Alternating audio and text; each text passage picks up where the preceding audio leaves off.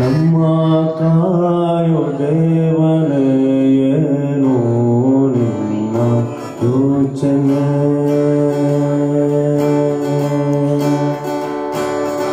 ಹುಟ್ಟು ಸಾವು ಯಾತನೆ ಎಲ್ಲ ನಿನ್ನ ಸೂಚನೆ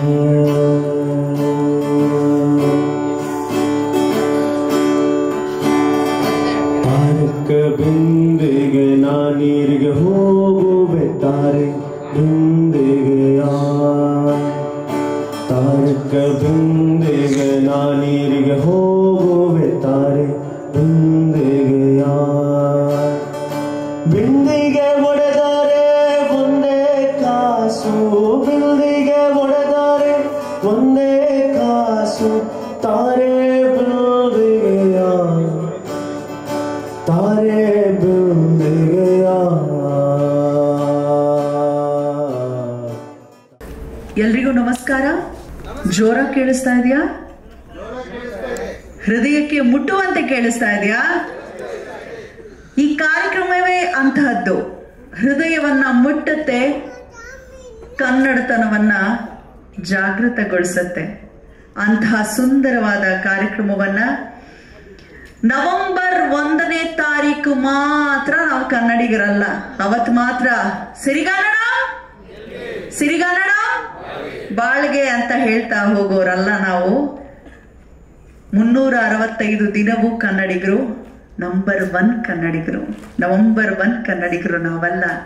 ಕರ್ನಾಟಕ ಬಲ ಮತ್ತು ಬಳಗ ಜೊತೆಗೆ ಇಷ್ಟೊಂದು ಜನ ಬಂದಿರುವಂತಹ ನಮ್ಮ ಗಣ್ಯಮಾನ್ಯರು ನೋಡಿ ಬಹಳ ಖುಷಿ ಅನಿಸ್ತಿದೆ. ಸಿನಿಮಾ ಜಗತ್ತಿನ ದಿಗ್ಗಜ ಹೆಸರು ಹೇಳ್ತಿದ್ದಾಗೆ ಬೆಳಕು ಜೋರಾಗಿ ಬಂತು. ದಿಗ್ಗಜರೆಲ್ಲರೂ ಬಂದಿದ್ದಾರೆ. ಹಾಗೆ ತಾವೆಲ್ಲರೂ ಕೂಡ ನನಗೆ ತುಂಬಾ ಖುಷಿ ಅನ್ಸೋದು, ಇದು ಒಂದ್ ರೀತಿ ಮೊಬೈಲ್ ಯುಗದಲ್ಲಿ ಹುಚ್ಚಾಟವೇ ಹೆಚ್ಚಾಗಿರೋ ಸಂದರ್ಭದಲ್ಲಿ ಕನ್ನಡದ ಹುಚ್ಚುತನವನ್ನ, ಕನ್ನಡದ ಬಗ್ಗೆ ಹೆಚ್ಚು ಹುಚ್ಚು ಹಚ್ಚಿಸ್ಕೊಂಡಿರುವಂತ ಹೆಮ್ಮೆಯ ಸಹೃದಯಿ ಕನ್ನಡ ಇನ್ಫ್ಲೂಯೆನ್ಸರ್ಸ್ ಬಂದಿರುವಂತದ್ದು ಬಹಳನೇ ಖುಷಿ ಅನ್ನಿಸ್ತು. ಅಂದ್ರೆ ಸಾಮಾಜಿಕ ಜಾಲತಾಣದಲ್ಲಿ ಕನ್ನಡದ ಬಗ್ಗೆ ಹೆಚ್ಚು ವಿಡಿಯೋಗಳನ್ನ ಮಾಡುವಂತಹ ಸಹೃದಯಿ ಯೂಟ್ಯೂಬರ್ಸ್, ಇನ್ಫ್ಲೂಯೆನ್ಸರ್ಸ್ ಬಂದಿದ್ದೀರಾ. ನಿಮ್ಮೆಲ್ಲರಿಗೂ ಕೂಡ ಕನ್ನಡತಿ ದಿವ್ಯಾ ಆಲೂರು ಮಾಡುವಂತಹ ನಮಸ್ಕಾರಗಳು. ನಮ್ಮ ನಾಡು, ನಮ್ಮ ಇತಿಹಾಸವನ್ನ ಸಾರುವ ಸಲುವಾಗಿ ಹುಟ್ಟನ್ನ ಪಡೆದಂತಹ ಹೆಮ್ಮೆಯ ತಂಡವೇ ಕರ್ನಾಟಕ ಬಲ. ಕರ್ನಾಟಕ ಬಲಕ್ಕೆ ಬಲವಾಗಿ ನಿಂತವರು ನಮ್ಮ ಭುವನೇಶ್ ಅವರು.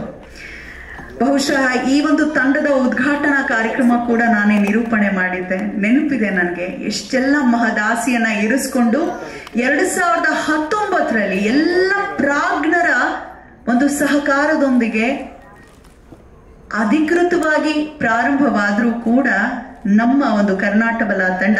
ಕರ್ನಾಟಕ ಬಲ ಏನು ನಿಮ್ಮೆಲ್ರಿಗೂ ಗೊತ್ತೇ ಇದೆ. ಕರ್ನಾಟಕ ಬಲ ನಮ್ಗೆ ಎಲ್ಲಿಂದ ಗೊತ್ತಿರುವಂತ ಹೆಸರು, ನಮ್ಮ ಇಮ್ಮಡಿ ಪುಲಕೇಶಿಯ ನೌಕಾಪಡೆಯ ಹೆಸರು ಕರ್ನಾಟಕ ಬಲ. ಹಾಗಾಗಿ ಭುವನೇಶ್ ಅವರು ಕರ್ನಾಟಕ ಬಲ ಅನ್ನೋ ಹೆಸರನ್ನ ತೆಗೆದುಕೊಂಡು ಇಮ್ಮಡಿ ಪುಲಕೇಶಿ ಬಗ್ಗೆ ಡಾಕ್ಟರ್ ರಾಜ್ಕುಮಾರ್ ಅವರು ಅದ್ಭುತವಾದ ಅಭಿನಯವನ್ನ ಮಾಡಿದ್ದಾರೆ ಸಿನಿಮಾದಲ್ಲಿ. ನಂತರದ ದಿನಗಳಲ್ಲಿ ಒಂದಷ್ಟು ಜನ ಸಾಮಾಜಿಕ ಜಾಲತಾಣದಲ್ಲಿ ಹಾಕ್ತಿದ್ರು ಪುಲಕೇಶಿಯ ಬಗ್ಗೆ. ಆದ್ರೆ ಹೆಚ್ಚು ಮುನ್ನೆಲೆಗೆ ತಂದಿದ್ದು ಕರ್ನಾಟಕ ಬಲ ಯೂಟ್ಯೂಬ್ ಚಾನೆಲ್ ಅಂತ ಹೇಳೋದಕ್ಕೆ ನಾವು ಯಾರು ಕೂಡ ಮುಜುಗರ ಪಡೋ ಅವಶ್ಯಕತೆ ಇಲ್ಲ. ಅದು ಸತ್ಯ ಕೂಡ ಹೌದು. ಅಷ್ಟೇ ಅಲ್ಲ, ಸಮಗ್ರ ಕರ್ನಾಟಕದ ಇತಿಹಾಸವನ್ನ ಕಳೆದ 12 ವರ್ಷಗಳಿಂದ ಸಂಶೋಧನೆ ಮಾಡಿದ್ದಾರೆ. ಹಾಗಿದೆ ಅವರೊಬ್ಬ ಕನ್ನಡ ಪ್ರಾಧ್ಯಾಪಕನ, ಕವಿನ ಎಲ್ಲವನ್ನ ಪಕ್ಕಕ್ಕೆ ಸರಿಸಿದ್ರೆ ಆತ ಒಬ್ಬ ಟೆಕಿ. ಭುವನೇಶ್ ಮತ್ತು ಸಮಸ್ತ ಬಳಗಕ್ಕೆ ಒಂದು ಜೋರಾದ ಚಪ್ಪಾಳೆ ಬರಲಿ. ನೀನು ದುಡಿಮೆಗಾಗಿ ದುಬೈಗೆ ಹೋಗಿ ದುಡಿಯುತ್ತಲಿರಲಿ, ಅಮೆರಿಕದಲ್ಲಿ ಹೆಸರು ಗಳಿಸಿ ಶಿಖರವೇರಲಿ, ಆಸ್ಟ್ರೇಲಿಯಾದಲ್ಲೇ ಸುಖ ಸ್ವರ್ಗವೇ ಇರಲಿ, ಇಂಗ್ಲೆಂಡಿನ ಅರಮನೆಯಲ್ಲಿ ದೊರೆತನ ಸಿಗಲಿ, ಮರೆಯಬೇಡವೋ ನಮ್ಮ ಕನ್ನಡ ನುಡಿಯ, ತೊರೆಯಬೇಡವೋ ನಮ್ಮ ಕನ್ನಡ ನಾಡ, ಎಚ್ಚರಾಗು ಕನ್ನಡಿಗ ಎಚ್ಚರಾಗು ಅಂತ ಎಚ್ಚರಿಸ್ತಾ ಅವರು ಮತ್ತವರ ಬಳಗ ಅದ್ಭುತವಾದ ಕೆಲಸವನ್ನ ಮಾಡ್ತಿದ್ದಾರೆ. ಈ ಕಾರ್ಯಕ್ರಮಕ್ಕೆ ಆಗಮಿಸಿರುವಂತಹ ಎಲ್ಲ ಹಿರಿಯರನ್ನ ಪ್ರೀತಿಯಿಂದ ಸ್ವಾಗತಿಸಲಿಕ್ಕೆ ನಾನು ಬಲು ಪ್ರೀತಿಯಿಂದ ಬರಮಾಡ್ಕೊಳ್ತಾ ಇದ್ದೇನೆ. ತಾನೊಬ್ಬ RJ ಆಗ್ಬೇಕು ಅನ್ನೋ ಕನಸು ಕೈಗೂಡ್ಲಿಲ್ಲ ಅಂತ ಬೇಜಾರು ಮಾಡ್ಕೊಳ್ಳಿಲ್ಲ. ಸಾಮಾಜಿಕ ಜಾಲತಾಣವ ಬಳಸ್ಕೊಂಡು ಬಹಳ ಖ್ಯಾತಿ ಪಡೆದಿರೋರು ನನ್ ಮಿನಿ ರೇಡಿಯೋ ಖ್ಯಾತಿಯ ಹರೀಶ್ ಅವರನ್ನ ಪ್ರೀತಿಯಿಂದ ಹರೀಶ್ ಕನ್ನಡಿಗ ಬರ್ತಿದ್ದಾರೆ ಸ್ವಾಗತ ನುಡಿಗಳನ್ನ ಆಡ್ಲಿಕ್ಕಾಗಿ. ಎಲ್ರಿಗೂ ಶರಣು ಶರಣಾರ್ಥಿ. ನಿಮ್ಮೆಲ್ಲರಿಗೂ ಸಹ ಕರ್ನಾಟಕ ರಾಜ್ಯೋತ್ಸವದ ಸವಿ ಹಾರೈಕೆಗಳು. ನಮ್ಮ ಕರ್ನಾಟಕ ಬಲ ತಂಡದಿಂದ ಇವತ್ತು ನಾವು ಇಮ್ಮಡಿ ಪುಲಕೇಶಿ ಮಹಾರಾಜರ ಒಂದು ಹಾಡಿನ ಲಾಂಚ್ ಆಗಿರ್ಬೋದು ಅಥವಾ ಟಿ ಶರ್ಟ್ ಲಾಂಚ್ಗೆ ಬಂದಿರುವಂತಹ ನಾದಬ್ರಹ್ಮ, Hamsalekha sir, Kaviraj sir, Srini sir, Pooja Kanthe madam, Vasishta sir, V Nagendra Prasad sir, Jaya Karnataka Jagadish sir, Rupesh Rajanna sir, Chandan Rajaratnakar ಅವರಾಗಿರ್ಬೋದು, ಹಾಗೆ ಮಂಡ್ಯ ನಾಗಣ್ಣ ಸರ್, ಹಾಗೆ ನಮ್ಮ ಕನ್ನಡ ಮೊದಲು ಜ್ಞಾನ ಮಧು ಸರ್, ಹಾಗೆ ಅವರ ತಂಡ, ಹಾಗೆ ನಮ್ಮ ಸ್ನೇಹಿತರು ಮೋಟೋ ಬ್ಲಾಗರ್ಸ್, ಇನ್ಫ್ಲೂಯೆನ್ಸರ್ಸ್, ಕ್ರಿಯೇಟರ್ಸ್ ಯಾರೆಲ್ಲ ಬಂದಿದ್ದೀರಾ, ನಮ್ಮ ಕರ್ನಾಟಕ ಬಲ ತಂಡದಿಂದ ನಿಮ್ಗೆ ಹೃತ್ಪೂರ್ವಕ ಸ್ವಾಗತ ಸುಸ್ವಾಗತ.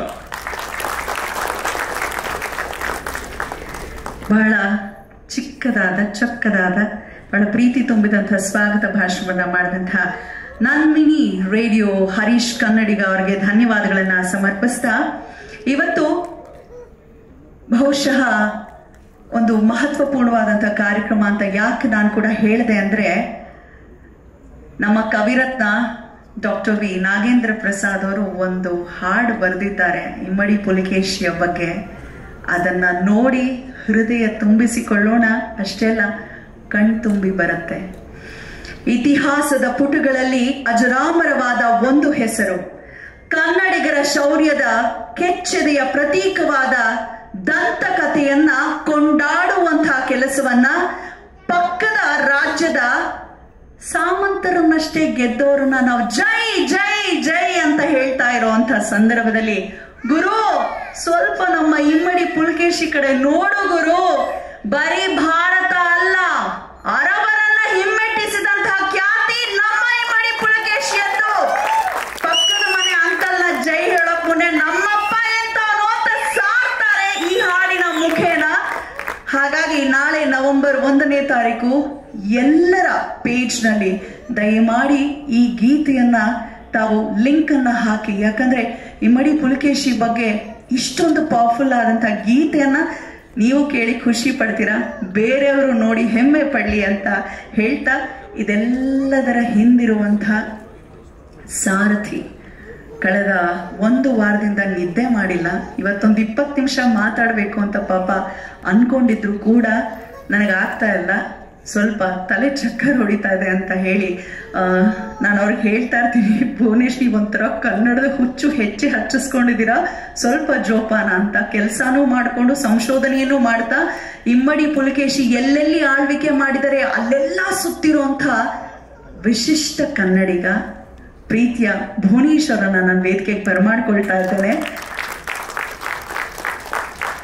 ಕರ್ನಾಟಕ ಬಲ ಎಂಬ ಬಲಿಷ್ಠ ತಂಡವನ್ನ ಕಟ್ಟಿರುವಂತಹ ಹೆಮ್ಮೆಯ ಕನ್ನಡಿಗ. ಬಹುಶಃ ಇಮ್ಮಡಿ ಪುಲಕೇಶಿಯ ಬಗ್ಗೆ ಇಷ್ಟೊಂದು ಅಭಿಮಾನ ಅಂದ್ರೆ ಹೋದ ಜನ್ಮದ ಸಂಬಂಧ ಇರಬೇಕು, ಇಲ್ಲದ್ರೆ ಈ ರೀತಿ ಯಾರು ಓಡಾಡ್ಲಿಕ್ಕೆ ಸಾಧ್ಯವೇ ಇಲ್ಲ. ಅವರ ವಿಡಿಯೋಸ್ ಎಷ್ಟು ಜನ ನೋಡಿದೀರಾ? ಇಮ್ಮಡಿ ಪುಲಕೇಶಿಯ ವಿಡಿಯೋಸ್ ಇವ್ರು ಮಾಡಿರುವಂತದ್ದು ಬಹುಶಃ ಅದುವೇ ನಿಮ್ಮೆಲ್ಲರನ್ನ ಇಲ್ಲಿ ಸೆಳೆದು ತಂದು ನಿಲ್ಸಿದೆ ಅಲ್ವಾ? ಹೌದಲ್ವಾ? ಒಂದ್ ಜೋರಾದ ಚೌಪಾಳೆ ನಮ್ಮ ಪ್ರೀತಿಯ ಭುವನೇಶ್. ಎಲ್ರಿಗೂ ನಮಸ್ಕಾರ. ದಯವಿಟ್ಟು ಕ್ಷಮೆ ಇರಲಿ, ಇವತ್ತು ಭಾಷಣ ಮಾಡಬೇಕು ಅಂತಾನೆ ಅನ್ಕೊಂಡಿದ್ದೆ, ಬಟ್ ಲಾಸ್ಟ್ ಮೂಮೆಂಟ್ ಅಲ್ಲಿ ಸ್ವಲ್ಪ ಏನೋ ಹೆಲ್ತ್ ಕೈ ಕೊಟ್ಟಿದ್ದ ಕಾರಣ ಬಂದು ಭಾಷಣ ಮಾಡ್ತಿಲ್ಲ. ಆದ್ರೆ ನಾವು ನಮ್ಮ ನಾಡು ನಮ್ಮ ಆಳ್ವಿಕೆದು ಒಂದು ಹಿಂದೆ ಒಂದು ಇದು ಮಾಡಿದ್ವಿ, ಒಂದು ಸಭೆ. ಆ ಸಭೆಯಲ್ಲಿ ಬಂದು ನಾನೊಂದು ಭಾಷಣ ಮಾಡಿದ್ದೆ. ಅದರಲ್ಲಿ ನಾನು ಸಮಗ್ರವಾಗಿ ಕರ್ನಾಟಕದ ಇತಿಹಾಸ ಏನಾಗಿತ್ತು ಅಂತ ನಾನು ತಿಳಿಸ್ಕೊಟ್ಟಿದ್ದೆ. ಇವಾಗ ಅದೇ ಒಂದು ವಿಡಿಯೋನ ಪ್ಲೇ ಮಾಡ್ತೀವಿ, ಸೊ ದಟ್ ನಿಮ್ಗಳಿಗೂ ಕೂಡ ಕರ್ನಾಟಕದ ಇತಿಹಾಸ ಎಷ್ಟು ಶ್ರೇಷ್ಠವಾಗಿತ್ತು ಅನ್ನೋದು ಗೊತ್ತಾಗತ್ತೆ. ನಮ್ಮ ಹಿಂದಣ, ನಮ್ಮ ಇತಿಹಾಸ, ಕನ್ನಡಿಗರು ಕಟ್ಟಿರ್ತಕ್ಕಂಥ ಸಾಮ್ರಾಜ್ಯಗಳ ಗತವೈಭವ, ನಾವು ಯಾವ ರೀತಿಯಾಗಿ ಭಾರತದಲ್ಲಿ ಮೆರೆದಿದ್ವಿ ಅನ್ನುವಂಥ ವಿಚಾರಗಳನ್ನು ಮಂಡಿಸೋಕೆ ಶ್ರೀಯುತರಾದ ಭುವನೇಶ್ ಅವರು ವೇದಿಕೆಗೆ ಬರ್ತಾ ಇದ್ದಾರೆ. ಸರ್, ದಯವಿಟ್ಟು ಬಂದು ವಿಚಾರವನ್ನು ಮಂಡಿಸಿ ಅಂತ ಕೇಳ್ಕೊತೀನಿ. ಎಲ್ರಿಗೂ ನಮಸ್ಕಾರ. ನನ್ನ ಹೆಸರು ಭುವನೇಶ್ ಅಂದ್ಬಿಟ್ಟು. ಕರ್ನಾಟಕ ಬಲ ಅಥವಾ ಬಾದಾಮಿ ಚಾಲುಕ್ಯರ ಒಂದು ಸೈನ್ಯದ ಹೆಸರಿಟ್ಕೊಂಡು ಕರ್ನಾಟಕದ ಇತಿಹಾಸವನ್ನು ಪ್ರಪಂಚದ ಎಲ್ಲ ಕನ್ನಡಿಗರಿಗೆ ತಲುಪಿಸೋ ಒಂದು ಕಾರ್ಯಕ್ರಮವನ್ನು ಮಾಡ್ತಾಯಿದ್ದೀವಿ. ಈ ಮೂಲಕ ನಾನು ಕರ್ನಾಟಕದ ಇತಿಹಾಸವನ್ನು ಹೇಳೋದಕ್ಕಿಂತ ಮುಂಚೆ ಅಂಬೇಡ್ಕರ್ ಅವರ ಒಂದು ಪ್ರಸಿದ್ಧ ವಾಣಿ ಇದೆ. ಏನಂದರೆ, ಇತಿಹಾಸ ತಿಳಿಯದವ ಇತಿಹಾಸವನ್ನು ಕಟ್ಟಲಾರ ಅಂತ. ಹಾಗಾಗಿ ಕನ್ನಡಿಗರು ಭಾರತದ ಇತರೆ ಭಾಷಿಕರಿಗೆ ಹೋಲಿಸಿದ್ರೆ ನಮ್ಮ ಕರ್ನಾಟಕದ ನಮ್ಮ ಹಿಂದಿನ ಒಂದು ಇತಿಹಾಸವನ್ನು ತಿಳಿದುಕೊಳ್ಳೇಬೇಕಾಗತ್ತೆ. ಕಾರಣ ಏನಕ್ಕೆ ಅಂದರೆ, ನೀವು ಭಾರತದ ಇತಿಹಾಸವನ್ನು ಒಂದು 100 ಪುಟಗಳಲ್ಲಿ ದಾಖಲೆ ಮಾಡೋದಾದರೆ, ಅಂದರೆ ನೈಜವಾದ ಇತಿಹಾಸ ಆಗಿರಬೇಕು, ಅದು ರಾಜಕೀಯ ಪ್ರೇರಿತವಾದ ಇತಿಹಾಸ ಆಗಿರಬಾರ್ದು. ಆ ರೀತಿ ನೀವೇನಾದರೂ ದಾಖಲೆ ಮಾಡ್ತಾ ಹೋದರೆ ಭಾರತದ ಇತಿಹಾಸದಲ್ಲಿ 50 ಪುಟಗಳನ್ನು ಕನ್ನಡಿಗರೇ ಬರೆದಿರೋದು. 100 ಪುಟದಲ್ಲಿ 50 ಪುಟ ಅಂದರೆ ಅರ್ಥ ಮಾಡ್ಕೊಳ್ಳಿ. ಇವತ್ತಿಗೆ ನಮ್ಮ ದೇಶದಲ್ಲಿ 22 ಅಫಿಷಿಯಲ್ ಲ್ಯಾಂಗ್ವೇಜಸ್ ಇದೆ. ಆ 22 ಅಫಿಷಿಯಲ್ ಲ್ಯಾಂಗ್ವೇಜಸ್ ಅವರು ನೀವು ಲೆಕ್ಕ ಹಾಕರೆ ಒಂದು ಕಡೆ ಕನ್ನಡದವರೇ 50 ಪುಟ ಬರೆದಿದ್ದೀವಿ ಅಂದರೆ ಮಿಕ್ಕ 21 ಭಾಷಿಕರು ಸೇರಿ ಬರೆದಿರೋದು ಬರೀ 50 ಪುಟ. ನಮ್ಮದು ಅಷ್ಟೊಂದು ಶ್ರೇಷ್ಠವಾದ ಇತಿಹಾಸ. ಸೊ ಈ ನಿಟ್ಟಿನಲ್ಲಿ ನಾನು ಕ್ರಿಸ್ತಪೂರ್ವ ಈಗ ಸಿಂಧು ಬಯಲಿನ ನಾಗರಿಕತೆ ಅದೆಲ್ಲ ನಾನು ಹೇಳಕ್ಕೆ ಹೋಗಲ್ಲ. ನಾನು ಮಯೂರನ ಕಾಲದಿಂದ ಆದಂತಹ ಕೆಲವು ರಾಜಕೀಯ ಬೆಳವಣಿಗೆ ಮತ್ತು ಪ್ರಪಂಚದ ಇತಿಹಾಸದಲ್ಲಿ ಕನ್ನಡಿಗರು ಮಾಡಿದಂಥ ಮೈಲಿಗಲ್ಲುಗಳೇನೇನೋ ಅಷ್ಟು ಮಾತ್ರ ಹೇಳ್ತಾ ಹೋಗ್ತೀನಿ. ಮೊದಲಿಗೆ ನಿಮಗೆ ಮಯೂರವರ್ಮನ ಬಗ್ಗೆ ಎಲ್ಲರಿಗೂ ಗೊತ್ತೇ ಇರುತ್ತೆ. ಅಣ್ಣವರ ಮೂವಿ ಕೂಡ ನೀವೆಲ್ಲ ನೋಡಿರ್ತೀರ. ಸೊ ಮಯೂರವರ್ಮ ಯಾವ ರೀತಿ ಒಂದು ಪಲ್ಲವರ ವಿರುದ್ಧ ಬಂದು ಕನ್ನಡ ಸಾಮ್ರಾಜ್ಯವನ್ನು ಕಟ್ಟದ ಅಂತ. ಇನ್ನು ಅವತ್ತಿನ ಮಯೂರವರ್ಮನ ಕಾಲದಲ್ಲಿ ಕರ್ನಾಟಕದಲ್ಲಿ ಒಂದು ಭಾಷಾ ವಿಷಯದಲ್ಲಿ ಆಗ್ತಾ ಇದ್ದ ಒಂದು ರಾಜಕೀಯ ನೋಡಿದ್ರೆ ಅದರ ಹಿಂದೆ ಪ್ರಾಕೃತ ಮತ್ತು ಸಂಸ್ಕೃತದ ಒಂದು ಪ್ರಭಾವ ತುಂಬ ಜೋರಾಗಿತ್ತು ಆಡಳಿತದಲ್ಲಿ. ಆ ಸಂದರ್ಭದಲ್ಲಿ ಕನ್ನಡಕ್ಕೆ ಒಂದು ಅಧಿಕೃತ ಭಾಷೆಯನ್ನು ಮನ್ನಣೆಯನ್ನು ಕೊಡೋ ನಿಟ್ಟಿನಲ್ಲಿ ನಮ್ಮ ಮಯೂರ ಮಾಡಿದ್ದು ತುಂಬ ಒಂದು ದೊಡ್ಡ ಮೈಲುಗಲ್ಲು. ಈ ಮಯೂರ ವರ್ಮ ಹಾಕಿದ ಈ ಒಂದು ಕದಂಬ ಸಾಮ್ರಾಜ್ಯ ಏನಿದೆ ಅದು ಕನ್ನಡದ ಒಂದು ಸೊಸೈಟಿಗೆ ಯಾವ ರೀತಿ ಒಂದು ಮೆಸೇಜ್ ಕೊಟ್ಟಿತ್ತು ಅಂದರೆ, ಮುಂದಿನ 1200 ವರ್ಷಗಳಿಗಿಂತ ಹೆಚ್ಚಿನ ಕಾಲ ಇಡೀ ಪ್ರಪಂಚದಲ್ಲಿ ಅತಿ ಹೆಚ್ಚಿನ ಸಾಮ್ರಾಜ್ಯಗಳನ್ನು ಕನ್ನಡಿಗರು ಕಟ್ಟಿದ್ರು. 1200 ವರ್ಷಗಳು ಅಂದರೆ ಮಯೂರನ ಒಂದು ಕದಂಬ ಸಾಮ್ರಾಜ್ಯ 345ರಲ್ಲಿ ಶುರು ಆದರೆ ತಾಳಿಕೋಟೆ ಅಥವಾ ರಕ್ಕಸ ತಂಗಡಿ ಯುದ್ಧ ಏನು ನಡೆಯುತ್ತೋ ಅದು 1565ರಲ್ಲಿ ಆಗಿರೋದು. ಇವೆರಡರದ್ದು ಒಂದು ಕಾಲಮಾನ ನೋಡಿದ್ರೆ 1250 ವರ್ಷಗಳ ವ್ಯತ್ಯಾಸ ಬರುತ್ತೆ. ಇಷ್ಟೊಂದು ಸುದೀರ್ಘವಾದ ಸಮಯ ಇಡೀ ಪ್ರಪಂಚದ ಯಾವುದಾದ್ರು ಒಂದು ಭಾಷಿಕರು ಒಂದರ ನಂತರ ಸಾಮ್ರಾಜ್ಯ ಕಟ್ಟಿದ್ದು ಬರೀ ಕನ್ನಡದವ್ರು ಮಾತ್ರ. ಅದು ನಮ್ಮ ಹೆಗ್ಗಳಿಕೆ.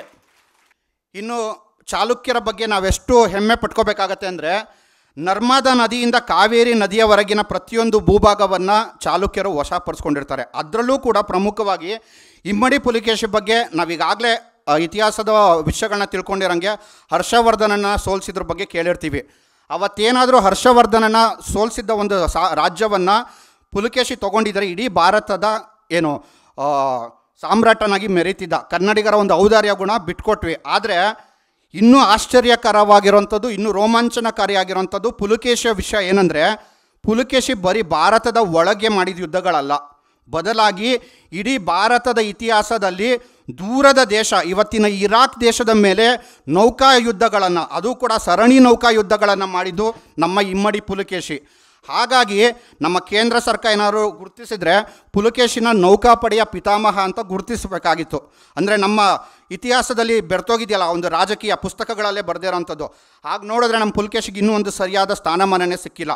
ದೂರದ ಇರಾಕ್ ಇಮ್ಯಾಜಿನ್ ಮಾಡ್ಕೊಳ್ಳಿ, 1400 ವರ್ಷಗಳ ಹಿಂದೆ ಇರಾಕ್ ನೆಲದಲ್ಲಿ ನಿಂತು ಯುದ್ಧಗಳನ್ನ ಮಾಡೋದು ಅಂದರೆ ಅಷ್ಟು ಸುಲಭ ಅಲ್ಲ. ಇವತ್ತಿನ ಒಕ್ಕೂಟ ಭಾರತದ ವ್ಯವಸ್ಥೆಯಲ್ಲೇ ನಾವು ಅಷ್ಟು ದೂರ ಹೋಗಿ ಯುದ್ಧ ಮಾಡಿಲ್ಲ. ಆದರೆ ಆ ಸಂದರ್ಭದಲ್ಲೇ ನಾವು ಕನ್ನಡಿಗರು ಬಂದು ಯುದ್ಧ ಮಾಡಿದ್ದು ದಾಖಲೆ ಆಗಿದೆ. ಇದ್ರ ಜೊತೆಗೆ ಇವತ್ತಿನ ಒಂದು ರಾಜಕೀಯ ಸನ್ನಿವೇಶವನ್ನು ನಾವೇನಾದ್ರು ನೋಡೋದಾದರೆ ಧರ್ಮ ರಾಜಕೀಯ ತುಂಬ ಜಾಸ್ತಿ ಹೋಗ್ತಿದೆ. ಅದರಲ್ಲೂ ಕೂಡ ಯಾರೋ ಒಬ್ಬ ವ್ಯಕ್ತಿನ ಬಂದು ಇವರೇ ಧರ್ಮ ಕಾಪಾಡಿದ್ದು ಅಂತ ಕೆಲವರು ಹೇಳ್ತಾರೆ. ಇರಲಿ, ಅವ್ರು ಏನಾದ್ರು ಹೇಳ್ಕೊಳ್ಳಿ. ಆದರೆ ನೀವೇ ಯೋಚನೆ ಮಾಡಿ, ಕ್ರಿಸ್ತ ಶಕ ಅಥವಾ ಸಾಮಾನ್ಯ ಶಕ 636ರಲ್ಲಿ ಇವತ್ತಿನ ಗುಜರಾತ್ನ ಭರೂಚ್ ಅನ್ನೋ ಒಂದು ಸ್ಥಾನ ಮತ್ತು ಮಹಾರಾಷ್ಟ್ರದ ಬಂದು ಥಾಣೆ ಅನ್ನುವ ಸ್ಥಾನದ ಮೇಲೆ ಪ್ರಪಂಚದ ಮೊದಲ ಖಲೀಫತ್ ಸಾಮ್ರಾಜ್ಯ ಅಂತ ಕರ್ಕೊಂಡಂಥ ರಶುದ್ದೀನ್ ಖಲೀಫರು ಯುದ್ಧ ಮಾಡ್ತಾರೆ 636ನೇ ಇಸ್ವಿನಲ್ಲಿ. ಆ ಯುದ್ಧವನ್ನು ಪುಲಿಕೇಶಿ ಹಿಮ್ಮೆಟ್ಟಿಸಿದ್ದು.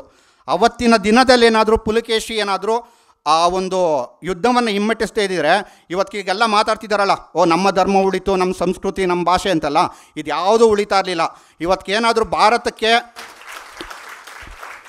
ಇವತ್ತೇನಾದರೂ ಭಾರತದಲ್ಲಿ ಧರ್ಮಗಳು ಉಳ್ಗಿದೆ, ಸಂಸ್ಕೃತಿಗಳು ಉಳ್ಗಿದೆ, ಭಾಷೆಗಳು ಉಳ್ಗಿದೆ ಅಂದರೆ ಅದಕ್ಕೆಲ್ಲ ಕಾರಣ ಯಾರು? ಕನ್ನಡಿಗರು. ನಾವು ಇಡೀ ದೇಶ ನಮ್ಮ ಬಗ್ಗೆ ಋಣಿಯಾಗಿರಬೇಕಾಗತ್ತೆ. ಇನ್ನು ಇವನ ನಂತರ ಬಂದಂತಹ ವಿಜಯ ಭಟ್ಟಾರಿಕೆ, ಇವರು ಪುಲಕೇಶಿಯ ಸೊಸೆಯಾಗಿರ್ತಾರೆ. ಇವ್ರದ್ದೊಂದು ವಿಶೇಷತೆ ಏನಂದರೆ, ಇಡೀ ಪ್ರಪಂಚದಲ್ಲಿ ಒಂದು ಹೆಣ್ಣು ಮಗಳು ಒಂದು ಸಾಮ್ರಾಜ್ಯವನ್ನು ನಡೆಸಿದ್ದ ಮೊದಲ ಮಹಿಳೆ ಇಡೀ ಪ್ರಪಂಚದಲ್ಲಿ. ಆಕೆ ಒಬ್ಬಳು ಕನ್ನಡತಿ. ನಾವು ಅದಕ್ಕೆ ಹೆಮ್ಮೆ ಪಟ್ಕೋಬೇಕು. ಯಾಕೆಂದರೆ ಪುಲಕೇಶಿಯ ಸಾವಿನ ನಂತರ ಚಾಲುಕ್ಯ ಸಾಮ್ರಾಜ್ಯದ ನೊಗವನ್ನು ಹೊತ್ತ ಈ ಹೆಣ್ಮಗಳು ಆ ಸಾಮ್ರಾಜ್ಯ ಮುನ್ನಡೆಸ್ತಾಳೆ. ಇಡೀ ಪ್ರಪಂಚದಲ್ಲಿ ದಾಖಲೆ ಆಗಿರೋ ಮೊದಲನೇ ಇನ್ಸಿಡೆಂಟ್ ಇದು. ಸೊ ಹಾಗಾಗಿ ಕನ್ನಡಿಗರು ತುಂಬ ಹೆಮ್ಮೆ ಪಟ್ಕೋಬೇಕಾಗತ್ತೆ. ಇದು ನಂತರ ನೋಡಿದ್ರೆ ನಮ್ಮ ವಿನಯಾದಿತ್ಯ ಪುಲಕೇಶಿಯ ಮರಿಮೊಮ್ಮಗ ಆಗ್ತಾನೆ ಇವನು. ಈತನ ಸಾಧನೆ ಏನು ಅಂದರೆ, ನಾವು ಇತ್ತೀಚಿನ ಒಂದು ರಾಜಕೀಯ ಇದರಲ್ಲಿ ಇತಿಹಾಸವನ್ನು ಯಾವ ರೀತಿ ಕಟ್ತಿದ್ದಾರೆ ಅಂತ ನೀವು ನೋಡ್ಬೋದು. ಚೋಳರು ಆಗ್ನೇಯ ದೇಶದ ಮೇಲೆ ಯುದ್ಧ ಮಾಡಿದ್ರು ಅಂತ ಸಾಕಷ್ಟು ನಮ್ಮ ಇವರೇನೇ ಪ್ರತಿನಿಧಿಗಳೇ ಮಾತಾಡ್ತಿರ್ತಾರೆ. ಚೋಳರು ಆಗ್ನೇಯ ದೇಶಕ್ಕೆ ಹೋಗುವ ಮುನ್ನ, ಆಗ್ನೇಯ ಏಷ್ಯಾ ದೇಶಗಳಿಗೆ ಹೋಗುವ 400 ವರ್ಷಗಳ ಮುಂಚೆ ಕಾಂಬೋಡಿಯಾ ಮೇಲೆ ಹೋಗಿ ವಾರ್ ಮಾಡಿರ್ತಾನೆ. ಇದು ನಮ್ಮ ಇತಿಹಾಸ.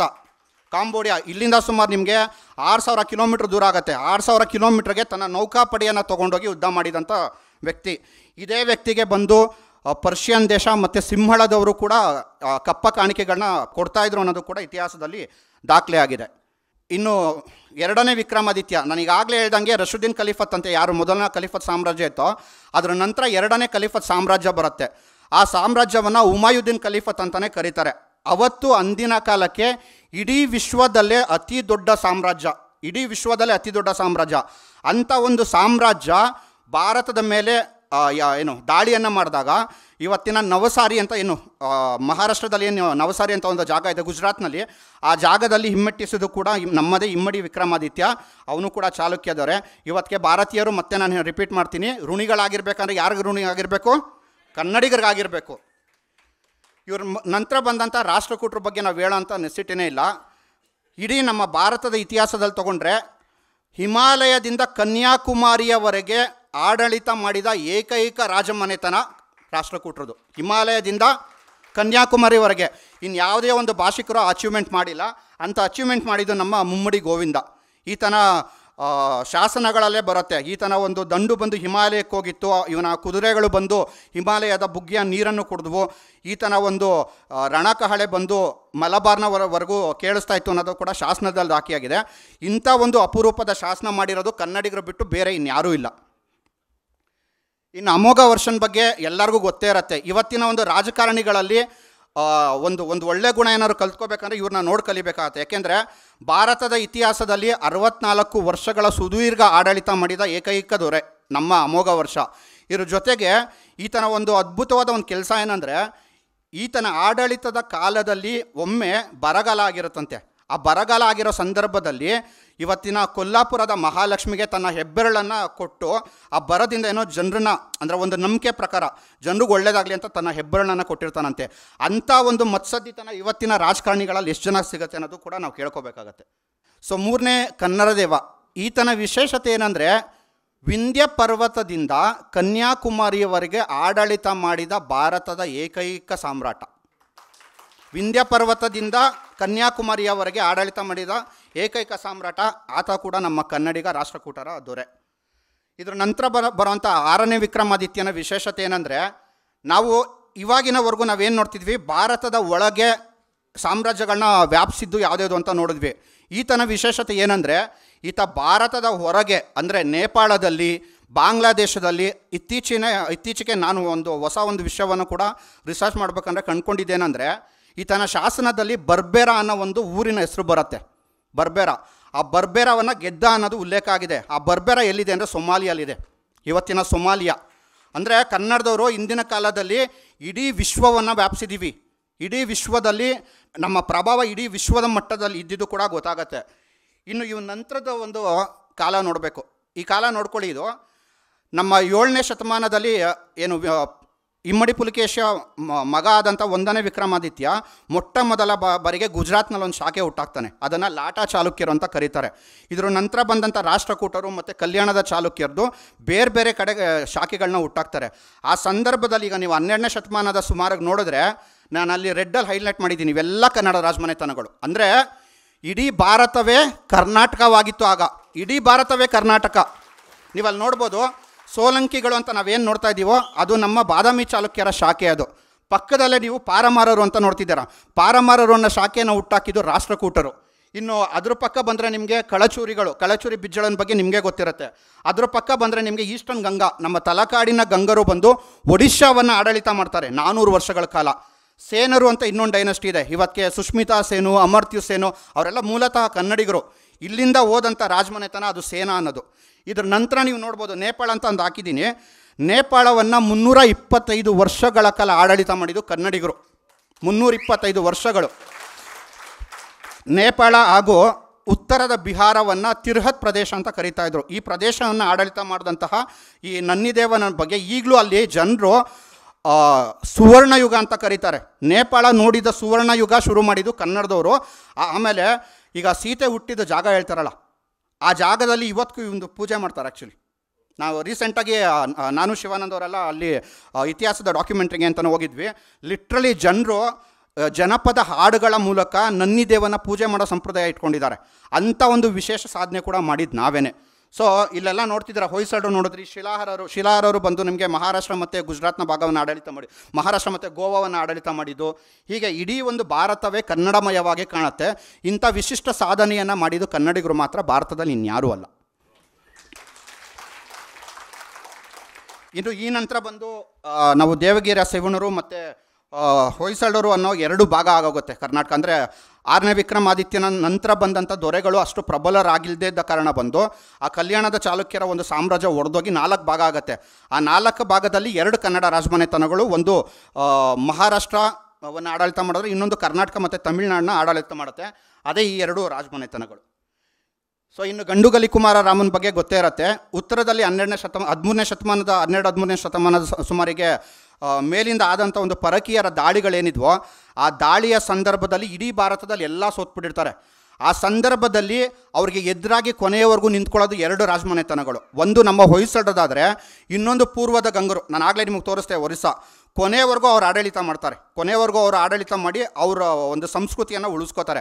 ಅವೆರಡೂ ರಾಜಮನೆತನಗಳು ಕನ್ನಡದ್ದೇ. ಇರೋ ನಂತರ ಬಂದ ಕುಮಾರರಾಮನ ಬಗ್ಗೆ ನಿಮಗೆ ಗೊತ್ತಿರುತ್ತೆ. ಇವತ್ತಿಗೆ ಜನಪದದ ಸಾಹಿತ್ಯಗಳಲ್ಲಿರ್ಬೋದು ಅಥವಾ ಊರುಗಳಲ್ಲಿ, ಎಷ್ಟೋ ಊರುಗಳಲ್ಲಿ ಇವತ್ತಿಗೂ ದೇವರಾಗಿ ಪೂಜೆ ಮಾಡಲ್ಪಡ್ತಿರುವ ಇಡೀ ಪ್ರಪಂಚದ ಏಕೈಕ ರಾಜ ಅಂದರೆ ಯುವರಾಜ ಆಗಿದಂಥ ಒಂದು ಕುಮಾರರಾಮನ ಒಂದು ಇದು. ಇನ್ನು ಇದರ ನಂತರ ವಿಜಯನಗರ ಸ್ಥಾಪನೆ ಆಗಿರೋದ್ರ ಬಗ್ಗೆ ನಿಮಗೆಲ್ಲ ಗೊತ್ತೇ ಇರುತ್ತೆ. ಪ್ರೌಢದೇವರಾಯರದು ಒಂದು ವಿಶೇಷ ಸಾಧನೆ ಏನಂದರೆ ಒರಿಸ್ಸಾಯಿಂದ ಶ್ರೀಲಂಕಾವರೆಗೂ ಆಡಳಿತ ಮಾಡ್ತಿರ್ತಾರೆ. ಶ್ರೀಲಂಕಾನ ಗೆತ್ಕೊಂಡಿರ್ತಾರೆ ಇವರು. ಆ್ಯಕ್ಚುಲಿ ಲಕ್ಕಣ ದಂಡೇಶ ಅನ್ನೋ ಒಂದು ಯಾರು ಅವರ ಕಮಾಂಡರ್ ಯಾರಿದ್ರೋ ಅವರು ಶ್ರೀಲಂಕಾವನ್ನು ಗೆತ್ಕೊಂಡಿರ್ತಾರೆ. ಇನ್ನು ನಮ್ಮ ಕೃಷ್ಣದೇವರಾಯರ ಬಗ್ಗೆ ನಿಮ್ಗೆ ಗೊತ್ತೇ ಇರುತ್ತೆ. ಅವ್ರು ಮಾಡಿದಂಥ ಯಾವುದೇ ಯುದ್ಧದಲ್ಲೂ ಅವ್ರು ಸೋತಿಲ್ಲ. ಅಂಥ ಒಂದು ಮಹಾನ್ ಪರಾಕ್ರಮಿ. ಇಷ್ಟೆಲ್ಲ ನೋಡಿದ್ವಲ್ಲ, ಇದು ಮಾಮೂಲಿ ಹಿಸ್ಟ್ರಿ. ಈ ಹಿಸ್ಟ್ರಿ ಜೊತೆಗೆ ನಾವು ನೋಡಲೇಬೇಕಾಗಿದ್ದು, ಹೌದಪ್ಪ ನಮ್ಮ ಹಿಸ್ಟ್ರಿ ಜೊತೆಗೆ ನಾವು ಪ್ರಪಂಚದಲ್ಲಿ ಏನು ಸಾಧನೆ ಮಾಡಿದ್ವಿ ಅನ್ನೋದು ಕೂಡ ಒಂದು ಪ್ರಶ್ನೆ ಬರುತ್ತಲ್ಲ, ಅದಕ್ಕೆ ನೋಡಿ ಆನ್ಸರ್ ಸಿಗುತ್ತೆ.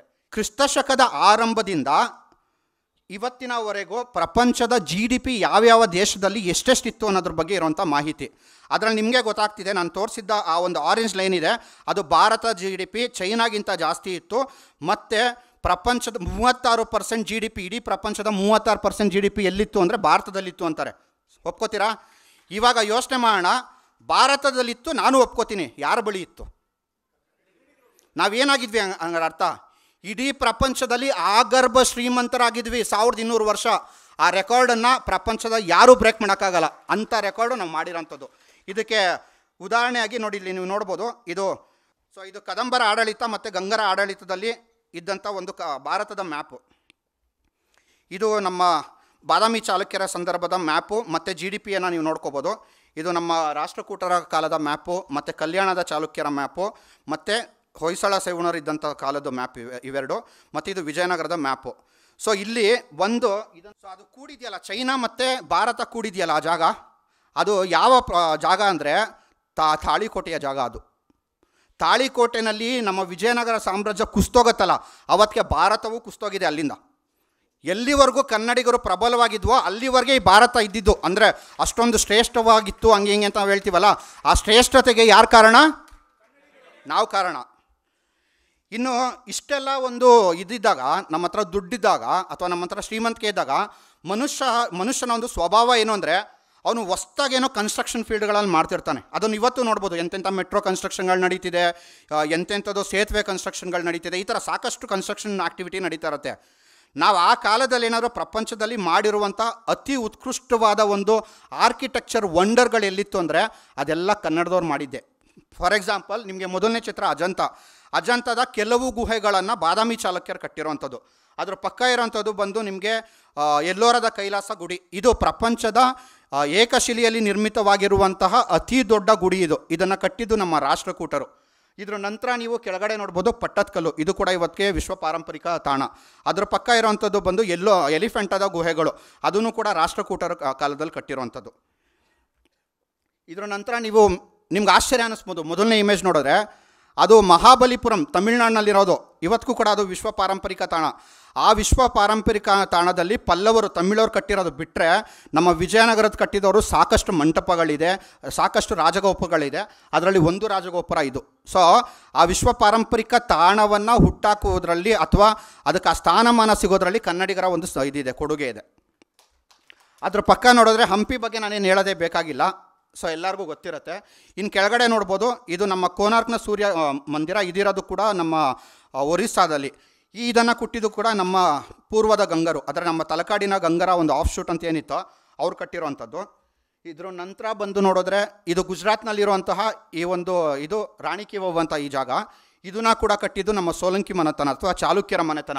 ಅದ್ರ ಪಕ್ಕ ಇರೋದು ಬಂದು ರಾಮಪ್ಪ ಟೆಂಪಲ್. ಇದು ವಾರಂಗಲ್ನಿರೋವಂಥದ್ದು, ಕಾಕತೀಯರು ಕಟ್ಟಿದ್ದು. ಇದನ್ನು ಕಟ್ಟಿಸಿದ್ದು ಕನ್ನಡದವ್ರು ಅಲ್ಲದೇ ಇದ್ರೂ ಅದನ್ನು ಕಟ್ಟಿದ ಶಿಲ್ಪಿ ಕನ್ನಡಿಗ. ಇಡೀ ಪ್ರಪಂಚದಲ್ಲಿ ಒಬ್ಬ ಶಿಲ್ಪಿಯ ಹೆಸರನ್ನೇ ಒಂದು ದೇಗುಲಕ್ಕೆ ಇಟ್ಟಿರೋದು ಇಲ್ಲಿ ಮಾತ್ರ, ಅದು ಕನ್ನಡಿಗರ ಹೆಗ್ಗಳಿಕೆ.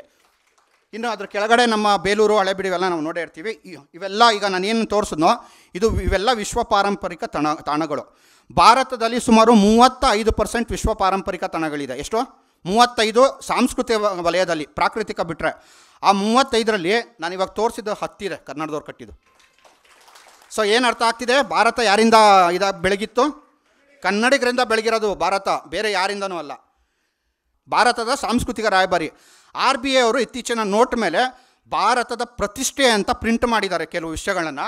ಅದರಲ್ಲಿ ಮೊದಲನೇದು ನೋಡ್ಬೋದು, 10 ರೂಪಾಯಿ ನೋಟು. ನೀವು ನೋಡ್ತಿರ್ತೀರಲ್ಲ 10 ರೂಪಾಯಿ ನೋಟು. ಆ 10 ರೂಪಾಯಿ ನೋಟಲ್ಲಿರೋದು ಕೋನಾರ್ಕ್ನ ಸೂರ್ಯ ಮಂದಿರದಲ್ಲಿರುವಂತಹ ಸಂಡಯಲ್, ಅದು ಕಟ್ಟಿದ್ದು ಕನ್ನಡದವರು. 20 ರೂಪಾಯಿ ನೋಟ್ ನೋಡ್ಬೋದು, ನಾನು ಈಗಾಗಲೇ ತೋರಿಸಿದಂತೆ ಎಲ್ಲೋರದ ಕೈಲಾಸ ಗುಡಿ, ಅದನ್ನು ಕಟ್ಟಿದ್ದು ಕನ್ನಡದವರು. 50 ರೂಪಾಯಿ ನೋಟ್ ನಿಮಗೆಲ್ಲ ಗೊತ್ತಿರುತ್ತೆ, ಹಂಪಿಯ ಕಲ್ಲಿನ ರಥ, ಅದು ಕಟ್ಟಿರೋದು ಕನ್ನಡದವರೇ. 100 ರೂಪಾಯಿ ನೋಟ್ ನೋಡ್ಬೋದು, ರಾಣಿ ಕಿ ವಾವ್, ಅದು ಕೂಡ ಕನ್ನಡದವರೇ ಕಟ್ಟಿರೋದು. ಇವತ್ತಿಗೆ ನೋಟ್ಗಳಲ್ಲಿ ಕಾಣಿಸ್ತಾ ಇದೆಯಲ್ಲ ಭಾರತದ ಒಂದು ಸಂಸ್ಕೃತಿ, ಅದು ಯಾರು ಕಟ್ಟಿದ್ದು? 7ರಲ್ಲಿ 4 ನಮ್ಮದು, 7ರಲ್ಲಿ 4. ಅಂದರೆ ನಾನು ಆಗಲೇ ನಿಮ್ಗೆ ಹೇಳಿದ್ನಲ್ಲ, ಭಾರತದ ಇತಿಹಾಸದ ಪುಟಗಳನ್ನು ನೀವು 100 ಪುಟದಲ್ಲಿ ನೋಡೋದಾದರೆ 50 ಪುಟ ಇಷ್ಟೊಂದು ಶ್ರೇಷ್ಠವಾದ ಸಾಧನೆಗಳು ಮಾಡಿರೋದು ನಾವು. ಇದ್ರ ಜೊತೆಗೆ ನಮ್ಮ ಆಲೂರು ವೆಂಕಟರಾಯ್ ಅವರು ತಮ್ಮ ಕರ್ನಾಟಕ ಗತವೈಭವ ಪುಸ್ತಕದಲ್ಲಿ ಒಂದು ಮಾತು ಹೇಳ್ತಾರೆ. ಏನಂದರೆ, ಬ್ರಿಟಿಷರು ಇನ್ನೇನು ಭಾರತವನ್ನು ಬಿಟ್ಟು ಹೋಗೋ ಸಂದರ್ಭದಲ್ಲಿ ಪ್ರತಿಯೊಬ್ಬರಿಗೂ ಭಾಷಾ ರಾಷ್ಟ್ರೀಯತೆ, ಅಂದರೆ ಈಗ ಇವತ್ತಿನ ಹಾಗೆ ಒಕ್ಕೂಟ ಫಾರ್ಮ್ ಆಗುತ್ತಾ ಅಥವಾ ಎಲ್ಲ ಭಾಷೆಯವ್ರದ್ದು ಬೇರೆ ಬೇರೆ ದೇಶ ಆಗುತ್ತಾ ಅನ್ನೋದು ಕನ್ಫ್ಯೂಷನ್ ಇರುತ್ತೆ. ಆ ಕನ್ಫ್ಯೂಷನಲ್ಲಿ ಬೇರೆ ಬೇರೆ ಭಾಷೆಯವರು ನಮ್ಮ ನಾಯಕ ಯಾರು ಅಂತ ಐಡೆಂಟಿಫೈ ಮಾಡ್ಕೊಳ್ಳೋಕೆ ಅಂತ ಹೋಗ್ತಾರಂತೆ. ಆವಾಗ ಮರಾಠಿಗರಿಗೆ ಸಿಗೋದು ಒಬ್ಬನೇ ಶಿವಾಜಿ. ತಮಿಳವರು ರಾಜರಾಜ ಚೋಳನ್ನ ಇದು ಮಾಡ್ಕೋತಾರಂತೆ ನಮ್ಮ ಲೀಡ್ರು ಅಂತ. ತೆಲುಗು ಅವರು ಪ್ರತಾಪ ರುದ್ರನ ಲೀಡ್ರು ಮಾಡ್ಕೋತಾರಂತೆ. ಕನ್ನಡದವ್ರನ್ನ ಯಾರನ್ನ ಮಾಡ್ಕೊಳ್ಳೋಣ? ನಮ್ಗೊಬ್ಬರ ಇಬ್ಬರ 100 ಜನ. ಅದಕ್ಕೆ ಆ 100 ಜನದ ಪಟ್ಟಿನಲ್ಲಿ ಕೆಲವುದನ್ನು ಸ್ಲೈಡ್ ಆಗಿಬಿಟ್ಟಿದ್ದೀನಿ. ಇದನ್ನು ಹೇಳ್ಕೊಂಡೋದ್ರೆ ನಾನು ಸಾಯಂಕಾಲವರೆಗೂ ಮಾತಾಡಬೇಕಾಗತ್ತೆ. ಆಯಿತು, ಒಂದು ನಿಮಿಷ ಮುಗಿಯಿತು. ಸೊ ಇನ್ನು ನಾಲ್ವಡಿ ಕೃಷ್ಣರಾಜ ಒಡೆಯರ್ ಬಗ್ಗೆ ನಾವು ಎಲ್ಲರೂ ಮಾತಾಡಲೇಬೇಕು. ಯಾಕೆಂದರೆ ಆ ಒಂದು ಪ್ರೋಗ್ರೆಸಿವ್ ಮೈಂಡ್ಸೆಟ್ ಅಂತ ನಾವು ಏನು ಇವತ್ತಿಗಾದರೂ ನಾವು ಫಾರ್ಮ್ ಮಾಡಬೇಕು. ಅಂದರೆ ಇವತ್ತಿನ ಒಂದು ಜಾತಿ ರಾಜಕಾರಣ, ಧರ್ಮ ರಾಜಕಾರಣ ಇವೆಲ್ಲ ಬಿಟ್ಟು ಅಭಿವೃದ್ಧಿಯ ರಾಜಕಾರಣ ಯಾವ ರೀತಿ ಮಾಡ್ಬೋದು ಅಂತ ನಮ್ಮ ಮುಂದಿನ ಒಂದು ತಲೆಮಾರಿಗೆ ಅಥವಾ ನಾವು ಕಲಿಬೇಕಾಗಿರೋದು ಇವರಿಂದ. ಯಾಕೆಂದರೆ ಇವ್ರು ಮಾಡಿರೋಂಥ ಸಾಧನೆಗಳು ಹಂಗಿದೆ. ಬೆಂಗಳೂರಿಗೆ ಮೊದಲು ಕರೆಂಟ್ ತಂದುಕೊಟ್ರು, ಎಷ್ಟೊಂದು ನೀರಾವರಿ ಯೋಜನೆಗಳನ್ನ ಮಾಡಿದ್ರು, ರೈಲ್ವೆ ಸಂಪರ್ಕ ಇತ್ತು, ವಿಮಾನ ಸಂಪರ್ಕ ಇತ್ತು, ವಿಮಾನ ಕಾರ್ಖಾನೆ ಇತ್ತು, ಉಕ್ಕಿನ ಕಾರ್ಖಾನೆ ಇತ್ತು. ಈ ಥರ ಲಿಸ್ಟ್ ಮಾಡಿದ್ರೆ ಅಷ್ಟು ದೊಡ್ಡ ಲಿಸ್ಟ್ ಇದೆ. ಇಂಥ ಅಪರೂಪದ ಕೊಡುಗೆಯನ್ನು ಕೊಟ್ಟಂಥ ನಾಲ್ವಡಿ ಪ್ರಭುಗಳನ್ನ ನಾವೆಲ್ಲ ಇವತ್ತಿನ ದಿನ ಸ್ಮರಿಸೋಣ. ಇವ್ರ ನಂತರ ಬಂದಂಥ ಜಯಚಾಮರಾಜೇಂದ್ರ ಒಡೆಯರ ಕಾಲದಲ್ಲಿ ಏನು ಬ್ರಿಟಿಷರ ಒಂದು ಇದರಿಂದ ಒಕ್ಕೂಟ ಫಾರ್ಮೇಷನ್ ಏನಾಗುತ್ತೋ ಆ ಒಕ್ಕೂಟ ಫಾರ್ಮೇಷನ್ಗೆ ಕನ್ನಡಿಗರು ಬಂದು ಸಹಿ ಹಾಕಿ ಒಳಗಡೆ ಬಂದಿದ್ದು. ಇದರ ನಂತರ 1956ರಲ್ಲಿ ಬಂದು ನಮ್ಮ ಏಕೀಕರಣದ ಚಳುವಳಿ ಸಾಕಷ್ಟು ವರ್ಷಗಳಿಂದ ಆಗಿರೋ ಕಾರಣ ಬಂದು ಎಲ್ಲ ಒಂದು ಭಾಷಿಕರನ್ನು ಸೇರಿಸಿ ಒಂದು ರಾಜ್ಯ ಮಾಡ್ಕೋಬೇಕಾಗತ್ತೆ. ಸೊ ಈ ಮೂಲಕ ಏಕೀಕರಣದ ಚಳುವಳಿಯಲ್ಲಿ ಕೆಲಸ ಮಾಡಿದ ಪ್ರತಿಯೊಬ್ಬರ ಮಹನೀಯರಿಗೂ ಕೂಡ ನಾನು ನಮಸ್ಕಾರ ಹೇಳ್ತೀನಿ. ಇದು ಒಟ್ಟಾರೆ ಕರ್ನಾಟಕದ ಇತಿಹಾಸದ ಬಗ್ಗೆ ನಾನಷ್ಟು ಒಂದಷ್ಟು ಸಂಕ್ಷಿಪ್ತವಾದ ಮಾಹಿತಿಯನ್ನು ಕೊಟ್ಟಿದ್ದೀನಿ. Thank you. ಮರೆಮಾಚಲಾದ ಇತಿಹಾಸ, ಬಚ್ಚಿಟ್ಟಲಾದ ಇತಿಹಾಸ, ರಾಜಕೀಯ ಪ್ರೇರಿತವಾಗಿ ನಮ್ಮಿಂದ ದೂರ ಮಾಡಿದ ಇತಿಹಾಸ. ಭಾರತದ ಇತಿಹಾಸದ 3 ಪುಟಗಳಲ್ಲಿ 50 ಪುಟಗಳು ಕನ್ನಡಿಗರು ಬರೆದ್ರೂ ಕೂಡ ರಾಜಕಾರಣಿಗಳು ಬೇಕಾಗಿರೋ ರೀತಿ, ಅವ್ರವ್ರಿಗೆ ಬೇಕಾಗಿರೋ ರೀತಿ ಇತಿಹಾಸವನ್ನ ತಿರುಚಿ, ಈಗ ಸಾಧಾರಣವಾಗಿ ನಾವು ಚಿಕ್ಕ ವಯಸ್ಸಿಂದ ಒಂದು ಮಾತು ಕೇಳಿದೀವಿ, ಏನಂದ್ರೆ ಕನ್ನಡಿಗರು ನಿರಭಿಮಾನಿಗಳು. ಹೆಂಗೆ ನಿರಭಿಮಾನಿಗಳಾಗದೇ ಇರಕ್ ಸಾಧ್ಯ? ನಿಮ್ ಇತಿಹಾಸನೇ ದೂರ ಮಾಡ್ಬಿಟ್ಟು ನಿಮ್ನ ಸ್ಲೇವರಿ ಮೈಂಡ್ ಸೆಟ್ಗೆ ತಳ್ಳಿದ್ರೆ ಅಫ್ಕೋರ್ಸ್ ನಿರಭಿಮಾನಿಗಳೇ ಆಗೋದು. ಹಾಗಾಗಿ ಇಂಥ ವಿಷಯಗಳನ್ನ ನಾವು ಮುನ್ನೆಲೆಗೆ ತರಲೇಬೇಕಾಗತ್ತೆ. ಇನ್ನು ಇವತ್ತಿನ ಈ ಕಾರ್ಯಕ್ರಮದ ಮುಖ್ಯ ವ್ಯಕ್ತಿ ಯಾರು ಅಂದ್ರೆ ಇಮ್ಮಡಿ ಪುಲಕೇಶಿ. ಅದ್ರ ಬಗ್ಗೆ ನಾನು ಆಗಲೇ ಸಾಕಷ್ಟು ಹೇಳಿದ್ದೀನಿ. ಅದ್ರ ಜೊತೆಗೆ ಒಂದಷ್ಟು ಹೈಲೈಟೆಡ್ ಪಾಯಿಂಟ್ಸ್ ಹೇಳಬೇಕಾಗಿತ್ತು. ಏನಂದ್ರೆ, ನಾವು 7ನೇ ಶತಮಾನದಲ್ಲಿ ವಿಶ್ವ ಒಂದು ರಾಜಕೀಯವನ್ನ ನೋಡಿದ್ರೆ ಅತ್ಯಂತ ಪ್ರಬಲವಾಗಿ ಇದ್ದಂತ 5 ಶಕ್ತಿಗಳಿದ್ವು. ಅದರಲ್ಲಿ ಮೊದಲನೇ ಶಕ್ತಿ ಯಾವುದು ಅಂದ್ರೆ ಹರ್ಷವರ್ಧನ. ಭಾರತದ ಮಟ್ಟಿಗೆ ಅಂತ ನೋಡಿದ್ರೆ ಉತ್ತರದ ಸಕಲೋತ್ತರ ಪತೇಶ್ವರ ಅಂತ ಕರೀತಾ ಇದ್ದಿದ್ದು ಹರ್ಷವರ್ಧನನ್ನ. ಇದು ಬಿಟ್ಟು ಅವತ್ತಿನ ಕಾಲಕ್ಕೆ ಸಮಕಾಲೀನ ರಾಜಕೀಯವನ್ನ ನೋಡಿದ್ರೆ ರೋಮ್ನ ಒಂದು ಸಾಮ್ರಾಜ್ಯ ಇರುತ್ತೆ, ಬೈಜಾಂಟಿನ್ ಸಾಮ್ರಾಜ್ಯ ಅಂತ. ಅದ್ರ ಜೊತೆಗೆ ಪರ್ಷಿಯನ್ ದೇಶದ ಒಂದು ಸಾಮ್ರಾಜ್ಯ ಇರುತ್ತೆ, ಅದನ್ನ ಸಸನಿಡ್ ಸಾಮ್ರಾಜ್ಯ ಅಂತ ಕರೀತಾರೆ. ಈ 3 ಆಯ್ತು. ಇದು ಬಿಟ್ಟು ಅರಬ್ನ ನೆಲದಲ್ಲಿ ಇನ್ನೊಂದು ಹೊಸ ಒಂದು ಸಾಮ್ರಾಜ್ಯ ಹುಟ್ಟಾಕತ್ತೆ, ಅದನ್ನ ರಶೀದುದ್ದೀನ್ ಖಲೀಫತ್ ಸಾಮ್ರಾಜ್ಯ ಅಂತ ಕರೀತಾರೆ. ಪುಲಕೇಶಿ ಹೆಗ್ಗಳಿಕೆ ಏನು ಅಂದ್ರೆ ಹರ್ಷವರ್ಧನನ್ನು ಸೋಲಿಸಿದಾನೆ, ಪರ್ಷಿಯಾದ ಸಸನಿಡ್ ಸಾಮ್ರಾಜ್ಯನೂ ಸೋಲಿಸಿದಾನೆ, ರಶೀದುದ್ದೀನ್ ಖಲೀಫತ್ನು ಸೋಲಿಸಿದಾನೆ. ಅಂದ್ರೆ ಪುಲಕೇಶಿ ಏನಾಗಿದ್ದ? ಅವನು ಇಡೀ ವಿಶ್ವದ ದೊಡ್ಡಣ್ಣ. ಆಕ್ಚುಲಿ ಲೆಕ್ಕ ಇಡೀ ವಿಶ್ವದ ದೊಡ್ಡಣ್ಣ. ಅವತ್ತಿನ ಸಮಕಾಲೀನದಲ್ಲಿ ಅವ್ನಿಗೆ ಎದುರಿಸೋರೆ ಯಾರು ಇಲ್ಲ. ಯಾಕೆಂದ್ರೆ ಶಾಸನಗಳಲ್ಲಿ ದಾಖಲೆ ಆಗಿರೋ ಪ್ರಕಾರ ಪುಲಕೇಶಿ ಬಂದು ಕದಂಬರನ್ನ, ಗಂಗರನ್ನ, ಆಳುಪರನ್ನ, ಕೊಂಕಣದ ಮೌರ್ಯರನ್ನ, ವಿಷ್ಣುಕುದಿನ, ಪಲ್ಲವರನ್ನ, ಮಾಳ್ವರನ್ನ, ಹೀಗೆ ಭಾರತದಲ್ಲಿ ಇಷ್ಟು ಜನನ ಸೋಲಿಸಿದ್ದಾನೆ. ಹರ್ಷವರ್ಧನನ ಸೋಲಿಸಿದ್ದಾನೆ. ಇರಾಕ್ ನೆಲದಲ್ಲಿ ಹೋಗ್ಬಿಟ್ಟು ಈ ಪರ್ಷಿಯನ್ಸ್ಗಳನ್ನ ಸೋಲಿಸಿದ್ದಾನೆ. ಇದೇ ಇರಾಕ್ ನೆಲದಲ್ಲಿ ಹೋಗಿ ಈ ಮೊದಲೇ ಖಲೀಫತ್ ಸಾಮ್ರಾಜ್ಯ ಅಂತ ರಶೀದುದ್ದೀನ್ ಖಲೀಫತ್ ಅನ್ನು ಸೋಲಿಸಿದ್ದಾನೆ. ಅಂದ್ರೆ ವಿಶ್ವದ ದೊಡ್ಡಣ್ಣ ಆಗಿದ ಒಬ್ಬ ಕನ್ನಡಿಗ. ಅದನ್ನ ನಾವೆಲ್ಲ ಹೆಮ್ಮೆಯಿಂದ ಹೇಳ್ಕೋಬೇಕು. ಹಾಗಾಗಿ ಅವನಿಗೆ ಸಿಗ್ಬೇಕಾದ್ರೆ ಒಂದು ಸ್ಥಾನಮಾನ ಕಲ್ಪಿಸ್ಕೊಳಕ್ಕೆ ಅಂತಾನೆ ನಾವು ಈ ಕಾರ್ಯಕ್ರಮ ಮಾಡಿರೋದು. ಇವತ್ತಿನ ದಿನ ಪುಲಕೇಶಿಗೆ ಅಂತಾನೆ ಮುಡುಪಾಗಿಟ್ಟು ಇನ್ನು ಸಾಕಷ್ಟು ಕಾರ್ಯಕ್ರಮ ಆಗಲಿದೆ. ಸೊ ದಿವ್ಯಾ ಮೇಡಮ್ ಈ ಒಂದು ಪ್ರೋಗ್ರಾಮ್ ನ ಕಂಟಿನ್ಯೂ ಮಾಡ್ತಾರೆ. ಮೇಡಮ್,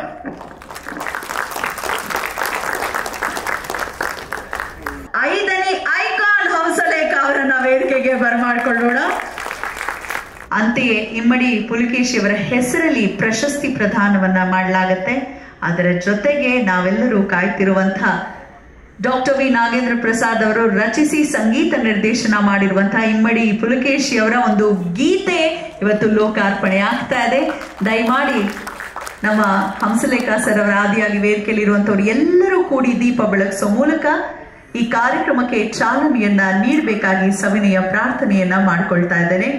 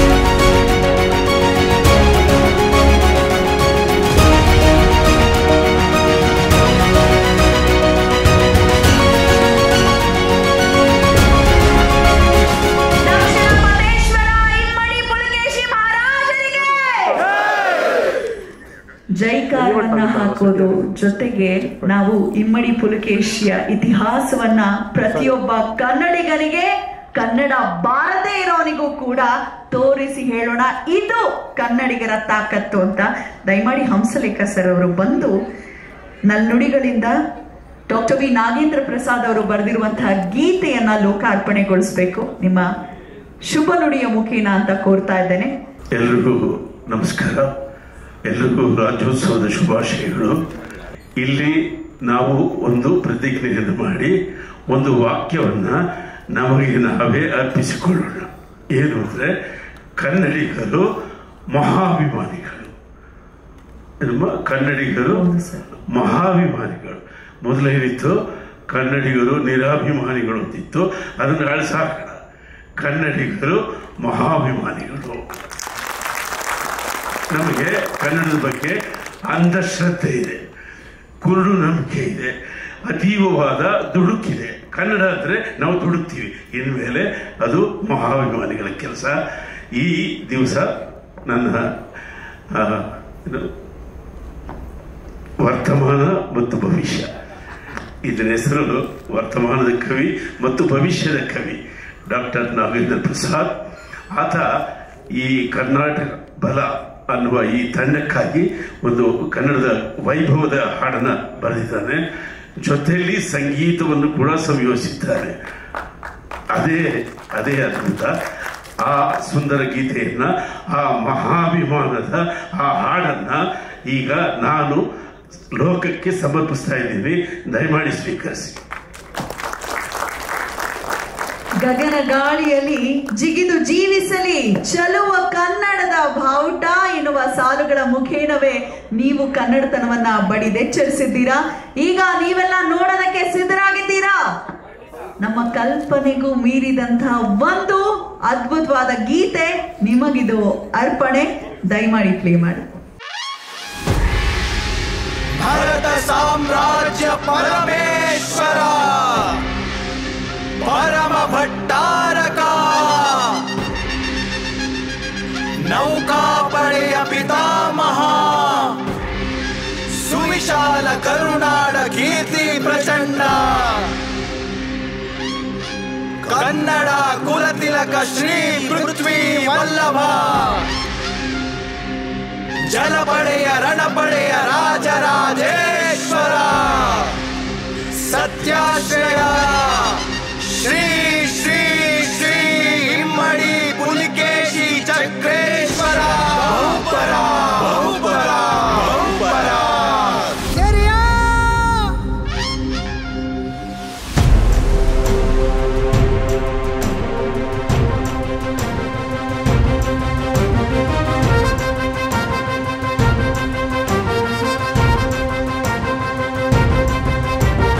ಭಾರತ ಕಂಡದಿ ಮೊದಲು ಜಲಪಡೆಯ ಕಟ್ಟಿದರು. ಭರತ ಜನ ಕರ ಮುಗಿಯಲೇಬೇಕು. ಕರಿನೆಲದ ಕನ್ನಡಿಗ ಕಡಲನ್ನೇ ಆಳಿದನು. ತಲೆಬಾಗಲೇಬೇಕು. ಉತ್ತರದ ಹುಲಿ ಹರ್ಷವರ್ಧನ ರಾಜ ಮಹಾರಾಜನು, ಅವನನ್ನೇ ಹಿಮ್ಮೆಟ್ಟಿಸಿ ನಿಂತ ಚಾಲುಕ್ಯನು. ಕನ್ನಡದ ಕೆಚ್ಚೆಲೆಯ ಜಗಕ್ಕೆಲ್ಲ ಸಾರಿದವ ಚಾಲುಕ್ಯ ಪುಲಿಕೇಶಿಯೇ. ನಮಗೆಲ್ಲ ಮಾದರಿಯು ಕನ್ನಡದ ಯುಗ ಪುರುಷ ಈ ನಮ್ಮ ಪುಲಿಕೇಶಿಯೇ, ಇಮ್ಮಡಿ ಪುಲಿಕೇಶಿಯೇ. ಸಹೋದರಿ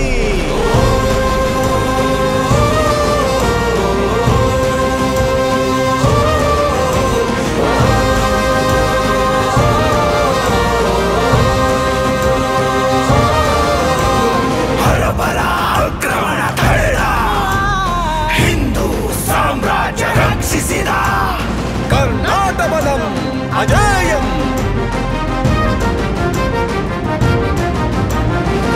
ಸಾಧುಗೆ ಸಾಧು ಮಾಧುರ್ಯಂಗೆ ಮಾಧುರ್ಯಂ. ಭಾದಿಪ್ಪ ಕಲಿಗೆ ಕಲಿಯುಗ ವಿಪರೀತನ್, ಕಲಿಯುಗ ವಿಪರೀತ. ಭಾರತದ ಮೊದಲ ಹಿಂದೂ ಧರ್ಮ ರಕ್ಷಕ ವೀರ ಕನ್ನಡಿಗ ಇಮ್ಮಡಿ ಪುಲಿಕೇಶಿ ಚಕ್ರವರ್ತಿ.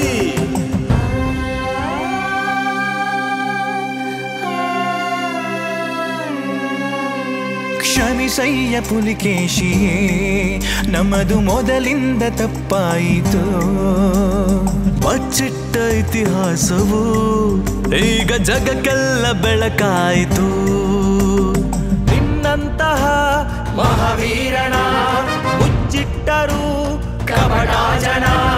ನವ ಕನ್ನಡ ತಲೆಮಾರಿದು ನಿನ್ನ ಶೌರ್ಯವ ಮರೆ ಮಾಡದು. ಹರಗಲ್ಲಿ ಪಡೆ ಹಿಡಿದು ಪಶ್ಚಿಮ ದೇಶದಲ್ಲಿ ಕನ್ನಡದ ಲಾಂಛನವ ನೆಟ್ಟವನು ನೀ.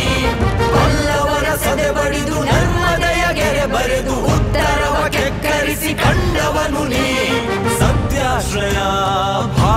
ಪ್ರಿಯ ಪುಲಿಕೇಶಿ ವಿಜಯೀ ಭವ. ಭರತ ಖಂಡದಿ ಮೊದಲು ಜಲಪಡೆಯ ಕಟ್ಟಿದನು ಭರತ ಜನ ಕರ ಮುಗಿಯಲೇಬೇಕು. ಕರಿನೆಲದ ಕನ್ನಡಿಗ ಕಡಲನ್ನೇ ಆಳಿದನು ತಲೆಮಾರು ತಲೆಮಾಗಲೇಬೇಕು.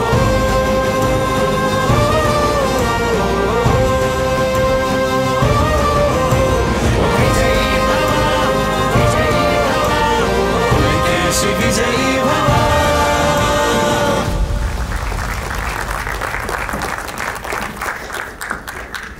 ಅಳ್ಸೋ ಕಾಂಟ್ರಾಕ್ಟ್ ನೀವೇ ತಗೊಂಡಿದ್ದೀರಾ. ಅಪ್ಪನ ಮೇಲೆ ಹಾಡ್ ಬರ್ದ್ರು ಹಾಗೆ ಅನ್ಸತ್ತೆ, ಅಮ್ಮನ ಮೇಲೆ ಬರ್ದ್ರು ಹಾಗೆ ಅನ್ಸತ್ತೆ. ಫಸ್ಟ್ ಪವರ್ಫುಲ್ ಆಗಿ ತೋರಿಸ್ಬಿಟ್ಟು ಮೊದಲರ್ಧ ಕ್ಷಮಿಸಯ್ಯ ಪುಲಕೇಶಿಯೇ ಅಂತ ಬರ್ದಿರುವಾಗ ಎಷ್ಟು ಜನರುಗಳು ಬಂತು. ನಾವ್ ಎಂತಹ ಒಬ್ಬ ಇತಿಹಾಸ ಪುರುಷನನ್ನ, ನಮ್ಮ ಕನ್ನಡ ಕುಲತಿಲಕನನ್ನ ಎಷ್ಟು ಮರೆತು ಮುಂದೆ ಬಂದಿದೀವಿ. ಆದರೆ ಇದು ಕಲಿಯುಗ ಮಾತ್ರ ಅಲ್ಲ, ಇದು ಪುಲಕೇಶಿ ಯುಗ ಪ್ರಾರಂಭ ಆಗಬೇಕು ಅನ್ನೋದೇ ನಮ್ಮೆಲ್ಲರ ಧ್ಯೇಯೋದ್ದೇಶ. ಹಿಂದೆ ಮಾಡಿರೋ ತಪ್ಪು ಮರುಕಳಿಸದೇ ಇರಲಿ. ದಯಮಾಡಿ ನಾಗೇಂದ್ರ ಪ್ರಸಾದ್ ಸರ್ ವೇದಿಕೆಗೆ ಬರಬೇಕು. ಮತ್ತು ಯಾರು ಈ ಹಾಡಿಗೆ ಸಂಪೂರ್ಣವಾಗಿ ತೊಡಗಿಸ್ಕೊಂಡಿದ್ದಾರೆ, ಗಾಯಕರಾದಿಯಾಗಿ ಎಲ್ಲರೂ ವೇದಿಕೆಗೆ ಬರಬೇಕು. ಸರ್ ದಯಮಾಡಿ ವೇದಿಕೆಗೆ ಬನ್ನಿ. ಚೇತನ್ ನಾಯಕ್ ಬಂದಿದ್ದಾರೆ. ಚೇತನ್ ನಾಯಕ್, ಹಾಗೆ ಸಚಿನ್ ನರ್ವಳ್ಳಿ, ಹರ್ಷಿವ್ ಭಗೀರ, ರೋಹನ್ ಗೌಡ, ಕಲ್ಪನಾ, ಕಾವ್ಯಶ್ರೀ, ತೇಜಗೌಡ, ಪ್ರತೀಕ್ ಅವರು ರೆಕಾರ್ಡಿಂಗ್ ನಲ್ಲಿ ರೆಕಾರ್ಡಿಂಗ್ ಮಾಡಿರುವಂತದ್ದು. Mixing and mastering, programming Nitin Shivaram. Music bazaar ಸ್ಟುಡಿಯೋನಲ್ಲಿ ದಯಮಾಡಿ ನೋಡಿ, ಲಿಂಕ್ ಶೇರ್ ಮಾಡಿ ಅಂತ ಹೇಳ್ತಾ, ವಿಷುವಲ್ಸ್ ಅದ್ಭುತವಾಗಿ ಕಟ್ಕೊಟ್ಟಿರೋಂತ ಮುತ್ತು ಎಲ್ಲಿದ್ದೀರಾ? ಬನ್ನಿ ಮುತ್ತು ಅವರೇ ವೇದಿಕೆಗೆ. ಕಾರಣಾಂತರಗಳಿಂದ ಕೆಲವರು ಜೊತೆ ಆಗ್ಲಿಕ್ಕೆ ಸಾಧ್ಯವಾಗಿಲ್ಲ. ಇದರ ಹಿಂದಿರುವಂತ ಒಂಥರ ಹೀಗೆ ಬರ್ಬೇಕು ಹಾಗೆ ಬರ್ಬೇಕು ಅನ್ನೋ ಒಂದು ಕನಸನ್ನ ಹೊತ್ತಂತ ಕನಸುಗಾರ ಭುವನೇಶ್. ಯಾರು ಏನು ಅನ್ಕೊಂಡಿಲ್ಲ ಅಂದ್ರೆ ಹಂಸಲೇಖ ಸರ್, ದಯವಿಟ್ಟು ಒಂದು ಎದ್ದ ನಿಂತು ಜೋರು ಚಪ್ಪಾಳೆ ಕೊಡೋ ಮೂಲಕ ಅವರಿಗೆ ನಾವು ಅಭಿನಂದನೆಯನ್ನ ಸಲ್ಲಿಸೋಣ. ಅದ್ಭುತವಾಗಿರುವಂತಹ ಗೀತೆ. ಧನ್ಯವಾದಗಳು. ಹಾಗೆ ಡಾಲಿ ಅವರನ್ನೇ ನಾವೆಲ್ಲ ಕಡೆ ನೋಡ್ತೀವಿ ಪ್ರತಿ ವಿಜುವಲ್ ನಲ್ಲೂ. ಭುವನೇಶ್ ಅವ್ರು ಯಾರೋ ಕೇಳ್ತಿರು ಡಾಲಿ ಅವರನ್ನೇ ಯಾಕೆ ಬಳಸಿರುವಂತದ್ದು ಅಂತ. ನೀವು ಇತ್ತೀಚಿನ ವರ್ಷಗಳೇನಾದ್ರೂ ಇಮ್ಮಡಿ ಪುಲಿಕೇಶಿ ಬಗ್ಗೆ ಕನ್ನಡ ಚಲನಚಿತ್ರದ ಯಾರು ನಟರಲ್ಲಿ ತುಂಬಾ ದೊಡ್ಡ ದೊಡ್ಡ ವೇದಿಕೆಗಳಲ್ಲಿ ನನಗೆ ಇಮ್ಮಡಿ ಪುಲಿಕೇಶಿದು ಚಿತ್ರ ಮಾಡಬೇಕು ಅಂತ ಓಪನ್ ಆಗಿ ಮಾತಾಡಿದೆ ಡಾಲಿ ಅವರು. ಹಾಗಾಗಿ ಸರ್ ವಿಜುವಲ್ಸ್ ನಲ್ಲಿ ನಿಮ್ನೆ ಕೂರಿಸ್ಬೇಕು ಅಂತಿದ್ದೀವಿ. ಇನ್ಫ್ಯಾಕ್ಟ್ ಅವರು ಇವತ್ತಿನ ದಿನ ಕಾರ್ಯಕ್ರಮಕ್ಕೆ ಬರ್ಬೇಕಾಯ್ತು. ಏನೋ ಸ್ವಲ್ಪ ಏನೋ ಆರೋಗ್ಯದ ಏನೋ ಸಮಸ್ಯೆ ಏನೋ ಕಾರಣಕ್ಕೆ ಅವ್ರು ಬರ್ಲಿಲ್ಲ. ಬಟ್ ಏನೋ ಅವ್ರು ರಿಪೀಟೆಡ್ ಆಗಿ ಹೇಳ್ತಿರೋ ಕಾರಣ ಅವ್ರಿಗೆ ಅಪ್ರೋಚ್ ಮಾಡಿದ್ವಿ. ಸರ್ ಈ ವಿಜುವಲ್ಸ್ ನಲ್ಲಿ ನಿಮ್ನೆ ಕೂರಿಸ್ತೀವಿ ಪರವಾಗಿಲ್ವ ಅಂತ. ಅವ್ರು ಖುಷಿಯಾಗಿ ಒಪ್ಕೊಂಡ್ರು. ಆಕ್ಚುಲಿ ನನಗೆ ಹೆಮ್ಮೆ ಆಗುತ್ತೆ ಪುಲಿಕೇಶಿ ಇದ್ರಲ್ಲಿ ನಾನು ನೋಡ್ಕೊಳಕ್ಕೆ ಅಂತ. ಹಂಗಾಗಿ ಅವ್ರನ್ನೇ ಕೂರಿಸಿದ್ವಿ. ಡಾಲಿ ಪಿಕ್ಚರ್ಸ್ ಕಡೆಯಿಂದ ಬಹಳಷ್ಟು ರಿಸರ್ಚ್ ಕೂಡ ಮಾಡ್ಲಾಗ್ತದೆ. ಹೌದು, ಹೋದ ವರ್ಷ ಬಂದವರು ಇಮ್ಮಡಿ ಪುಲಿಕೇಶಿದು ಒಂದು ಮೂವಿ ಮಾಡೋದಕ್ಕಿಂತ ಇನ್ಫ್ಯಾಕ್ಟ್ ನನ್ನನ್ನು ಕರೆದಿದ್ರು. ಅಂದ್ರೆ ಇದೊಂದು ಸ್ಟೋರಿ ಕೇಳಕ್ಕೆ ಅಂತ. ಅವಾಗ ನಾನು ಒಂದಷ್ಟು ಇನ್ಪುಟ್ಸ್ ಗಳೆಲ್ಲ ಕೊಟ್ಟು ಬಂದಿದೆ. ಅವ್ರು ಈಗಾಗಲೇ ರಿಸರ್ಚ್ ಕೂಡ ಮಾಡಿದಾರಂತೆ. ಮುಂದಿನ ದಿನಗಳಲ್ಲಿ ಗೊತ್ತಿಲ್ಲ ಇವ್ರದ್ದು ಪುಲಿಕೇಶಿ ಮೂವಿ ಡಾಲಿ ಅವ್ರು ಮಾಡೋ ಸಾಧ್ಯತೆಗಳಿದೆ. ಕನ್ನಡಿಗರೆಲ್ಲ ಬೆಂಬಲವಾಗಿ ನಿಂತ್ಕೊಂಡು ಅವ್ರನ್ನ ಉರುಪಿನಿಂದ ಮುಂದಕ್ಕೆ ನೀವು ಹೋಗಿ ಅಂದ್ರೆ ಬಹುಶಃ ಮುಂದಕ್ಕೆ ಏನೋ ಒಂದು ಒಳ್ಳೆ ರಿಸಲ್ಟ್ ನಮಗೆ ಬರೋ ಸಾಧ್ಯತೆಗಳು ಕೂಡ ಇರುತ್ತೆ. ನೋಡೋಣ ಏನಾಗುತ್ತೆ ಅಂತ. ಧನ್ಯವಾದಗಳು. ನೀವು ಮಾತೆಲ್ಲ ಆಡಿ ಆಗಿದೆ ಸಾಹಿತ್ಯದ ಮುಖೇನವೇ. ಎಲ್ರಿಗೂ ನಮಸ್ಕಾರ. ಅದೇ ಇದು ಮಾತಾಡೋ ವೇದಿಕೆ ಅಲ್ಲ, ಹಾಡು ನಿಮ್ಮೆಲ್ರಿಗೂ ಮೆಚ್ಚುಗೆ ಆಗಿದೆ ಅಂತ ನನಗೆ ನಿಮ್ಮ ಚಪ್ಪಾಳೆಗಳ ಮೂಲಕ ಗೊತ್ತಾಗಿದೆ. ಗುರುಗಳು ಶಿಳ್ಳೆ ಕೂಡ ಅವ್ರಿಗೆ ಬಹಳ ಸಂತೋಷ. ಮ್ಯೂಸಿಕ್ ಬಜಾರ್ ಯೂಟ್ಯೂಬ್ ಚಾನಲ್ನಲ್ಲಿದೆ. ಹಾಡನ್ನು ಹೆಚ್ಚು ಜನಕ್ಕೆ ತಲುಪಿಸಿ ಇನ್ನು ಮುಂದಕ್ಕೂ ಕೂಡ ಕನ್ನಡದ ಬೇರೆ ಬೇರೆ ವಿಷಯಗಳ ಕುರಿತಂತೆ ಹಾಡನ್ನು ಮಾಡುವ ಶಕ್ತಿ ನೀವು ನಮಗೆ ತುಂಬಿ ಅಂತ ಕೇಳ್ಕೊಳ್ತೀನಿ. ಇನ್ನೇನು ಹೆಚ್ಚಿಗೆ ಹೇಳೋಕ್ಕಿಲ್ಲ. ಎಲ್ಲ ಗಾಯಕರು ಸಚಿನ್ ನರಬಳ್ಳಿ ಒಳ್ಳೆಯ ಗಾಯಕ, ಹರ್ಷಿವ್ ಭಗೀರ ಹೊಸ ಗಾಯಕ, ಹಾಗೆ ರೋಹನ್ ಗೌಡ, ಇನ್ನು ಮುತ್ತು ವಿಜುವಲ್ಸ್ ನಿನ್ನೆ ಸ್ವಲ್ಪ ರಾತ್ರಿ ಕಚ್ಚಿದ್ದೆ. ಆಮೇಲೆ ತುಂಬ ಚೆನ್ನಾಗಿ ಮಾಡಿಕೊಟ್ಟಿದ್ದಾರೆ ವಿಜುವಲ್ಸು. ಇನ್ನು ಭುವನ್ ಬಗ್ಗೆ ನಿಮ್ಗೆ ಗೊತ್ತೇ ಇದೆ. ಭುವನೇಶ್ ಬಂದು ನನ್ನನ್ನು ಮಾತಾಡಿಸಿ ಹೇಳಿದಾಗ ಹಾಡು ಹಿಂಗೆ ಒಂದು ಹಾಡು ಮಾಡಬೇಕು ಅಂದರು. ಅದು ಹಾಡು ಮಾಡೋಣ ಬಿಟ್ಬಿಡಿ, ಅದ್ರ ಬಗ್ಗೆ ತಲೆ ಕೆಡಿಸ್ಕೋಬೇಡಿ ಅಂದೆ. ಸುಮ್ಮನೆ ಆದರೂ ಆಮೇಲೆ ದಿನ ಫಾಲೋ ಅಪ್ ಮಾಡ್ತಿದ್ರು. ಮಾಡ್ತೀನಿ ಅಂದೆ. ಕೊನೆಗೆ ತುಂಬ ಚೆನ್ನಾಗಾಗಿದೆ. ನನ್ನ ಎಲ್ಲ ಈ ಹಾಡಿಗೆ ಕೆಲಸ ಮಾಡಿದ ಎಲ್ರಿಗೂ ಕೂಡ ನನ್ನ ನೆನಪಿಗಳು. ಹಾಗೆ ಈ ಹಾಡನ್ನು ಹೆಚ್ಚು ಮ್ಯೂಸಿಕ್ ಏನು ಯೂಟ್ಯೂಬ್ ಚಾನಲ್ ಏನಿದೆ, ಅದು ಬರೀ ಯೂಟ್ಯೂಬ್ ಚಾನಲ್ ಅಲ್ಲ, ಅದು ಆಡಿಯೋ ಕಂಪನಿ ಕೂಡ, ಮ್ಯೂಸಿಕ್ ಬಜಾರ್ ಅಂತ. ಅದರಲ್ಲಿ ಒಂದಷ್ಟು ಹಾಡುಗಳಿದೆ. ಈಗಲೇ ರಾಜ್ಯೋತ್ಸವಕ್ಕಾಗಿ 2 ಸಿನಿಮಾದ ಹಾಡು ಕೂಡ ನಾಳೆ ಬಿಡುಗಡೆ ಆಗುತ್ತೆ. 2 ಕನ್ನಡದ ಕುರಿತಾದ ಹಾಡುಗಳು, ಅವುಗಳನ್ನು ಕೂಡ ಕೇಳಿ ಅಂತ ಹೇಳ್ತಾ, ಇಂಥ ಕಾರ್ಯಕ್ರಮಗಳು ಇನ್ನೂ ಹೆಚ್ಚಾಗಬೇಕು. ಕನ್ನಡದ ಪ್ರಜ್ಞೆ, ಇತಿಹಾಸದ ಪ್ರಜ್ಞೆ ನಮ್ಮೆಲ್ಲರಲ್ಲಿ ಇನ್ನೂ ಹೆಚ್ಚು ಮೂಡಿಸುವಂಥ ಕೆಲಸ ಕರ್ನಾಟಕ ಬಲ ಮಾಡ್ತಾ ಇದೆ. ಕರ್ನಾಟಕದ ಬಲದ ಜೊತೆ ನಾವು ಅಳಿಲಾಗಿ ಜೊತೆಯಲ್ಲಿರ್ತೀವಿ ಅಂತ ಹೇಳ್ತಾ ನನ್ನ ಮಾತು ಮುಗಿಸ್ತೀನಿ. ನಮಸ್ಕಾರ. ಧನ್ಯವಾದಗಳು ನಿಮಗೆ ಮತ್ತು ಇಡೀ ತಂಡಕ್ಕೆ. ವಿಶೇಷ ವಂದನೆಗಳು. ಇವತ್ತಿನ ಕಾರ್ಯಕ್ರಮದ ಒಂದು ಮುಖ್ಯ ಘಟ್ಟ ಅಂದ್ರೆ ಅದು ಇಮ್ಮಡಿ ಪುಲಕೇಶಿಯವರ ಒಂದು ವಿಶಿಷ್ಟ ವಿನ್ಯಾಸದ ಟೀ ಶರ್ಟ್ ಬಿಡುಗಡೆ ಆಗ್ತದೆ. ಆದರೆ ಅದಕ್ಕೂ ಮುನ್ನ ಟೀ ಶರ್ಟ್ಗೂ ಒಂದು ವಿಡಿಯೋ ಮಾಡಿದೀವಿ, ನಾವು ನೋಡ್ಕೊಂಡು ಬರೋಣ. ಮತ್ತು ಯಾಕೆ ಹಾಗೆ ಮಾಡಲಾಗಿದೆ ಅಂತ ತಿಳಿಸ್ಲಿಕ್ಕೆ ವಿನ್ಯಾಸಕಾರನನ್ನೇ ಕರೆಸೋಣ. ವಿಡಿಯೋ ದಯವಿಟ್ಟು ಹಾಕಿ.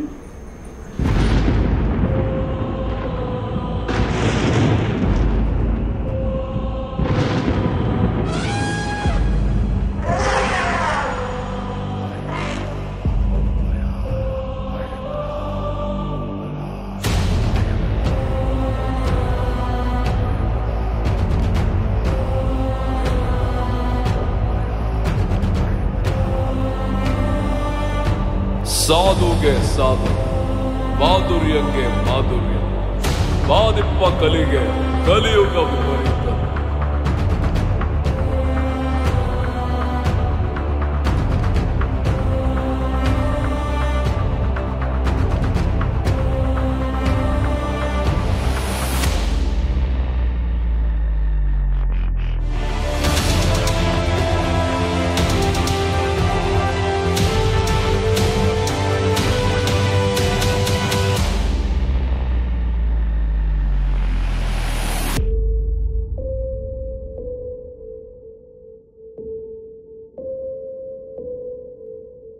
ಈ ವಿಶಿಷ್ಟವಾದ ಟೀ ಶರ್ಟ್ ಅನ್ನ ವಿನ್ಯಾಸಗೊಳಿಸಿರುವಂತ ನವೀನ್ ಸಾಗರ್ ದಯಮಾಡಿ ವೇದಿಕೆಗೆ ಬಂದು.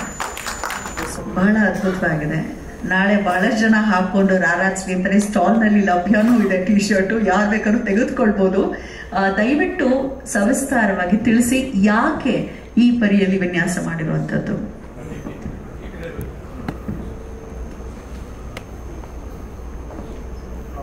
ಎಲ್ರಿಗೂ ನಮಸ್ಕಾರ. ನಾನಂತೂ ವಾಗ್ಮಿ ಅಲ್ಲ, ಪದ ಬಳಕೆ, ವಾಕ್ಯ ರಚನೆಯಲ್ಲಿ ಏನಾದರೂ ಮಿಸ್ಟೇಕ್ಸ್ ಇದ್ದರೆ ಕ್ಷಮಿಸಬೇಕು. ನಾನು ನವೀನ್ ಸಾಗರ, ವೃತ್ತಿಯಲ್ಲಿ ಇಂಜಿನಿಯರ್, ಪ್ರವೃತ್ತಿಯಲ್ಲಿ ಚಿತ್ರಕಲಾವಿದ, ಹಾಗೆ ಕರ್ನಾಟಕ ಬಲದ ಕೋ-ಫೌಂಡರ್ ಕೂಡ. ಈಗಾಗಲೇ ಒಂದಷ್ಟು ಜನಕ್ಕೆ ನಂದು ಪರಿಚಯ ಇರುತ್ತೆ.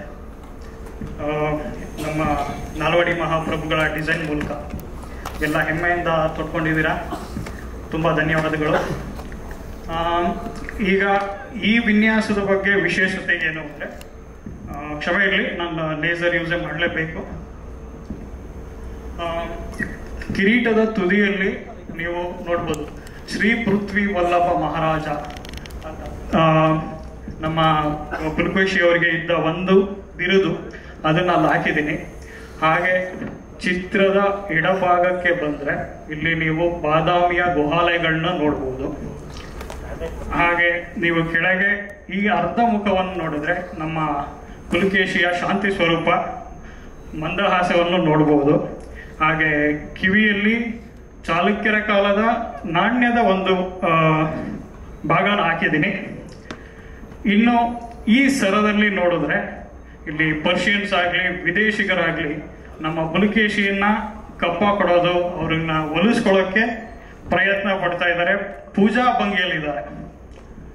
ಈ ಕಡೆ ಈ ವಿನ್ಯಾಸದ ಮೂಲ ಏನು ಅಂದ್ರೆ, ಸಾಧುಗೆ ಸಾಧು, ಮಾಧುರ್ಯಂಗೆ ಮಾಧುರ್ಯ, ಬಾದಿಪ್ಪ ಕಲಿಗೆ ಕಲಿಯುಗ ವಿಪರೀತ. ಈ ಲೈನ್ನ ಮೇಲೇನೆ ನಾನು ಡಿಸೈನ್ ಮಾಡಿರೋದು. ಸೊ ಸಾಧು ಇರೋರಿಗೆ ಪುಲಿಕೇಶಿಯ ಒಂದು ಮುಖ, ಅದೇ ಪುಲಿಕೇಶಿಯನ್ನ ಕೆಣಕಿದ್ರೆ ಏನಾಗುತ್ತೆ ಅನ್ನೋದು ತೋರಿಸೋದಕ್ಕೆ ಚಿತ್ರದ ಬಲಭಾಗದಲ್ಲಿ ನೋಡಿದ್ರೆ ನೀವು ಬೋರ್ಗರಿತಾ ಇರೋ ಈ ಹಡಗಲ್ಲಿ ಯುದ್ಧಕ್ಕೆ ಹೊರಟಿದ್ದಾರೆ, ಕೆಣಕಿದ ಮೇಲೆ ಏನಾಗುತ್ತೆ ಪರಿಣಾಮ ಅಂತ ತೋರಿಸೋದಕ್ಕೆ ಅವರ ಉಗ್ರ ರೂಪವನ್ನು ನೀವು ಇಲ್ಲಿ ನೋಡಬಹುದು. ಹಾಗೆ ಕಾಯಿನ ಅದೇ ಈ ಕಾಯಿನ ಇನ್ನೊಂದು ಮುಖ, ಈ ನಾಣ್ಯದ ಇನ್ನೊಂದು ಮುಖ ವರಹ ಮುಖ ಇಲ್ಲಿ ಕಾಣಿಸ್ತಾ ಇದೆ, ನೀವು ಅದನ್ನು ನೋಡಬಹುದು. ಹಾಗೆ ಇಲ್ಲಿ ಕೊಳ್ಳ ಪಟ್ಟಿಯಲ್ಲಿ ನೀವು ಈ ಆನೆಗಳ ಕಾಳಗ ಯುದ್ಧವನ್ನು ಈ ದೃಶ್ಯವನ್ನು ನಾನು ಇಲ್ಲಿ ಹಾಕಿದ್ದೀನಿ. ಹಾಗೆ ಬಾದಿಪ್ಪ ಕಲಿಗೆ ಕಲಿಯುಗ ವಿಪರೀತ ಈ ಮುಖ ಶಾಂತಿ ಮುಖ ಆದ್ರೆ ಇನ್ನೊಂದು ಅವರ ಉಗ್ರ ರೂಪವನ್ನು ತೋರಿಸ್ತಾ ಇದೆ. ಈ ಇಮ್ಮಡಿ ಪುಲಿಕೇಶಿ ಡಿಸೈನ್ ನ ವಿಶೇಷತೆ. ಥ್ಯಾಂಕ್ ಯು, ಧನ್ಯವಾದಗಳು. ಹೆಮ್ಮೆಯಿಂದ ಹಾಕೊಳ್ಳೋಣ. ಕನ್ನಡದ ವಿಷಯಗಳು ಆದಷ್ಟು ಹೊರಗೆ ಬರಲಿ. ನಿಮ್ಮ ಸಹಕಾರ ಬೆಂಬಲ ಇದುವರೆಗೆ ಹೇಗೆ ಕೊಡ್ತಾ ಬಂದಿದ್ದೀರೋ ಹಾಗೆ ಮುಂದೆ ಕೂಡ ಬರಲಿ. ನಾವು ಇದು ಬರೀ ದೇಶದ ಮಟ್ಟಿಗೆಲ್ಲ ಹೊರದೇಶಗಳಲ್ಲೂ ತಗೊಂಡು ಹೋಗೋ ಯೋಜನೆಗಳಿದೆ. ನಿಮ್ಮ ಸಹಕಾರ ಬೆಂಬಲ ಈಗಲೇ ಮುಂದುವರಿಲಿ. ಧನ್ಯವಾದಗಳು. ಒಂದು ಕಂಪ್ನಿನಲ್ಲಿ, ಹಳೆ ಕಂಪ್ನಿನಲ್ಲಿ ಪರಿಚಯ ಆಗಿದ್ದು. ಹಾಗೆ ಕನ್ನಡದ ಬಗ್ಗೆ ಮಾತಾಡ್ತಾ ಇವರಲ್ಲಿರೋ ಚಿತ್ರಕಲೆನ ಏನಾದ್ರು ಮಾಡಿ ಕನ್ನಡ ಹೋರಾಟಕ್ಕೆ ತಗೊಂಡ್ಬರ್ಬೇಕು ಅಂತ ಇದು ಮಾಡಿದ್ದೆ. ಆ ಟೈಮಲ್ಲಿ ಇವರು ಒಂದು ಮಾತು ಹೇಳಿದ್ರು, ಬಾಳ್ ಠಾಕ್ರೆ ಯಾವ ರೀತಿ ಅವರು ತಮ್ಮ ಆರ್ಟ್ ನಿಂದ ಬಂದು ಇಡೀ ಸಮಾಜದಲ್ಲಿ ಮರಾಠ ಸಮುದಾಯದ ಒಂದು ಮರಾಠಿ ಜನಗಳ ಒಂದು ಇದಕ್ಕೆ ಒಂದು ಅಸ್ಮಿತೆಯನ್ನ ಮೇಲ್ ತಗೊಂಡ್ಬರಕ್ಕೆ ಕಾರಣ ಆದ್ರು, ಅದೇ ರೀತಿ ನಾನು ಕನ್ನಡ ಹೋರಾಟಕ್ಕೆ ನಾನು ಏನಾದ್ರು ಒಂದು ಕೊಡುಗೆ ಕೊಡ್ತೀನಿ ಅಂತ ಅವತ್ತಿನ ಹೇಳಿದ್ರು. ಆ ಪ್ರಕಾರವಾಗಿ ಇವಾಗ ನಾವು ಮಾಡಿರೋ ಪ್ರತಿಯೊಂದು ಡಿಸೈನ್ ಅಲ್ಲಿ ಹೆಚ್ಚಿನ ಡಿಸೈನ್ ಎಲ್ಲ ಇವರೇ ಮಾಡಿರೋಂಥದ್ದು.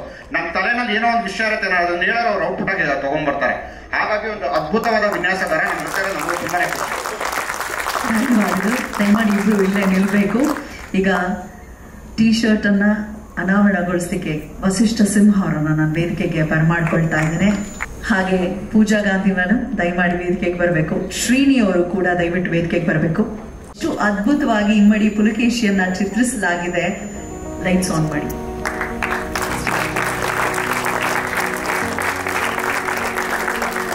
ಈಗಿನ ಟ್ರೆಂಡ್ಗೆ ತಕ್ಕ ಹಾಗೆ ಯಾರು ನಮ್ಮ ಯುವತಿಯರನ್ನ ಗಮನದಲ್ಲಿಟ್ಕೊಂಡು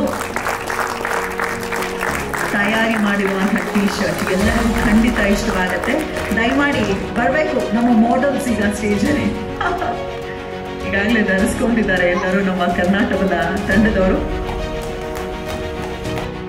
ನಾನು ಇವತ್ತು ಇಲ್ಲಿ ತನಕ ಬಂದು ಒಬ್ಬ ಕಲಾವಿದನಾಗಿ ಈ ವೇದಿಕೆ ಮೇಲೆ ಹತ್ತಿ ಮಾತಾಡ್ತಿದ್ದೀನಿ ಅನ್ನೋದಕ್ಕೆ ಮೂಲ ಕಾರಣ, ಪ್ರಮುಖ ಕಾರಣ ನನ್ನ ದ್ರೋಣಾಚಾರ್ಯರು. ಅವರು ಒಂದು ದಿನ ಅವರ ಹಾಡುಗಳನ್ನ ನಾನು ಕೇಳಿರಲಾದ ಬಾಲ್ಯದಲ್ಲಿ ಬಹುಶಃ ನನಗೆ ಕನ್ನಡದ ಪ್ರೀತಿ, ಕನ್ನಡದ ಮೇಲೆ ಈ ಭಾಷೆ ಹಿಡಿತ ಇದು ಯಾವುದೂ ಇರ್ತಿರ್ಲಿಲ್ವೇನೋ ಗುರುಗಳೇ. ಹೌದು, ಕನ್ನಡ ಮೀಡಿಯಮಲ್ಲಿ ಓದೋನು ನಾನು. ಆದರೂ ಕನ್ನಡ ವ್ಯಾಕರಣವನ್ನು ದಾಟಿ ಕನ್ನಡದಲ್ಲಿ ಪ್ರೀತಿಸೋದು ಹೇಗೆ, ಕನ್ನಡದಲ್ಲಿ ಜಗಳಿಸೋದು ಹೇಗೆ, ಇದೆಲ್ಲವನ್ನು ನಿಮ್ಮಿಂದ ಕಲಿತವನು ನಾನು. ನನ್ನಂತ ಎಷ್ಟೋ ಲಕ್ಷ ಮಂದಿ. ನಿಮಗೆ ನಿಮ್ಮ ಈ ಕನ್ನಡ ಸೇವೆಗೆ ಶಿರಸ ಪ್ರಣಾಮಗಳು. ಸದಾಕಾಲ ಸದಾಕಾಲ. ಕಾರ್ಯಕ್ರಮಕ್ಕೆ ಭುವನೇಶ್ ಬಂದು ಕರೆದಾಗ ನಾನು ಎರಡು ವಿಷಯ ಹೇಳಿದೆ. ಒಂದು, ನನ್ನ ಗುರುಗಳು ಬರ್ತಿದ್ದಾರೆ, ಇನ್ನೊಂದು ನಮ್ಮ ಕವಿರತ್ನ ಬರ್ತಿದ್ದಾರೆ, ಅವ್ರ ಹಾಡು ಲಾಂಚ್ ಆಗ್ತಿದೆ. ಈ ಕಾರ್ಯಕ್ರಮದಲ್ಲಿ ನಾನು ಬರೋದಾದ್ರು ಏನು, ಮಾತಾಡೋದಾದ್ರು ಏನು, ಅಲ್ಲಿ ಬಂದು ಕೂತ್ಕೊಂಡು ನೋಡ್ಬಿಟ್ಟು ಹೋಗ್ಬಿಡ್ತೀನಿ, ದಯವಿಟ್ಟು ಮೈಕೆಲ್ಲ ಕೊಡಬೇಡಿ ಅಂತ ಹೇಳಿದೆ. ಆದ್ರೂ ಕೇಳಿಲ್ಲ, ಕೊಟ್ಟಿದ್ದಾರೆ. ಯಾವಾಗಲೇ ಆಗಲಿ, ಯಾವುದೇ ವೇದಿಕೆ ಆಗಲಿ, ವೇದಿಕೆನೇ ಇಲ್ಲದೆ ಇರಲಿ, ಕನ್ನಡವನ್ನ ನುಡಿಲಿಕ್ಕೆ, ಕನ್ನಡವನ್ನ ಬಳಸಲಿಕ್ಕೆ ನಾವು ಹಿಂಜರಿಬಾರ್ದು ಅನ್ನೋ ಒಂದು ಗಟ್ಟಿ ನಂಬಿಕೆ ಹಾಗಾಗಿ ಮಾತಾಡ್ತಾ ಇದ್ದೀವಿ. ಯಾಕಂದ್ರೆ ನಾವು ಕನ್ನಡ ನಮ್ಮ ಭಾಷೆ, ನಮ್ಮ ಅಸ್ಮಿತೆ ಎಲ್ಲವನ್ನೂ ಹೇಳ್ತೀವಿ. ಈ ಕರ್ನಾಟಕ ರಾಜ್ಯದ ಹುಟ್ಟುಹಬ್ಬದ ಸುಸಂದರ್ಭದಲ್ಲಿ ಒಂದು ಕಾರ್ಯಕ್ರಮ ನಡೀತಿದೆ. ರಾಜ್ಯೋತ್ಸವ, November 1 ರಾಜ್ಯೋತ್ಸವವು ಅಷ್ಟೇ ಖುಷಿ. ನಮ್ಮ ನಿಮ್ಮೆಲ್ಲರ ಬರ್ಡೇ ಆಚರಿಸ್ಕೋತೀವಲ್ಲ, ಆ ತರ ಅನ್ಕೋಣ. ಆದ್ರೆ ಕನ್ನಡವನ್ನ ನಾವು ಆಚರಿಸ್ಬೇಕಾಗಿರೋದು ಈ ಒಂದು ದಿನ ಅಲ್ಲ. ಕನ್ನಡ ನಮಗೆ ಇದು ಒಂದು ಯಾವುದೋ ಒಂದು ವಿಷಯ ಅಥವಾ ಯಾವುದೋ ಒಂದು ಕುಚೋದ್ಯ ಅಥವಾ ಯಾವುದೋ ಒಂದು ರಾಜಕಾರಣದ ಒಂದು ಸರಕು ಅಥವಾ ಒಂದು ಟೂಲ್ ಅಲ್ಲ. ಕನ್ನಡ ಅಂತಃಕರಣವಾಗಬೇಕು. ಕನ್ನಡ ಅನ್ನೋದು ಚಟ ಅಲ್ಲ, ಚಟುವಟಿಕೆ ಆಗಬೇಕು. ಕನ್ನಡ ಅನ್ನೋದು ಕೇವಲ ತೋರ್ಪಡಿಕೆಗಲ್ಲ, ಮನನುಡಿ ಆಗಬೇಕು ಅಂತ ನನ್ನ ನಂಬಿಕೆ. ಎಲ್ಲರಿಗೂ ಗೊತ್ತಿರೋದೆ, ನಾನು ಒಬ್ಬ ಸಿನಿಮಾ ಕಲಾವಿದರಾಗಿ ಬೇರೆ ಬೇರೆ ಭಾಷೆಗಳಲ್ಲಿ ಕೆಲಸ ಮಾಡ್ತೀನಿ. ಒಂದು ಗರ್ವಕಾರಣವಾದ ವಿಚಾರ ಏನಂದ್ರೆ, ನೀನ್ ಬಿಡಪ್ಪ ಅಲ್ಲಿ ಹೋಗ್ಬಿಟ್ಟು ಅಲ್ಲಿ ಕೆಲಸ ಮಾಡ್ತೀಯ, ಅಲ್ಲಿ ಬಕೆಟ್ ಹಿಡಿತೆ ಇನ್ನೊಂದು ಅದೊಂದು ಎಲ್ಲ ಮಾತಾಡ್ತಾರಲ್ಲ, ಆ ಪ್ರೀತಿಯ ಮನಸ್ಸುಗಳು ಕೇಳ್ತೀವಿ. ಅಲ್ಲಿ ಹೋದ್ರು ನಮ್ಮನ್ನು ಕರೆಯೋದು ಕನ್ನಡ ನಟುಡು, ಕನ್ನಡ ನಡಿಗರು, ಕರ್ನಾಟಕ ಹೇ, ಕರ್ನಾಟಕ ಸೇ ಹೇ. ಅವ್ರು ತಪ್ಪಾಗಿ ಕರ್ನಾಟಕ ಸೇ ಅಲ್ಲೇ ಕರ್ನಾಟಕ ಸೇ ಅಂದ್ರೂ ಕೂಡ ಅವರು ನಮ್ಮನ್ನ ರಿಲೇಟ್ ಮಾಡೋದು ಈ ನೆಲಕ್ಕೆ, ಈ ಮಣ್ಣಿಗೆ. ಅವ್ರು ನಮ್ಮನ್ನ ರಿಲೇಟ್ ಮಾಡ್ತಾರೆ ಅಂತಲ್ಲ, ನಾವು ಉಸಿರಾಡೋದು, ನಾವು ಯೋಚನೆ ಮಾಡೋದು, ಬೇಸಿಕಲಿ ನಾವು ಯೋಚನೆ ಮಾಡೋದು ಕೂಡ ಇದೇ ಕನ್ನಡ ಭಾಷೆಯಲ್ಲಿ. ಯಾರೊಬ್ಬನ್ನು ನಿಮ್ಮ ರೀತಿಯಲ್ಲಿ ಕನ್ನಡವನ್ನ ಪ್ರೀತಿಸಲಿಲ್ಲ ಅಂತ ದೂಷಿಸಬೇಡಿ. ನಿಮ್ಮ ಪ್ರೀತಿಯ ರೀತಿ ನಿಮ್ಮದು.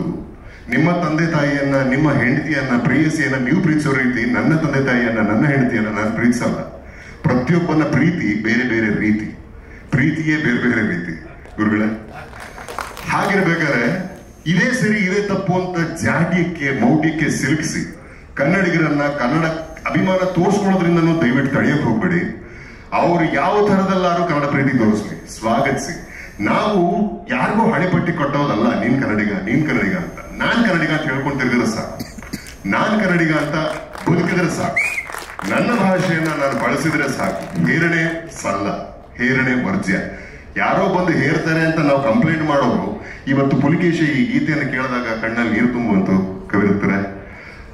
ಅದನ್ನ ಬಣಿಸಿರೋ ರೀತಿ ತುಂಬಾ ಚೆನ್ನಾಗಿದೆ. ಯಾಕೆ ಈ ಪರಿಸ್ಥಿತಿ? ಯಾಕೆ ಪುಲಿಕೇಶಿಯನ್ನ ನಾವು ಇಷ್ಟು ವರ್ಷಗಳ ನಂತರ, ಇಷ್ಟು ಹೋರಾಟಗಳು, ದಶಕಗಳು, ಶತಮಾನಗಳು ಸಾಧಿದ ನಂತರ ಕೂಡ ಒಬ್ಬ ಭುವನೇಶ್ ಬಂದು ನಮ್ಗೆ ಇಷ್ಟೆಲ್ಲ ಹೇಳಿ ಇದ್ರ ಬಗ್ಗೆ ಈ ತರದೊಂದು ಕೆಲಸ ಮಾಡಬೇಕು, ಪರಿಶ್ರಮ ಹಾಕಬೇಕು ಅಂದ್ರೆ, ಆದ್ರಿಂದ ನಮ್ಗೆ ಎಷ್ಟೋ ವಿಷಯಗಳು ಪರಿಚಯ ಆಗ್ಬೇಕು ಅನ್ನೋ ಕಾರಣ ಏನು? ಕಾರಣ ಇಷ್ಟೇ, ನಮ್ಮತನವನ್ನ ನಾವು ಕೊಂಡಾಡಲ್ಲ, ನಿರಭಿಮಾನಿಗಳು ಅಲ್ಲ, ಕೀಳರಿಮೆ ಜಾಸ್ತಿ ಪ್ರಾಯಶಃ. ಅದನ್ನೇ ಅಲ್ವಾ ವಿವಿಧತೆಯಲ್ಲಿ ಏಕತೆ ಇರೋದು. ನಿಮ್ಗೆ ಈ ಪುಲಿಕೇಶಿ ಇಷ್ಟ ಆದ್ರೆ ಪುಲಿಕೇಶಿಯನ್ನು ಕೊಂಡಾಡಿ, ವಿಜಯಾದಿತ್ಯ ಇಷ್ಟ ಆದ್ರೆ ಅವನನ್ನು ಕೊಂಡಾಡಿ, ವಿಕ್ರಮಾದಿತ್ಯ ಇಷ್ಟ ಆದ್ರೆ ಅವನನ್ನು ಕೊಂಡಾಡಿ. ಯಾರು ನಿಮ್ಗೆ ಗೊತ್ತಿಲ್ವಾ? ಚರಿತ್ರೆ ಓದಕ್ ಆಗಲಿಲ್ಲ, ಓದಕ್ ಸಿಗ್ಲಿಲ್ವಾ? ಮೈಸೂರು ಕಡೆ ನೋಡ್ಕೊಂಡ್ ಬನ್ನಿ. ನಮ್ಮ ನಾಲ್ವಡಿ ಕೃಷ್ಣರಾಜರು, ಜಯಚಾಮರಾಜರು ಏನ್ ಮಾಡಿದ್ದಾರೆ ಅಂತ. ಬಟ್ ಮಾಡ್ಬೇಕಾಗಿರೋದೇನಪ್ಪ ಅಂದ್ರೆ, ಯಾರೋ ಇಷ್ಟೊಂದು ಜನ ಇದಲ್ಲ, ಬೇಡ ನಾವು ಯಾರು ತಾಯಿ ಕೆಡ್ಸ್ಕೊಳ್ಳೋದು ಸುಮ್ ಕೂರೋದಲ್ಲ. ಯಾರನ್ನಾದ್ರೂ ಆದರ್ಶಪ್ರಾಯವನ್ನಾಗಿ ನಾವು ಪಾಲಿಸ್ಬೇಕು. ನಾವು ನಮಗ್ ಗೊತ್ತಿಲ್ಲ ಅನ್ನೋದನ್ನ ಒಂದು ಈ ತರ ಭುವನೇಶ್ ತರದಂತಹ ವ್ಯಕ್ತಿಗಳು, ನಮ್ಮ ದ್ರೋಣಾಚಾರ್ಯ, ನಮ್ಮ ಗುರುಗಳ ತರದಂತಹವರು, ನಮ್ಮ ಕವಿರತ್ತರ ತರದವರು, ಈ ತರದ ಒಂದು ಪಾಂಡಿತ್ಯವನ್ನು, ಭಾಷಾ ಪಾಂಡಿತ್ಯ ಇರಲಿ, ಇತಿಹಾಸದ ಪಾಂಡಿತ್ಯ ಇರಲಿ, ಇದನ್ನೆಲ್ಲ ತಿಳಿದವರು ಹೇಳೋ ಒಂದು 4 ನುಡಿಯನ್ನ ಕಿವಿ ಕೊಟ್ಟು ಕೇಳೋ ಅಷ್ಟು ಸಂಯಮನಾರು ಬೆಳೆಸ್ಕೋಬೇಕು ಮೊದಲು. ತದನಂತರ ಮನೆಯೇ ಮೊದಲ ಪಾಠಶಾಲೆ. ಮನೆಯಲ್ಲಿ ನಾವೇನು ಬಿತ್ತುತ್ತೀವಿ ಅದೇ ತಾನು ಬೆಳೆಯಕ್ಕೆ ಸಾಧ್ಯ, ಬಿತ್ತಿದ್ದೇ ಬೆಳೆಯೋದು. ಮನೆಯಲ್ಲಿ ಕನ್ನಡವನ್ನ ನಾವು ಸುಮ್ಮನೆ ಅಲ್ಲಿ ಫ್ಲಾಗ್ ನೆಟ್ಟೋದ್ರಿಂದ ಅಲ್ಲ, ಮನೆ ಮುಂದೆ ಮನೆಯಲ್ಲಿ ಮಕ್ಕಳಿಗೆ, ನಮ್ಮ ಸುತ್ತಮುತ್ತಲವರಿಗೆ, ನಮ್ಮ ಗೆಳೆಯರಿಗೆ ಕನ್ನಡವನ್ನ ಕಲಿಸಿ ಅಂದ್ರೆ, ಮತ್ತೆ ಹಾಗೆ ಹೇಳ್ತೀನಿ, ಹೇಳಕ್ ನೀ ಕನ್ನಡ ಕಲಿಲ್ಲ, ನೀ ಕನ್ನಡ ಮಾತಾಡ್ಲಿಲ್ಲ. ನೋ, ನಾವು ಮಾತಾಡೋ ರೀತಿ ನೋಡೋ ಪ್ರೀತಿ ಹುಟ್ಟಬೇಕು ಕನ್ನಡದ ಮೇಲೆ. ಅದು ನಮ್ಮ ರೀತಿ, ಅದು ನಮ್ಮ ತನವಾಗಬೇಕು. ನಾವು ನಮ್ಮ ಭಾಷೆಯನ್ನ, ನಮ್ಮ ಜನರನ್ನ, ನಮ್ಮ ತನವನ್ನ ಕೊಂಡಾಡ್ಲಿಲ್ಲ ರೀ, ಯಾರು ಕೊಂಡಾಡಲ್ರಿ? ಯಾಕಂದ್ರೆ ಇದೇ ಪುಲಿಕೇಶಿ ಯಾವಾಗ ಚೋಳದನ್ನ ಹಿಂಗೆ ಬೆನ್ನಟ್ಟಿ ಹೋದ ಅನ್ನೋದು ನಮ್ಗೆ ಗೊತ್ತು, ಹೆಂಗೆ ಹಿಮ್ಮೆಟ್ಟಿದ ಅನ್ನೋದು ನಮ್ಗೆ ಗೊತ್ತು. ಕೆಲವರು ಓದಿದ್ರೆ ಗೊತ್ತಿರುತ್ತೆ. ಆದ್ರೆ ಚೋಳನನ್ನ ಅವರು ಕೊಂಡಾಡೋ ರೀತಿ ಇದೆಯಲ್ಲ, ನಮ್ಗೆ ಈರ್ಷೆ ಆಗುತ್ತೆ, ನಾಚಿಕೆ ಆಗುತ್ತೆ. ನಮ್ಮ ಪುಲಿಕೇಶಿಯನ್ನ ನಾವು ಇಷ್ಟೇನಾ ತಿಳ್ಕೊಂಡೇ ಇಲ್ಲ. ಫಸ್ಟ್ ಆಫ್ ಆಲ್ ತಿಳಿದ ಎಷ್ಟೋ ಕೆಲವರು ಮುನ್ನೆಲೆಗೆ ಬರಲ್ಲ. ಮುನ್ನೆಲೆಗೆ ಈ ತರ ಭುವನೇಶ್ ತರ ಬಂದಾಗ ಬೆಂತಟ್ಟಕ್ಕೂ ಕೂಡ ಹಿಂದೆ ಮುಂದೆ ನೋಡ್ತಾರೆ. ಅದ್ರಲ್ಲಿ ಎಡ ಬಲ ರಾಜಕಾರಣ ತರ್ತಾರೆ. ಆಗ್ಲೇ ಹೇಳಿದೆ, ಇದು ರಾಜಕಾರಣ ಅಲ್ಲ, ಇದು ಅಂತಃಕರಣ ಆಗಬೇಕು. ನನ್ನ ಭಾಷೆ ನನ್ನದು, ಭಾಷೆಯಿಂದ ನಾನು, ಭಾಷೆಯಿಂದ ನಮ್ಮ ಯಾವುದೋ ಕುಟುಂಬದ ಎಷ್ಟನೇ ತಲೆಮಾರಿ ಹಿಂದಿನ ಬಂದ್ರಲ್ಲ, ಅವರು ಅನ್ನ ತಿನ್ಕೊಂಡು ಈ ಊರಲ್ಲಿ ಉಸಿರಾಡಿ ಅನ್ನ ಸೇವಿಸಿ ಬದುಕಿದ್ರಿಂದ ನಾವು ನೀವೆಲ್ಲ ಇವತ್ತಿನ ಕೂತಿದ್ದೀವಿ. ಈ ಚರಿತ್ರೆಯನ್ನ, ಈ ನಡೆದು ಬಂದ ದಾರಿಯನ್ನ ಮರಿಬಾರದು. ಇದನ್ನ ಮುಂದಿನ ಪೀಳಿಗೆಗೆ ಟ್ರಾನ್ಸೆಂಡ್ ಆಗಬೇಕು. ಅಂಡ್ ಆಗ್ಲೇ ಹರೀಶ್ ಹೇಳಿದ್ರು ಅಂತ ಕೇಳುತ್ತೆ, ಅಲ್ಲಿ ಒಳಗಡೆ ಎಕ್ಸ್ಚೇಂಜ್ ಮಾಡಕ್ ಹೋಗಿದಾಗ ಈ ವೇದಿಕೆ ಮೂಲಕ, ಗುರುಗಳ ನಿಮ್ಮ ಮೂಲಕ, ಇಲ್ಲಿ ನೆರೆದಿರೋ ಪ್ರತಿಯೊಬ್ಬರ ಮೂಲಕ ಒಂದು ದೊಡ್ಡ ಒಕ್ಕರನ ಧ್ವನಿ ಆಚೆ ಬರಬೇಕು. ಪಠ್ಯ ಪುಸ್ತಕದಲ್ಲಿ ನಮ್ಮ ಮಕ್ಕಳು ಶಾಲೆಯಲ್ಲಿ ನಮ್ಮ ಕನ್ನಡ ರಾಜರ ಬಗ್ಗೆ ಓದಬೇಕು. ಇದಕ್ಕೆ ದೊಡ್ಡ ಅಮೆಂಡ್ಮೆಂಟ್ ಆಗಬೇಕು. ನಾವೆಲ್ಲರೂ ಇದಕ್ಕೆ ಏನೇನು ಸಾಧ್ಯ ನಮ್ಮ ಕಡೆಯಿಂದ ಖಂಡಿತವಾಗಿ ಮಾಡೋಣ. ಮಾಡ್ತೀರಿ ಅಂತ ಮಾತು ಕೊಡ್ತೀರಾ? ಸತ್ತು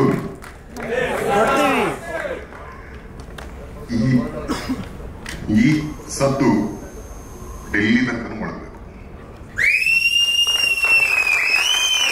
ಜೈ ಹೆಮ್ಮೆಯಿಂದ ಹೇಳಿ ನಾನು ಕನ್ನಡಿಗ ಅಂತ. ಒಳ್ಳೆಯದಾಗಲಿ. ತಾಯಿ ಕನ್ನಡವರಿಗೆ ನಮಸ್ಕಾರಗಳು ನಿಮ್ಮ ಮೂಲಕ. ದಕ್ಷಿಣ ಪತೇಶ್ವರ ಹಾಗೆ ಕನ್ನಡ ಕುಲ ತಿಲಕ ಅಂತೆಲ್ಲ ಹೊಗಳ್ತಿರೋಂಥ ನಾವು ಸ್ವಲ್ಪ ಕಣ್ತೆರೆದು ನೋಡಬೇಕಾಗಿದೆ. ಇದು ಪ್ರತಿಮೆಯ ಹಿಂದೆ ಒಂದು ರಾಜಕೀಯ ಅಡಗಿದೆ. ಅದನ್ನ ಕಣ್ತೆರೆಸೋ ಕೆಲಸವನ್ನ ಮಾಡ್ಲಿಕ್ಕೆ ನಾನು ಬರ್ಮಾಡ್ಕೊಳ್ತಾ ಇದ್ದೇನೆ. ನಾಡಿನಲ್ಲಿ ಇವರು ಹೆಸರಾಂತ ಚಿತ್ರ ಸಾಹಿತಿ ಆದ್ರೂ ಕೂಡ ಅಪ್ಪಟ ಕನ್ನಡದ ಮನಸ್ಸು, ಕನ್ನಡ ಹೋರಾಟ ಅಂತ ಹೇಳಿದ್ರೆ ಸದಾ ಮಿಡಿಯುವಂತ ತುಡಿಯುವಂತ ಹೃದಯ. ನಮ್ಮ ಪ್ರೀತಿಯ ಕವಿಗಳು ಕವಿರಾಜ್ ಅವರನ್ನ ನಾನು ವೇದಿಕೆಗೆ ಬರ್ಮಾಡ್ಕೊಳ್ತಾ ಇದ್ದೇನೆ. ನಮ್ಮ ನಾಡು ನಮ್ಮ ಆಳ್ವಿಕೆ ಎನ್ನುವಂತ ಒಂದು ವೇದಿಕೆ ಅವರೇ ಮಾಡಿದ್ದಾರೆ, ಅದರ ಅಧ್ಯಕ್ಷರು ಕೂಡ ಹೌದು. ಅದು ಮುಂದಿನ ದಿನಗಳಲ್ಲಿ ಪಕ್ಷವೂ ಆಗಬಹುದು ಅನ್ನೋ ಒಂದು ಮಾಹಿತಿ ನಮಗೆ ಬಂದಿದೆ. ಸೊ ಪ್ರೀತಿಯ ಕವಿರಾಜ್ ಅವರಿಂದ ಈಗೊಂದು ವಿಶೇಷವಾದ ಮಾಹಿತಿ ನಿಮಗಾಗಿ. ಈ ತರದ ಒಂದು ಅದ್ಭುತ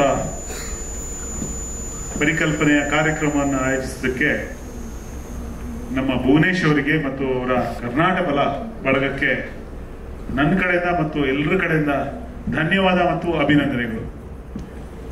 ಯಾಕಂದ್ರೆ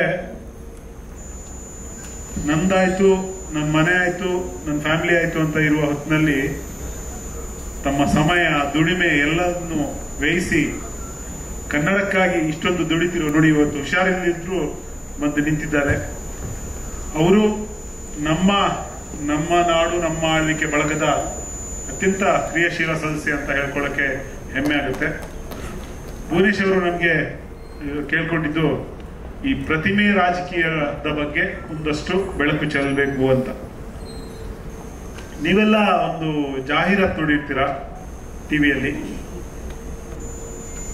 ಒಂದು ಜೋರಾಗಿ ತುಫಾನ್ ತರ ಒಂದು ಬಿರುಗಾಳಿ ತರ ಒಂದು ಗಾಳಿ ಬರುತ್ತೆ. ಒಬ್ಬ ಯುವಕ ಅವನ ಒಂದೊಂದೇ ಉಡುಗೆ ಕಿತ್ತು ಹಾರೋಕ್ ಶುರುವಾಗುತ್ತೆ. ಕೊನೆಯಲ್ಲಿ ಅವನ ಒಳವಸ್ತ್ರ ಒಂದಿರತ್ತೆ, ಜೊತೆಗೆ ಯಾವುದೋ ಒಂದು ಪೋಲಿಗೆ ನೇತಾಡ್ತಾ ಇರ್ತಾನೆ. ಆಗ ಹುಡುಗಿ ಬಂದು ಹೇಳ್ತಾಳೆ, ಅಪ್ಪ ಸಬ್ಕು ಚೂಡ್ ಗಯ ಪರ್ಫ್ಯೂಮ್ ರಹ ಗಯ ಅಂತ. ನನಗೆ ಇದನ್ನ ನೋಡಿದಾಗೆಲ್ಲ ಏನನ್ಸುತ್ತೆ ಅಂದ್ರೆ, ಸಬ್ಕು ಚೂಡ್ ಗಯ ಎಲ್ಲ ಹಾರೋಗಿ ಬರೀ ವಾಸನೆ, ಪರ್ಫ್ಯೂಮು ಸುವಾಸನೆನೋ ಅಥವಾ ವಾಸನೆನ ಉಳ್ಕೊಂಡಿರೋರು ನಾವು ಅನ್ಸುತ್ತೆ ಕನ್ನಡಿಗರು. ಯಾಕಂದ್ರೆ ಅದು ಗಾಳಿ ಇದೆಯಲ್ಲ, ಯಾವ ಗಾಳಿ ಅಂದ್ರೆ ಈ ಸುಳ್ಳು ಸುದ್ದಿಗಳ ಗಾಳಿ, ಸ್ಥಾಪಿತ ಹಿತಾಸಕ್ತಿಗಳ ಕುತಂತ್ರಗಳ ಗಾಳಿ ನಮ್ಮ ಎಲ್ಲವನ್ನ ಕಳಿಸಿ ನಮ್ಮನ್ನ ಒಂಥರ ನಿರ್ವಾಣ ಸ್ಥಿತಿಗೆ, ನಿರಭಿಮಾನ ಸ್ಥಿತಿಗೆ ದುಡಿದೆ. ನಾವು ಗಟ್ಟಿಯಾಗಿ ನಮ್ಮ ತನವನ್ನ ಹೇಳ್ಕೊಳ್ಳಾಗದ ಸ್ಥಿತಿಗೆ ಬಂದು ತಲುಪಿಬಿಟ್ಟಿದ್ದೀವಿ. ಬಹುಶಃ ಇಲ್ಲಿ ಕೂತಿದ್ದಾರೆ ಮನೆಯ ಹಂಸಲೇಖ ಸರ್ ಅವರೊಂದು ಕ್ವಶನ್ ಕೇಳಿದ್ರು ಒಂದು ಹಾಡಲ್ಲಿ, ಉಳಿದಿಹುದೆ ನಿಮ್ಮಲ್ಲಿ ಹೊಯ್ಸಳರ ಕಿಡಿಗಳು, ಹೊನ್ನ ಮಳೆ ಸುರಿಸಿದ ಹರಿರಾಯರ ತೋಳು ಬಲಗಳು. ಆ ಕ್ವಶನ್ ನ ಪದೇ ಪದೇ ನಾವು ಕೇಳ್ಕೋಬೇಕು. ನಾವ್ಯಾರು? ಹೊಯ್ಸಳರ ಕುಲದವರು, ಚಾಲುಕ್ಯರ ಛಲದವರು, ಗಂಗರ ವಂಶದವರು. ಇದು ಯಾವುದು ನಮ್ಗೆ ಗೊತ್ತಿಲ್ಲ. ನಮ್ಗೆ ಗೊತ್ತಿರೋದೇನು? ಜೈ ಶಿವಾಜಿ, ಜೈ ಭವಾನಿ, ಜೈ Shivaji, Amba Bhavani, Shiva with due respect to Shivaji. ಅವ್ರ ಬಗ್ಗೆ ನನಗೇನು ತಕರಾರಿಲ್ಲ. ಸರ್, ಯಾರು ಶಿವಾಜಿ? ನಮ್ಮ ಉತ್ತರದ ಭಾರತದ ಮೇಲೆ, ಉತ್ತರ ಕರ್ನಾಟಕದ ಮೇಲೆ ಪದೇ ಪದೇ ದಾಳಿ ಮಾಡಿ, ಲೂಟಿ ಮಾಡಿ, ದೋಚ್ಕೊಂಡು ಹೋದವರು. ದುರಂತ ಏನು ಅಂದ್ರೆ, ಅದೇ ಉತ್ತರ ಕರ್ನಾಟಕದ ನೆಲದ ಪ್ರತಿ ಊರಲ್ಲಿ ಶಿವಾಜಿಯ ಪ್ರತಿಮೆಗಳು. ನಮ್ಮ ಆದಿಕವಿ ಪಂಪ ಹುಟ್ಟಿದ ಊರು ಬನವಾಸಿ, ಅಲ್ಲಿ ಶಿವಾಜಿಯ ಪ್ರತಿಮೆ. ಶಿವಪ್ಪ ನಾಯಕನ ಊರು ಶಿವಮೊಗ್ಗ, ಅಲ್ಲಿ ಶಿವಾಜಿ. ಕರ್ನಾಟಕದ ಮೂಲೆ ಮೂಲೆಯಲ್ಲೂ ಶಿವಾಜಿ ಇರಬಾರ್ದು ಅಂತ ಹೇಳ್ತಿಲ್ಲ. ಆದ್ರೆ ನಮ್ಮ ನಿಜವಾದ ವೀರ, ಅರ್ಧ ಪ್ರಪಂಚವನ್ನ ಆಡ್ದ, ಪರದೇಶಗಳನ್ನ ಆಡ್ದ ಓಜಿ, ಉತ್ತರ ಪತೇಶ್ವರ ಅಂತ ಬಿರುದು ಗಳಿಸ್ಕೊಂಡ ಹರ್ಷವರ್ಧನ್ನ ಸೋಲ್ಸ್ತಾ, ಚೋಳರನ್ನ ಸೋಲ್ಸ್ತಾ, ಆಫ್ಘಾನಿಸ್ತಾನ ತನಕ ಆಳ್ದ ಯಾರು? ಇಮ್ಮಡಿ ಪುಲಿಕೇಶಿ. ದುರಂತ ಏನು ಅಂದ್ರೆ, ಇಮ್ಮಡಿ ಪುಲಿಕೇಶಿಯ ನೆಲದಲ್ಲಿ ಇಮ್ಮಡಿಯ ಪುಲಿಕೇಶಿಯ ಪ್ರತಿಮೆ ಎಷ್ಟು ಜಾಗದಲ್ಲಿದೆ? ಎಲ್ಲಿ ನೋಡಿದ್ದೀರಾ? ಆದ್ರೆ ಊರೂರಲ್ಲಿ ಏನ್ ನೋಡ್ತಿದೀವಿ? ಶಿವಾಜಿಯ ಪ್ರತಿಮೆ ಸುಮ್ಮನೆ ಆಗ್ಬಿಡ್ತಾ ಶಿವಾಜಿಯ ಪ್ರತಿಮೆ? ಅದು ಒಂದು ಯೋಜಿತ ಕುತಂತ್ರ. ಅದು ಹೆಸರಿಗೆ ಏನ್ ಹೇಳ್ತಾರೆ? ಹಿಂದೂ ಸಾಮ್ರಾಜ್ಯವನ್ನ ಉಳಿಸ್ದ, ಹಿಂದೂಗಳನ್ನು ರಕ್ಷಣೆ ಮಾಡ್ದ ಅಂತ. ಶಿವಾಜಿ ನಿಜವಾಗ್ಲೂ ಚಕ್ರವರ್ತಿಯಾಗಿ ಆಳಿದ್ದು, ಆಕ್ಟಿವ್ ಆಗಿ ಆಳಿದ್ದು 6 ವರ್ಷ. ಏನು ಉಳಿಸ್ದ 6 ವರ್ಷದಲ್ಲೇನು ಅಲ್ವಾ? 6 ವರ್ಷದಲ್ಲಿ ಏನು ಉಳಿಸಕ್ ಸಾಧ್ಯ ಆಗತ್ತೆ? ನಿಜ ಹೇಳ್ಬೇಕು ಅಂದ್ರೆ ಏನು ಮುಸ್ಲಿಮರ ಮೊಘಲರ ದಾಳಿಯಿಂದ ಹಿಂದೂಗಳನ್ನ ಕಾಪಾಡದ ಅಂತ ಹೇಳ್ತಾರ ಶಿವಾಜಿ. ಅವನ ಉತ್ತರ ಭಾರತವನ್ನೆಲ್ಲ ಮೊಘಲರು ವಶಪಡಿಸಿಕೊಂಡ್ರು. ಆದ್ರೆ ದಕ್ಷಿಣ ಭಾರತ ಯಾವ ರಾಜ್ಯವನ್ನು ಅವರು ಆಳಿದ್ರು? ಯಾವ ರಾಜ್ಯವು ದಕ್ಷಿಣ ಭಾರತ ಯಾವ ರಾಜ್ಯವು ಮೊಘಲರ ಕೈಗೆ ಸಿಗ್ತಿಲ್ಲ. ನಮ್ಗೆ ತಾಕತ್ತಿತ್ತು, ನಾವು ಉಳಿಸ್ಕೊಂಡ್ವಿ. ಚೋಳರು ಇರ್ಬೋದು, ಪಲ್ಲವರು ಇರ್ಬೋದು, ಅಥವಾ ನಮ್ಮ ಚಾಲುಕ್ಯರು ಇರ್ಬೋದು, ಯಾರೇ ಇರ್ಬೋದು.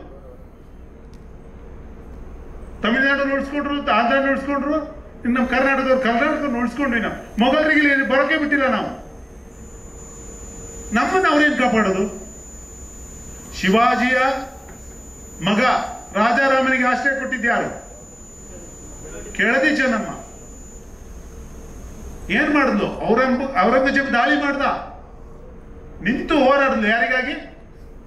ಶಿವಾಜಿ ಗ್ರೇಟ, ನಮ್ಮ ಚೆನ್ನಮ್ಮ ಗ್ರೇಟ? ನಾವು ನಮ್ಮವರನ್ನ ಬಿಟ್ಟು, ನಮ್ಮ ಅಸ್ಮಿತೆಗಳನ್ನ ಬಿಟ್ಟು ಯಾಕೆ ಎಲ್ರಿಗೂ ಜೈಕಾರ ಹಾಕೊಂಡು ಕೂತಿದ್ದೀವಿ? ಬೇಸಿಕಲಿ ನನ್ ಕೇಳಿದ್ರೆ ನಾನು ಈ ಪ್ರತಿಮೆ ರಾಜಕೀಯನೇ ಒಪ್ಪಲ್ಲ. ಪ್ರತಿಮೆ ರಾಜಕೀಯವೇ ಮೋಸ. ಪ್ರತಿಮೆ ರಾಜಕೀಯ ಏನು? ಒಂದು ಕುತಂತ್ರ, ತೋರಿಕೆಗೆ. ಯಾವುದೇ ಒಂದು ಕ್ರಿಯಾಶೀಲವಾದ ಕಾರ್ಯಕ್ರಮವನ್ನ ಹಮ್ಮಿಕೊಳ್ಳಲಾಗದವರು ಒಂದು ಕಾರ್ಯಕ್ರಮವನ್ನು ರೂಪಿಸಿ, ರೂಪುರೇಷೆಗಳನ್ನ ತಯಾರಿಸಿ ಜನಮಟ್ಟಕ್ಕೆ ತಲುಪಿಸುವಂತ ಒಂದು ದೊಡ್ಡ ಜಾಲವನ್ನು ನಿರ್ಮಿಸಲಾಗದೇ ಇರೋರು ಸುಲಭಕ್ಕೆ ಏನ್ ಮಾಡ್ಬೋದು? ಒಂದು ಪ್ರತಿಮೆ ನಡೆಸ್ಬಿಡೋದು. ಒಂದು ಅಂಬೇಡ್ಕರ್ ಪ್ರತಿಮೆ ಮಾಡಿದ್ರೆ ಏನಾಗುತ್ತೆ? ದಲಿತರು ಓಟು ಬರುತ್ತೆ. ಒಂದು ಬಸವಣ್ಣನ ಪ್ರತಿಮೆ ಮಾಡಿದ್ರೆ ಏನಾಗುತ್ತೆ? ಲಿಂಗಾಯತರು ಓಟು ಬರುತ್ತೆ. ಒಂದು ಕೆಂಪೇಗೌಡರ ಪ್ರತಿಮೆ ಮಾಡಿದ್ರೆ ಏನಾಗುತ್ತೆ? ಒಂದು ಶಿವಾಜಿಯ ಪ್ರತಿಮೆ ಮಾಡಿದ್ರೆ ಏನಾಗುತ್ತೆ? ಇದಕ್ಕೆ ಪ್ರತಿಮೆಗಳನ್ನ ರೂಪಿಸಿರೋದು. ಆಗ್ಬೇಕಾಗಿರೋದು ಅಂಬೇಡ್ಕರ್ ಅವರ ಪ್ರತಿಮೆ ಅಲ್ಲ, ಅಂಬೇಡ್ಕರ್ ಅವರ ಆಶಯಗಳನ್ನು ನಾವು ಸಾಕಾರಗೊಳಿಸ್ಬೇಕು. ಅವರು ಏನಕ್ಕೆ ಕಾತರಿಸಿದ್ರು? ಅವರು ಸಮಾನತೆಗೆ. ಆ ಸಮಾನತೆ ಅವಾಗ ಅಂಬೇಡ್ಕರ್ ಅವರ ಆತ್ಮ ತೃಪ್ತಿಗೊಳ್ಳುತ್ತೆ. ಅಂತ ಪ್ರೋಗ್ರಾಮ್ಗಳನ್ನ ಹಮ್ಮಿಕೊಳ್ಳಲಾದವ್ರು ಏನ್ ಮಾಡ್ತಾರೆ? ಒಂದು ಪ್ರತಿಮೆ ಮಾಡ್ಬಿಡ್ತಾರೆ.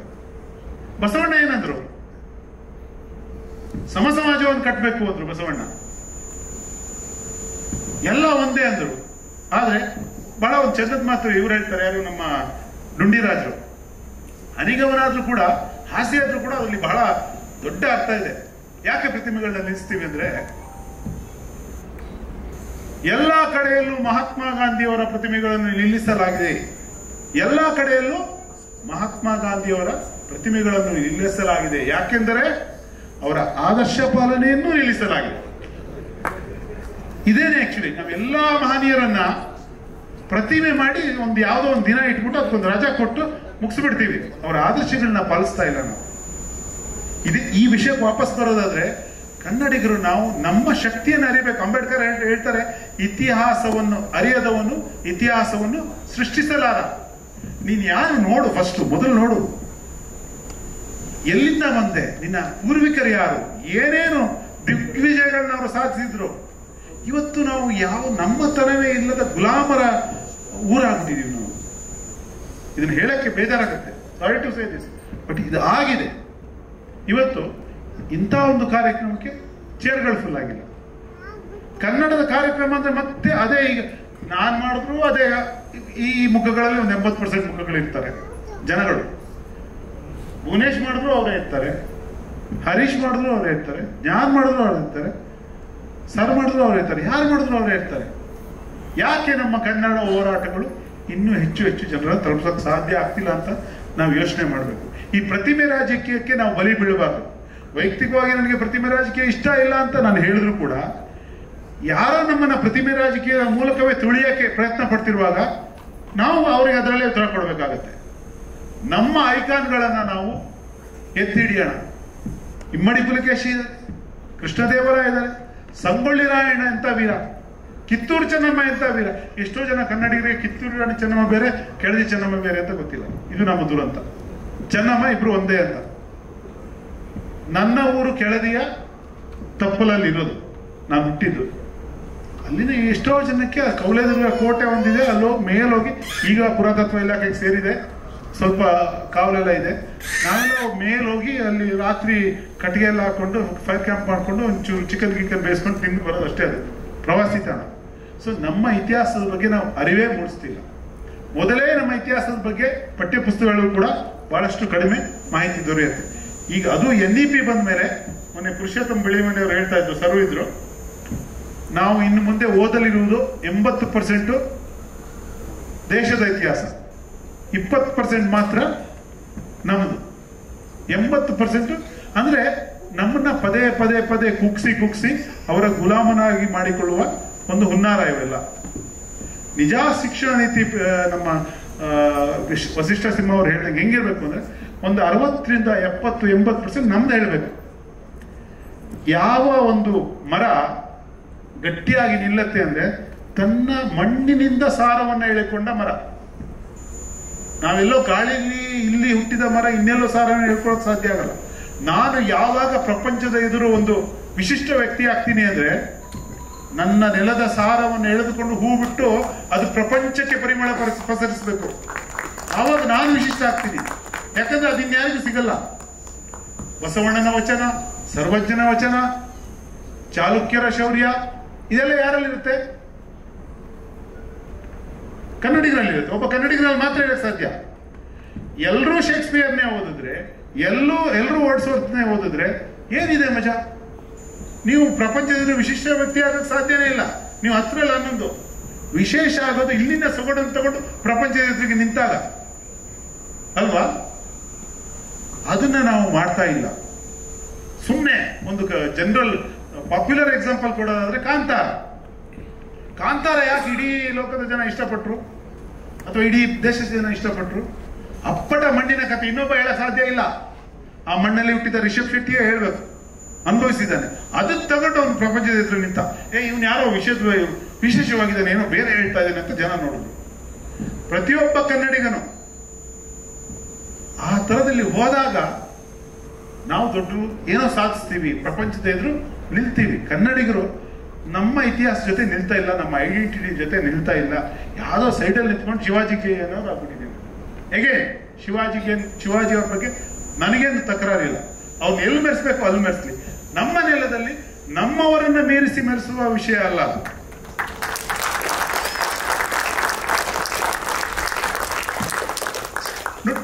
ನಾವು ಕನ್ನಡವನ್ನ ಕಳ್ಕೊಂಡ್ರೆ, ಕನ್ನಡತನವನ್ನ ಕಳ್ಕೊಂಡ್ರೆ ಏನೇನು ಕಳ್ಕೊಂಡಾಗತ್ತೆ? ಎಲ್ಲವನ್ನು ಕಳ್ಕೊಂಡಾಗತ್ತೆ. ಸಾಹಿತ್ಯ, ಫಲಮಾಗುವೊಂದು ತುತ್ತೂರಿ ದನಿ ಇಲ್ಲ, ಬೆಳಕೆಯುವ ಸೂರ್ಯ ಚಂದ್ರನದೊಂದು ಸದ್ದಿಲ್ಲ, ಹೊಲಿನಿನ್ನ ತುಟಿಗಳನ್ನು ಮಂಕುತಿಮ್ಮ ಅಂದ್ರು. ಯಾರು? DVG ಅವರು. ಎಷ್ಟು ಒಳ್ಳೆ ಮಾತಿಯ, ಏನದು? ಸಿಂಪಲ್ ಆಗಿ ಮುಚ್ಕೊಂಡಿರು ಅನ್ನೋದು. ಎಷ್ಟು ಚೆನ್ನಾಗಿ ಹೇಳಿದ್ರು. ಹಿಂಗೊಬ್ಬ ಕನ್ನಡಿಗ ಹೇಳಕ್ ಸಾಧ್ಯ? ಎಲ್ಲಿ ಕೇಳಿದಿರ ಬೇರೆ ಅಲ್ವಾ? ಸರ್ವಜ್ಞನ ವಚನಗಳು, ಮಂಕುತಿಮ್ಮನ ಕಗ್ಗ ಒಂದ್ಸರಿ ಓದಿದ್ರೆ ಯಾವ ಬೇರೆ ಬುಕ್ಕು ಬೇಕಾಗಿಲ್ಲ ನಿಮ್ಗೆ. ಇಡೀ ಜೀವನವನ್ನು ಹೇಳ್ಬಿಡುತ್ತೆ, ಇಡೀ ಬದುಕನ್ನು ಹೇಳ್ಬಿಡುತ್ತೆ ನಿಮ್ಗೆ. ಜಗವೇಕೆ ತನ್ನ ಮುದ್ದಿಸದೆಂದು ಕೊರಗದಿರು, ಮಗೂನಿ ಪೆತ್ತವರಿಗೆ ಸ್ಪರ್ಧಿ ಲೋಕಕ್ಕೆ, ಹುಟ್ಟಿದವರಿಗೆಲ್ಲ ಹೆಗಲ ಹೊರೆ ಮಿಗುತ್ತಿರಲು ನಿನ್ನ ಚಿಂತೆಗಾರಿಗೆ ಬಿಡುವ ಮಂಕುತಿಮ್ಮ ಅಂದ್ರು. ಅದು ಯಾವ್ದಿದು ಮತ್ತೆಗೆ? ನಿನ್ನ ನೀನೇ ಬೆಳೆಸಬೇಕು, ನೀನೇ ಇರೋ. ಇಂಥ ಸಾರವಿರುವ ಭಾಷೆಯನ್ನು ಬಿಟ್ಟಂಗಾಗತ್ತೆ. ಇಂಥ ಸಾರವಿರುವ, ಇಂಥ ಶೌರ್ಯವಿರುವ ನಮ್ಮ ಪರಂಪರೆಯನ್ನ ಬಿಟ್ಟು ನಾವು ಏನೂ ಸಾಧಿಸಕ್ಕಾಗಲ್ಲ. ನಾವು ಯಾರೂ ಆಗಲ್ಲ. ನಾವು ಅಡ್ರೆಸ್ ಇಲ್ಲದ ಅನಾಥರಾಗ್ತೀವಿ. ನಮ್ಗೆ ಒಂದು ಗುರುತು ಬೇಕು, ಜಗತ್ತು ನಮ್ಮ ಗುರುತಿಸಬೇಕು. ಜಗತ್ತಿನ ಎದುರು ನಾವು ತಲೆ ಎತ್ತಿ ನಿಲ್ಲಬೇಕು ಅಂದ್ರೆ ನಮ್ಮ ಅಸ್ಮಿತೆಗಳೊಂದಿಗೆ ನಾವು ಎದ್ದು ನಿಲ್ಬೇಕು, ಬೆಳಿಬೇಕು. ನಾವು ಅದು ಸಾಧ್ಯ ಆಗೋದು ಏನ್ ಭುವನೇಶ್ ಅವರು ನಮ್ಮ ಇತಿಹಾಸವನ್ನೇ ಹೇಳಿದ್ರು. ಅವ್ರ ಬಗ್ಗೆ ಎಲ್ಲ ಓದು ಸುಮ್ಮನೆ ಆಗಲ್ಲ. ನಿಮ್ಮೊಳಗೊಬ್ಬ ಪುಲಕೇಶಿಯ ಮೊಳಕೆ ಹೊಡೆಯುತ್ತಾನೆ, ನಿಮ್ಗೊಳಗೊಬ್ಬ ಕೃಷ್ಣದೇವರಾಯ ಹುಟ್ಟಬಹುದು. ಅದೇ ನೀವು ಹೋಗಿ ಯುದ್ಧ ಮಾಡಿ ಒಡಾಡಿ ಅಂತಲ್ಲ, ನಿಮ್ಮೊಂದು ಆತ್ಮಸ್ಥೈರ್ಯ ಬೆಳೆಯುತ್ತೆ, ಭಾಷೆ ಅಭಿಮಾನ ಬೆಳೆಯುತ್ತೆ, ಧೈರ್ಯ ಬೆಳೆಯುತ್ತೆ. ನರಿ ಅನ್ಕೋಬಿಟ್ಟಿದೀವಿ ನಾವು. ನಮ್ಮನ್ನ ನರಿ ಮಾಡಿಬಿಟ್ಟಿದ್ದಾರೆ. ನಾವು ಹುಲಿಗಳನ್ನ ನಮ್ಗೆ ಗೊತ್ತಾಗ್ಬೇಕು. ನಮ್ಮ ಇತಿಹಾಸ ಓದ್ಬೇಕು. ನಮ್ಮ ಇತಿಹಾಸವನ್ನ, ನಮ್ಮ ಸಂಸ್ಕೃತಿಯನ್ನ, ನಮ್ಮ ಅಸ್ಮಿತೆಗಳನ್ನ ಎತ್ತಿ ಹಿಡಿಬೇಕು. ಕನ್ನಡಿಗರು ಮುಂದಿನ ದಿನಗಳಲ್ಲೂ ಹಾಗಾಗಲಿ. ನಿಜ ಹೇಳ್ಬೇಕಂದ್ರೆ ಒಂದು ಆಶಾಭಾವನೆ ಅಂದ್ರೆ ನಿಧಾನವಾಗಿ ಕನ್ನಡಿಗರು ಇವತ್ತು ತೀರಾ ನಿರಾಶೆ ಮಾತು ಬೇಕಾಗಿಲ್ಲ. ಇವತ್ತು ಸೋಷಿಯಲ್ ಮೀಡಿಯಾದಲ್ಲಿ ಒಂದು ಮಟ್ಟಕ್ಕೆ ಹವಾ ಎಬ್ಬಿಸ್ತಾ ಇರೋದು, ಕನ್ನಡದ ವಿಚಾರ ಬಂದಾಗ ಎದ್ದು ನಿಲ್ತಿರೋದು ನಮ್ಮ ರೂಪೇಶ್ ರಾಜಣ್ಣ ತರದವರು, ಗಟ್ಟಿಯಾಗಿ ನಿಲ್ತಿರೋದು. ಬಹುಶಃ ಸೋಷಿಯಲ್ ಮೀಡಿಯಾದಲ್ಲಿ ಕನ್ನಡವನ್ನು ಹೆಚ್ಚು ಬಳಸ್ತಿರೋದು ಕೂಡ ಕನ್ನಡ ಯುವಜನರೇ, ಲಿಪಿ. ಸೊ ಬಹಳಷ್ಟು ಬದಲಾವಣೆಗಳು ನಡೀತಿದೆ. ಈ ಬದಲಾವಣೆಗಳು ಇನ್ನೂ ಜೋರಾಗಬೇಕು. ಪ್ರಪಂಚದ ಎದುರು ನಾವು ತಲೆ ಎತ್ತಿ ವಿಶ್ವಮಾನವರಾಗಬೇಕು. ಕನ್ನಡಿಗನಾಗುವ ಮೂಲಕ ವಿಶ್ವಮಾನವರಾಗಬೇಕು. ಎಣಿತು ಬಣ್ಣಿಸಲಿ ಬರಿ ಮಾತಿನಲ್ಲಿ. ಕವಿರಾಜ್ ರವರ ಸಾಹಿತ್ಯಕ್ಕೆ ನಾವು ಮಾರು ಹೋಗಿದ್ವಿ, ಮಾತಿಗೂ ಇಂದು ಮಾರು ಹೋಗಿದ್ದೇವೆ. ಸತ್ತಂತಿಹರನು ಬಡಿದೆಚ್ಚರಿಸುವ ಕೆಲಸ ಹೀಗೆ ಮುಂದುವರಿಯಲಿ. ಕವಿರಾಜ್ ಅವರ ಅದ್ಭುತವಾದ ಮಾತಿಗೆ ಒಂದು ಜೋರಾದ ಚಪ್ಪಾಳೆಯ ಮೂಲಕ ನನ್ನೆಯ ಧನ್ಯವಾದಗಳನ್ನ ಸಮರ್ಪಿಸ್ತಾ, ಈಗಷ್ಟೇ ಕಾರ್ಯಕ್ರಮಕ್ಕೆ ಆಗಮಿಸಿದ್ದಾರೆ ಗುರುದೇವ್ ನಾರಾಯಣ್ ಅವರು. ಜಿ ನಾರಾಯಣ್ ಅವರು, ನಿಜಕ್ಕೂ ಜಿ ನಾರಾಯಣ್ ಅವರ ಬಗ್ಗೆ ಕನ್ನಡ ಚಳವಳಿಗಾರರು ಗೊತ್ತೇ ಇರತ್ತೆ. ಕ್ರಾಂತಿಯ ಕಿಡಿಯಾಗಿದ್ದಂಥವ್ರು ಜಿ ನಾರಾಯಣ್. ಬಹುತೇಕ ಹೋರಾಟಗಾರರ ಇತಿಹಾಸ ತಿರುಗಿಸಿ ನೋಡಿದರೆ ಅವರ ನಂತರ ಅವರ ಮಕ್ಕಳು ಮತ್ತೆ ಬೀದಿಗೆ ಇಳಿದು ಹೋರಾಟ ಮಾಡಿದ್ದು ಅತಿ ಕಮ್ಮಿ. ಆದರೆ ತಂದೆಯ ಆ ಒಂದು ಲೆಗಸಿ ಮುಂದುವರಿಸ್ತಾ ಇದ್ದಾರೆ. ಅದ್ಭುತ. ಗುರುದೇವ್ ಅವರೇ ನಮಸ್ಕಾರ, ಸ್ವಾಗತ. ಹಾಗೆ ರೈತ ಚಳವಳಿ ಮುಖಂಡರು ನಮ್ಮ ಶಾಂತಕುಮಾರ್ ಅವರು ಆಗಮಿಸಿದ್ದಾರೆ. ಅವರಿಗೆ ಹೃತ್ಪೂರ್ವಕವಾಗಿ ನಾನು ಸ್ವಾಗತಿಸ್ತಾ ಇದ್ದೇನೆ. ಇವತ್ತು ವಿಶೇಷವಾಗಿ ಇಮ್ಮಡಿ ಪುಲಕೇಶಿ ಅವರ ಕುರಿತಾಗಿ ಯಾರೆಲ್ಲ ಏನೇ ಕೆಲಸ ಮಾಡಿದ್ರು ಕೆಲವರನ್ನ ಆಯ್ಕೆ ಮಾಡಿ ಪ್ರಶಸ್ತಿಯನ್ನ ಕೊಡುವ ಒಂದು ಪದ್ಧತಿಯನ್ನ ಪ್ರಾರಂಭ ಮಾಡ್ತಾ ಇದೆ ಕರ್ನಾಟಕ. ಅದಕ್ಕೆ ತಮ್ಮೆಲ್ಲರ ಶುಭಾಶೀರ್ವಾದ ಜೊತೆಗಿರಲಿ ಅಂತ ಹೇಳ್ತಾ, ನಮ್ಮ ಗುರುದೇವ್ ಅವರಿಗಾಗಲೇ ಪ್ರಶಸ್ತಿಯನ್ನು ಕೊಡೋದಕ್ಕೆ ಪ್ರಾರಂಭ ಮಾಡಿದ್ದಾರೆ. ಅವರ ತಂಡದ ವತಿಯಿಂದ ಆ ಪ್ರಶಸ್ತಿ ನನಗೂ ಕೊಟ್ಟಿದ್ದಾರೆ, ಅದಕ್ಕೆ ಧನ್ಯವಾದಗಳನ್ನ ಹೇಳ್ತಾ, ಪ್ರಶಸ್ತಿ ಯಾರಿಗೆ ಏನಕ್ಕೆ ಕೊಡ್ತಾ ಇದ್ವಿ ಬಹಳ ಮುಖ್ಯವಾಗಿರುವಂಥದ್ದು. ಮೊದಲಿಗೆ ದಯಮಾಡಿ ಕದಂಬ ಸಾಗರ್ ವೇದಿಕೆಗೆ ಬರಬೇಕು. ಕದಂಬ ಸಾಗರ್ ಒಂದು ಜೋರಾದ ಚಪ್ಪಾಳೆ ಬರಲಿ ಕಣ್ರಿ. ಯಾಕೆ ಅಂತ ಅವರು ಸನ್ಮಾನ ಮಾಡುವಾಗ, ಪ್ರಶಸ್ತಿ ಕೊಡುವಾಗ ಹೇಳ್ತೀನಿ. ಕದಂಬ ಸಾಗರ್ ದಯವಿಟ್ಟು ಪ್ರಶಸ್ತಿಯನ್ನ ನೀಡಲಿಕ್ಕೆ ನಾನು ರೂಪೇಶ್ ರಾಜಣ್ಣ ಅವರನ್ನ, ಹಾಗೆ ನಮ್ಮ ಕವಿಗಳನ್ನ, ಕವಿರಾಜ್ ಅವರನ್ನ, ನಾಗೇಂದ್ರ ಪ್ರಸಾದ್ ಸರ್ ದಯವಿಟ್ಟು ವೇದಿಕೆಗೆ ಬರಬೇಕು. ದಯವಿಟ್ಟು ಕುಳಿತುಕೊಳ್ಳಿ. ಮೂಲತಃ ಸಾಗರದವರಾದಂತಹ ಕದಂಬ ಸಾಗರ್ ಗುರುದೇವ್ ಅವರು ಕೂಡ ಜೊತೆಯಾಗಬೇಕು. ಹಾಗೆ ನಮ್ಮ ಜಗದೀಶ್ ಅವರು ಕೂಡ ದಯವಿಟ್ಟು ಜೊತೆಯಾಗಬೇಕು ವೇದಿಕೆಯಲ್ಲಿ ಪ್ರಶಸ್ತಿಯನ್ನ ಕೊಡ್ಲಿಕ್ಕೆ. ಹಂಸಲೇಖ ಸರ್ ಅವರನ್ನ ಕೂಡ ನಾವು ಕಾಯ್ತಾ ಇದ್ದೇವೆ ವೇದಿಕೆಯಲ್ಲಿ, ಅವರ ಕಡೆಯಿಂದಲೂ ಕೊಡಿಸ್ಬೇಕು ಪ್ರಶಸ್ತಿಯನ್ನ ಅಂತ. ಕದಂಬ ಸಾಗರ್ ಅವರಿಗೆ ಯಾಕೆ ಈ ಪ್ರಶಸ್ತಿ ಕೊಡ್ತಾ ಇದೀವಿ ಗೊತ್ತಾ? ಇವತ್ತು ನಾವು ಏನು ಇಮ್ಮಡಿ ಪುಲಕೇಶಿಯ ಕುರಿತಾಗಿ ಏನೇ ಪೋಸ್ಟ್ ಮಾಡಿದ್ರು ಯೂಸ್ ಮಾಡುವಂತಹ ಒಂದು ಚಿತ್ರವಿದೆಯಲ್ಲ, ಆ ಇಮೇಜ್ ಇದೆಯಲ್ಲ, ಅದನ್ನ ಆ ಟ್ರೆಂಡಿಂಗ್ ಡಿಸೈನ್ ಮಾಡಿದ್ದು ನಮ್ಮ ಕದಂಬ ಸಾಗರ್.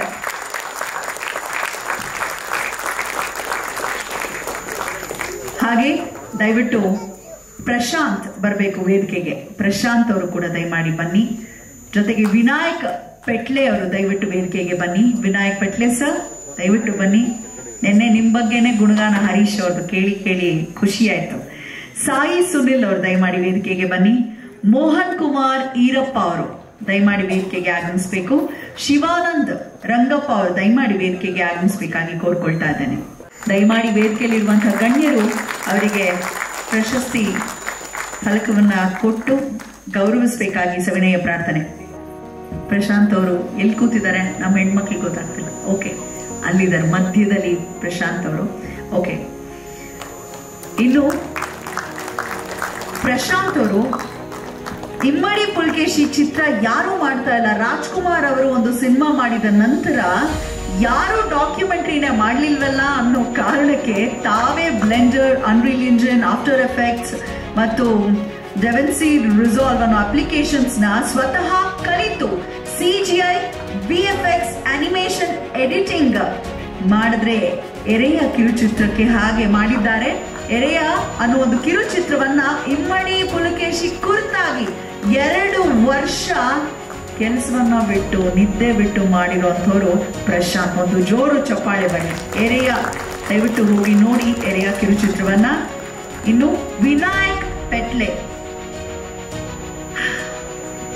ಕನ್ನಡದಲ್ಲಿ ಪುಸ್ತಕಗಳು ಬಂದಿದೆ ಇಮ್ಮಡಿ ಪುಲಕೇಶಿ ಅವರ ಬಗ್ಗೆ, ಆದರೆ ಇಂಗ್ಲಿಷ್ನಲ್ಲೂ ಇಮ್ಮಡಿ ಪುಲಕೇಶಿ ಅವರ ಹಿರಿಮೆಯನ್ನ ಸಾರಬೇಕು. ಕನ್ನಡ ಬಾರದೇ ಇರೋರು ಈ ಇಂಗ್ಲಿಷ್ ಪುಸ್ತಕ ಓದಿ ಇಮ್ಮಡಿ ಪುಲಕೇಶಿ ತಾಕತ್ತೇನು ತಿಳಿಬೇಕು ಅಂತ ಒಂದು ಅದ್ಭುತವಾದ ಪುಸ್ತಕ ಇದೆ. ಎಲ್ಲಾ ಸ್ಕೂಲ್ಗಳಿಗೂ ಕೂಡ ಕನ್ನಡ ಪುಸ್ತಕದ ಜೊತೆಗೆ ಈ ಪುಸ್ತಕವನ್ನ ಕೊಡಬೇಕು ಅಂತ ನನಗೆ ಹರೀಶು ಮತ್ತು ಅವರ ಶ್ರೀಮತಿ ಹರ್ಷಿತಾ ಓದಿ ತುಂಬಾ ಶ್ಲಾಘಿಸಿದ್ರು. ದಯಮಾಡಿ ಕೊಂಡು ಓದಿ ಅಂತ ತಿಳಿಸ್ತಾ, ಅವರಿವರೆನ್ನದಂತೆ ಇಮ್ಮಡಿ ಪುಲಕೇಶಿಯ ಸದಾಶೀರ್ವಾದ, ತಾಯಿ ಭುವನೇಶ್ವರಿ ಆಶೀರ್ವಾದ ನಿಮ್ಮೆಲ್ಲರಿಗೂ ಇರಲಿ. ಧನ್ಯವಾದಗಳು. ಈಗ ವಿಶೇಷವಾಗಿ ಒಬ್ಬರಿಗೆ ಗೌರವಿಸ್ತಾ ಇದ್ದೇವೆ. ಧನ್ಯವಾದಗಳು. ಎಲ್ಲರೂ ವೇದಿಕೆ ಮುಂಭಾಗದಲ್ಲಿ ಕುಳಿತುಕೊಳ್ಬೇಕು, ಆದ್ರೆ ಗಣ್ಯರು ಹಾಗೆ ವೇದಿಕೆಯಲ್ಲಿ ಉಳಿಬೇಕು. ಇವತ್ತು ನಾವೇನು ರೋಮಾಂಚನವಾದ್ವಿ ಒಂದು ಗೀತೆಯನ್ನ ನೋಡಿ, ಅದಕ್ಕೆ ಮೂಲ ಕಾರಣೀಭೂತರು, ಅದಕ್ಕೆ ಅದ್ಭುತ ಸಾಹಿತ್ಯ ಸಂಗೀತವನ್ನ ಒದಗಿಸಿ ಎಲ್ಲರನ್ನ ಕೂಡಿಸಿ ಅವ್ರದೇ ಮ್ಯೂಸಿಕ್ ಪ್ಲಾಟ್ಫಾರ್ಮ್ ನಲ್ಲಿ ಹಾಡನ್ನ ಬಿಡುಗಡೆ ಮಾಡಲಿಕ್ಕೆ ಕಾರಣೀಭೂತರಾದಂತಹ ನಮ್ಮ ಕವಿರತ್ನ ಡಾಕ್ಟರ್ ವಿ ನಾಗೇಂದ್ರ ಪ್ರಸಾದ್ ಅವ್ರಿಗೂ ಕೂಡ ಪ್ರಶಸ್ತಿಯನ್ನ ಕೊಡ್ತಾ ಇದ್ದೇವೆ ಪ್ರೀತಿಯಿಂದ. ನಮ್ಮ ಇಮ್ಮಡಿ ಪುಲಕೇಶಿಯವರ ಸಾಧನೆಯನ್ನ ಮನೆ ಮನೆಗಳಿಗೆ, ಮನಗಳಿಗೆ ಮುಟ್ಟಿಸುವಂತಹ ಪ್ರಯತ್ನ ಈ ಗೀತೆ ನಿಜಕ್ಕೂ ಮುಟ್ಟಿಸುತ್ತೆ ಅಂತ ಹೇಳಿದ್ರೆ ತಪ್ಪಾಗ್ಲಿಕ್ಕಿಲ್ಲ. ಅದ್ಭುತವಾಗಿರುವಂತಹ ಗೀತೆಯನ್ನ ರಚಿಸಿದ್ದಾರೆ. ಇಮ್ಮಡಿ ಪುಲಕೇಶಿಯವರ ಹೆಸರಿನಲ್ಲಿ ಅವರ ಹಾಡನ್ನ ರಚಿಸಿರುವಂತಹ ನಲ್ಮೆಯ ಕವಿ ರತ್ನ ಅವರಿಗೆ, ಹಾಗೆ ಆ ವಿಜುವಲ್ ಎಫೆಕ್ಟ್ಸ್ ಕೂಡ ಬಹಳ ಎಫೆಕ್ಟಿವ್ ಆಗಿದೆ ಅನ್ನೋ ಕಾರಣಕ್ಕೆ ನಮ್ಮ ಹಂಸಲೇಖ ಸರ್ ಅವರು ಮುತ್ತು ಅವರನ್ನು ಕೂಡ ಕರೆದು ಕುಳ್ಳರಿಸಿದ್ದಾರೆ. ಧನ್ಯವಾದಗಳು. ಹೀಗೆ ಕನ್ನಡದ ಕೈಂಕರ್ಯಕ್ಕೆ ಸದಾ ಕೈ ಜೋಡಿಸಿ ಎಂದೆನ್ನುತ್ತಾ, ಕವಿತೆಯು ಇವರ ತುಟಿಗಳಲ್ಲಿ, ಸಿನಿಮಾ ಇವರ ನೋಟದಲ್ಲಿ, ಸಾಹಿತ್ಯಕ್ಕೆ ಸಕ್ಕರೆ ಬೆರೆಸಿದ ಕವಿರತ್ನ, ಜನಮಾನಸ ಗೆದ್ದ ಜನಪ್ರಸಾದ, ಹಾಡಿನ ಹೊಳೆ ಹರಿಸಿದ, ಕನಸಿಗೆ ಕ್ಯಾಮರಾ ಹಿಡಿದ ಕನ್ನಡದ ಬಹುಮುಖ ಪ್ರತಿಭೆ ಕವಿರತ್ನ ಡಾಕ್ಟರ್ ವಿ ನಾಗೇಂದ್ರ ಪ್ರಸಾದ್ ರವರಿಗೆ, ಹಾಗೆ ಹಾಡಿಗೆ ಒಂದು ಅದ್ಭುತ ದೃಶ್ಯ ಕೊಟ್ಟಂತಹ ನಮ್ಮ ಮುತ್ತು ಅವರಿಗೂ ಕೂಡ ವಿಶೇಷ ಧನ್ಯವಾದಗಳನ್ನ ಸಮರ್ಪಿಸುತ್ತಾ, ಎಲ್ಲ ಚಳುವಳಿಗಳು ಪ್ರಾರಂಭ ಆಗೋದೇ ಹೀಗೆ. ಜಗತ್ತಿನಾದ್ಯಂತ ತನ್ನ ಧರ್ಮವನ್ನ ವಿಸ್ತಾರವಾಗಿ ಬೆಳೆಸಿದ ಬುದ್ಧ ಅವನು ಪ್ರಾರಂಭ ಮಾಡಿದ್ದು 5 ಜನ ಶಿಷ್ಯರಿಂದ, ಬರೀ 5 ಜನ. ಈ ಚಳವಳಿ ಕೂಡ ಇಲ್ಲಿ ಹೊಸ ರಕ್ತ ಹರಿತಾ ಇದೆ, ಇಲ್ಲಿ ಹೊಸ ಕಿಚ್ಚು ಹತ್ಕೊಂಡಿದೆ. ನಾನೇ ಈಗ ಇಲ್ಲಿ ನವೀಕರಣಗೊಂಡ ಕನ್ನಡಿಗ. ನಾನು ಕನ್ನಡದಲ್ಲಿ ಪ್ರೀತಿ ಮಾಡ್ತೀನಿ, ಕನ್ನಡದಲ್ಲಿ ಕೋಪ ಮಾಡ್ಕೋತೀನಿ, ಕನ್ನಡದಲ್ಲೇ ಎಲ್ಲವನ್ನ ಮಾಡ್ತೀನಿ. ಒಂದು 60-70 ವರ್ಷಗಳಿಂದ ಮಾಡ್ತಾ ಬಂದಿದ್ದೀನಿ. ನನ್ನ ಹಿಂದೆ ಒಂದು ದೊಡ್ಡ ಪರಂಪರೆ ಇತ್ತು. ಅನಕರು, ಮಾರಾಮೂರ್ತಿ, ಪಾಟಾಳನಾಗರ, ಅದೊಂದು ದೊಡ್ಡ ಪರಂಪರೆ. ಇವ್ರ ತಂದೆ, ಅದೊಂದು ದೊಡ್ಡ ಪರಂಪರೆ. ನಾವು ಹೀಗೆ ಆ ಕನ್ನಡದ ಹುಚ್ಚಲ್ಲಿ ತೇಲ್ಕೊಂಡು ಬಂದ್ವಿ. ಆದ್ರೆ ಇವತ್ತು ಇಲ್ಲಿ ನಾನೇ ಅಪ್ಡೇಟ್ ಆಗಿದ್ದೀನಿ. ಯಾಕೆಂದ್ರೆ ಈ ಹುಡುಗರಿಗೆ ಏನು ಅಪಾಯ ಇದೆ ಮುಂದೆ ಅನ್ನೋದು ಗೊತ್ತಾಗಿದೆ. ನಮಗೆ ಏನು ಉಪಾಯ ಇದೆ ಅಂತ ನಾವು ಯೋಚನೆ ಮಾಡ್ತಿದ್ವಿ. ಈ ಹುಡುಗರು ಮುಂದೆ ಏನು ಅಪಾಯ ಇದೆ ಅಂತ ಅವ್ರಿಗೆ ಗೊತ್ತಾಗಿದೆ. ಆದ್ರಿಂದ ಇದು ಬಹಳ ದೊಡ್ಡದಾಗಿ ಬೆಳೆಯುತ್ತೆ. ಪಕ್ಕದ ರಾಜ್ಯದಲ್ಲಿ ಈ ತರದ ಸೋಷಿಯಲ್ ಮೀಡಿಯಾಗಳು ಒಂದು ಸಂಘಟನೆಯಾಗಿ ಅಪಾಯದ ಕುರಿತು ಜಾಗೃತಿಯನ್ನು ಮೂಡಿಸಿ ಗೆಲುವನ್ನು ಕಂಡಿದ್ದಾರೆ. ಇಲ್ಲೂ ಕೂಡ ಅದೇ ಸಾಧ್ಯವಾಗುತ್ತೆ. ಒಂದು ಮಾತಿದೆ, ಸುದ್ದಿಗೆ ಸಾವಿಲ್ಲ, ಸುದ್ದಿಗೆ ಸಾವಿಲ್ಲ, ಮಾಹಿತಿಗೆ ಮರಣವಿಲ್ಲ. ಅದು ಸೋಷಿಯಲ್ ಮೀಡಿಯಾದಲ್ಲಿ ದೇರ್ ಇಸ್ ನೋ ಏನು ಇನ್ಫಾರ್ಮೇಶನ್ಗೆ ಸಾವಿಲ್ಲ ಅಂತ ಹೇಳ್ತಾರೆ. ಅದರಿಂದ ಇವತ್ತು ನೋಡಿ ಎಲ್ಲ ಇನ್ಫಾರ್ಮೇಶನ್ ತಾನಾಗಿ ಎದ್ದೆದ್ದು ಈಚೆ ಬರ್ತಾ ಇದೆ. ಈ ಪುಲಿಕೇಶಿ ಎಲ್ಲಿದ್ದ, ಇಲ್ಲ ಇದ್ದ, ತೆಗೆದು ತೋರಿಸ್ತವರು ನಮ್ಮ ಹುಡುಗರು. ಅದರಿಂದ ಮಾಹಿತಿಗೆ ಮರಣವಿಲ್ಲ. ಪುಲಿಕೇಶಿ ಹೊರಗೆ ಬಂದಿದ್ದಾನೆ. ಅವರ ಹೆಗಲ ಮೇಲೆ ದೊಡ್ಡ ಜವಾಬ್ದಾರಿ ಇದೆ. ಅವರು ಎಲ್ಲರ ಎದೆ ಮೇಲೆ ಪುಲಿಕೇಶಿ ಅಂತಂದು ಕೂರಿಸಿದ್ದಾರೆ. ನೋಡಿ ಹೆಂಗಿದೆ ಐಡಿಯಾ. ಪುಲಿಕೇಶಿ ಅಲ್ಲಿದ್ದಾನೆ, ಇಲ್ಲಿದ್ದಾನೆ, ಇಲ್ಲ ಇಲ್ಲೇ ಇದ್ದಾನೆ ನೋಡಿ, ನಿಮ್ಮ ಬೆನ್ನಿಂದ ಇದ್ದಾನೆ ಅಂತ. ಇದು ಟ್ರೆಂಡಿ ಮ್ಯಾಟರ್, ಒಳ್ಳೆ ಕೆಲಸ. ಕರ್ನಾಟಕ ಬಲ ಹೋರಾಡೋ ಕುಲ, ಕರ್ನಾಟಕ ಬಲ ಅದು ಹೋರಾಡೋ ಕುಲ. ಕರ್ನಾಟಕ ಬಲ ಜ್ವಾಲಾಗ್ನಿ ಜಲ, ಕರ್ನಾಟಕ ಬಲ ಜ್ವಾಲಾಗ್ನಿ ಜಲ. ಕರ್ನಾಟಕ ಬಲ ಕನ್ನೆತ್ತರ ನೆಲ. ಯಾವ ನೆಲ? ಈ ನೆತ್ತರು, ಕನ್ಯಾ ನೆತ್ತರು, ಕನ್ನೆತ್ತರ ನೆಲ. ಕರ್ನಾಟಕ ಬಲ ಪುಲಿಕೇಶಿ ಛಲ. ಬೇಡರು ಬೇಡರು ಬೇಡರು ಕನ್ನಡಿಗರು ಎಂದು ಪ್ರಾಣ ಭಿಕ್ಷೆ ಬೇಡರು. ಕರ್ನಾಟಕ ಬಲ ಹೋರಾಡ ಕುಲ ಇಲ್ಲಿಂದ ಹೊರಟಿದೆ. ಇದು ದೊಡ್ಡದಾಗಿ ಬೆಳೆಯುತ್ತೆ. ನಿನ್ನ ಉತ್ಸಾಹ ನೋಡ್ತಾ ಇದ್ರೆ ನಿನ್ನನ್ನೇ ನಾವು ಕಾಪಾಡಬೇಕು ಅನಿಸುತ್ತೆ. ಆ ಉತ್ಸಾಹ ನೋಡಿ ಆಗಿದೆ. ಈ ಉತ್ಸಾಹಕ್ಕೆ ಮುಪ್ಪಿಲ್ಲ. ನಾವು ಇರೋವರೆಗೂ ನಿಮ್ಮ ಜೊತೆಲಿದ್ದೀವಿ. ನಾವು ಏನೇನು ಮಾಡ್ಬೇಕು ಹೇಳಿ ನಾವು ಮಾಡ್ತೀವಿ, ಅಷ್ಟೇ ತಾನೇ. ಕರ್ನಾಟಕ ಬಲ ಹೋರಾಡೋ ಕುಲ. Thank you. ಹಂಸಲೇಖ ಸರ್ ಅವರ ಗಮನಕ್ಕೆ ನಮ್ ಭುವನೇಶ್ ಮದ್ವೆನೂ ಆಗಿಲ್ಲ. 12 ವರ್ಷದಿಂದ ಸಂಶೋಧನೆ ಅಂತ ಗೀಳಿಗೆ ಬಿದ್ದು ಅವ್ರ ಜೊತೆಲಿರೋರು ಹೇಳ್ತಾರೆ ಅವ್ರ ಮದ್ವೆ ಆಗೋದ್ ಬೇಡ ಮೇಡಮ್, ಇದೆಲ್ಲ ಕಳೆದೋಗತ್ತೆ ಅಂತ. ಆದ್ರೆ ನಮ್ಮ ಹುಡುಗನ್ ಬೇಗ ಮದ್ವೆನೂ ಆಗ್ಲಿ, ನೀವೆಲ್ಲರ ಹಾರೈಕೆ ಇರ್ಲಿ ಅಂತ ಹೇಳ್ತಾ, ಇನ್ನು ವೇದಿಕೆಯಲ್ಲಿ ನಮ್ಮ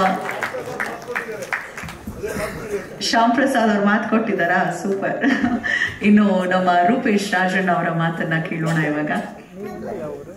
ಕನ್ನಡ ಕನ್ನಡ ಬನ್ನಿ ನಮ್ಮ ಸಂಗಡ. ನೀವು ಆಗ್ಲೇ ಸಂಶೋಧನೆ ಅಂತ ಹೇಳಿದ್ರೆ ಪ್ರಾಬಲಿ ಅವರೇ ಇರ್ಬೋದು, ಇವರು ವೈಫ್ ಆಗುವಂಥವ್ರು ಹೆಸರು. ಸೊ ಮೊದಲನೇದಾಗಿ ಈ ಒಂದು ವಿಶೇಷವಾದ ಕಾರ್ಯಕ್ರಮಕ್ಕೆ ಆಗಮಿಸಿರ್ತಕ್ಕಂಥ ಎಲ್ಲ ಸಹೃದಯ ಕನ್ನಡಿಗರಿಗೆ ಒಂದು ಛಲದ ಸ್ವಾಗತವನ್ನ ನಾವು ಕೋರ್ತಾ, ಇಂಥ ಮಹನೀಯರು, ಹಿರಿಯರು, ಕನ್ನಡ ರೋಮಾಂಚನವಿ ಕನ್ನಡ ಅಂತಂತ ಹೇಳಿ ನಮ್ಮೆಲ್ಲರಿಗೂ ರೋಮಾಂಚನವನ್ನ ಉಂಟು ಮಾಡಿದಂತ ನಮ್ಮೆಲ್ಲರ ಪ್ರೀತಿಯ ಹಂಸಲೇಖ ಸರ್, ಕನ್ನಡವೇ ನಮ್ಮಮ್ಮ, ಅವಳಿಗೆ ಕೈ ಮುಗಿಯಮ್ಮ ಅಂತ ಅವರೇ ಹೇಳ್ಬಿಟ್ಟಿರೋದ್ರಿಂದ ನಾವೆಲ್ಲ ಮುಗಿಯೋದ್ರಲ್ಲಿ ತಪ್ಪಿಲ್ಲ, ಮುಗಿತಾನೇ ಇರ್ತೀವಿ ಸರ್ ಇರೋವರೆಗೂ. ಸೊ ಬಹಳ ಖುಷಿ ಆಯ್ತು. ಆಮೇಲೆ ವಿಶೇಷವಾಗಿ ನನಗೆ ಖುಷಿ ಆಯ್ತು, ತುಂಬಾ ಜನ ನನಗೆ ಟ್ವಿಟ್ಟರ್ ಬಳಗದ ಸ್ನೇಹಿತರಿದ್ದೀರಾ, ಇಲ್ಲಿ ಫೇಸ್ಬುಕ್ ಸ್ನೇಹಿತರಿದ್ದೀರಾ. ನಿಮ್ಮ ಮುಖಗಳ ಪರಿಚಯ ನಮ್ಗಿಲ್ದೇನೆ ಇರ್ಬೋದು. ಅಬ್ಬಬ್ಬಬ್ಬ, ನಿಮ್ಮ ಬರವಣಿಗೆಗಳನ್ನ ಅಲ್ಲಿ ನೋಡಿದ್ರೆ, ನಿಮ್ಮನ್ನ ಇಲ್ಲಿ ನೋಡಿದ್ರು ಇದರಲ್ಲಿ ಯಾವ್ದು ಒರಿಜಿನಲ್ ಅಂತ ನನಗೆ ಡೌಟ್ ಆಗ್ತಾ ಇದೆ. ಅಷ್ಟು ಪ್ರಖರವಾದಂತ ಒಂದು ಕನ್ನಡ ಪ್ರೇಮವನ್ನ ತಾವೆಲ್ಲರೂ ಸಾಮಾಜಿಕ ಜಾಲತಾಣದ ಮುಖಾಂತರ ನಮ್ಮ ಕನ್ನಡಿಗರಿಗೆ ಹಂಚ್ತಾ ಇರತಕ್ಕಂಥದ್ದು. ಆಮೇಲೆ ನಿಮ್ಗೆಲ್ರಿಗೂ ಗೊತ್ತಿರ್ಬೋದು, ಸಾಕಷ್ಟು ಜನ ನಮ್ಗೆ ಇವತ್ತು ಏನಾಗಿದೆ ಅಂದ್ರೆ, ಕನ್ನಡಿಗರಿಗೆ ಯಾರೋ ಹೊರಗಿನವರೆಲ್ಲ ಶತ್ರುಗಳು, ಕನ್ನಡದವರೇ ಶತ್ರುಗಳಾಗ್ಬಿಡ್ತೀವಿ. ನಮಗೆ ನಾವೇ ಶತ್ರುಗಳು. ಇವತ್ತು ನೀವು ಹೋಗಿ ನೋಡಿದ್ರೆ ನಮಗೆ ವಿರೋಧಿಸ್ತಕ್ಕಂಥವ್ರು, ನಾವು ಕನ್ನಡ ಅಂತಂದ್ರೆ ಆ ಕಡೆಯಿಂದ ಬಂದು ನಮ್ಮನ್ನ ಹೀಯಾಳಿಸ್ತಕ್ಕಂಥವ್ರು, ನಮ್ಮನ್ನ ಛೇಡಿಸ್ತಕ್ಕಂಥವ್ರು. ಯಾವಾಗಲೂ ಒಂದು ಮಾತು ಹೇಳ್ತಾರಲ್ಲ, ನಮಗೆ ಶತ್ರುಗಳು ಹುಟ್ಟಬೇಕು ಅಂತಂದ್ರೆ ನಾವು ಕೆಟ್ಟ ಕೆಲಸನೇ ಮಾಡ್ಬೇಕು ಅಂತ ಏನಿಲ್ಲ, ನಾವು ಬೆಳೆದ್ರು ಸಾಕು ಆಟೋಮೆಟಿಕ್ ಕೂತ್ಬಿಡ್ತಾರೆ ಅಂತಂತಾರಲ್ಲ, ಹಂಗೆ ಒಳ್ಳೆ ಕೆಲಸ ಮಾಡಿದ್ರು ಶತ್ರುಗಳು ಜಾಸ್ತಿ ಹುಟ್ಕೋತಾರೆ. ಅದೇನು ಮಾಡೋದಕ್ಕಾಗಲ್ಲ. ಆದ್ರೆ ಒಂದು ಹೇಳ್ತೀನಿ ಕೇಳಿ, ನಮ್ಮ ಕನ್ನಡಿಗರನ್ನ, ಸ್ವಾಭಿಮಾನಿ ಕನ್ನಡಿಗರನ್ನ, ಕನ್ನಡ ಪ್ರೇಮಿಗಳನ್ನ, ಈ ನೆಲದ ಬಗ್ಗೆ ಯೋಚನೆ ಮಾಡ್ತಕ್ಕಂಥವ್ರನ್ನ ಸಾಮಾಜಿಕ ಜಾಲತಾಣದಲ್ಲಾಗ್ಲಿ ಎಲ್ಲೇ ಆಗ್ಲಿ ಹೀಯಾಳಿಸಿ ಮಾತಾಡ್ತಾರಲ್ಲ, ಅವರು ನಾಡಿಗೂ ಒಳ್ಳೆ ಮಕ್ಕಳಾಗ್ಲಿಲ್ಲ, ದೇಶಕ್ಕೂ ಒಳ್ಳೆ ಮಕ್ಕಳಾಗ್ಲಿಲ್ಲ. ಅವರು ಈ ನಾಡು ಒಳ್ಳೆ ಮಕ್ಕಳಾಗ್ಲಿಲ್ಲ, ಅವರು ದೇಶಕ್ಕೂ ಒಳ್ಳೆ ಮಕ್ಕಳಾಗ್ಲಿಲ್ಲ. ಅವ್ರ ಕೆಲಸ ಬರೀ ಅಲ್ಲಿ ಕೂತ್ಕೊಂಡು ಕಮೆಂಟ್ ಹಾಕ್ಸೋದು. ಇಲ್ಲಿ ನೋಡಿ, ಹೋರಾಟದಲ್ಲಿ ನಾನಾ ರೂಪಗಳನ್ನ ಇಲ್ಲಿ ನೋಡ್ತಾ ಇದ್ದೀರಾ.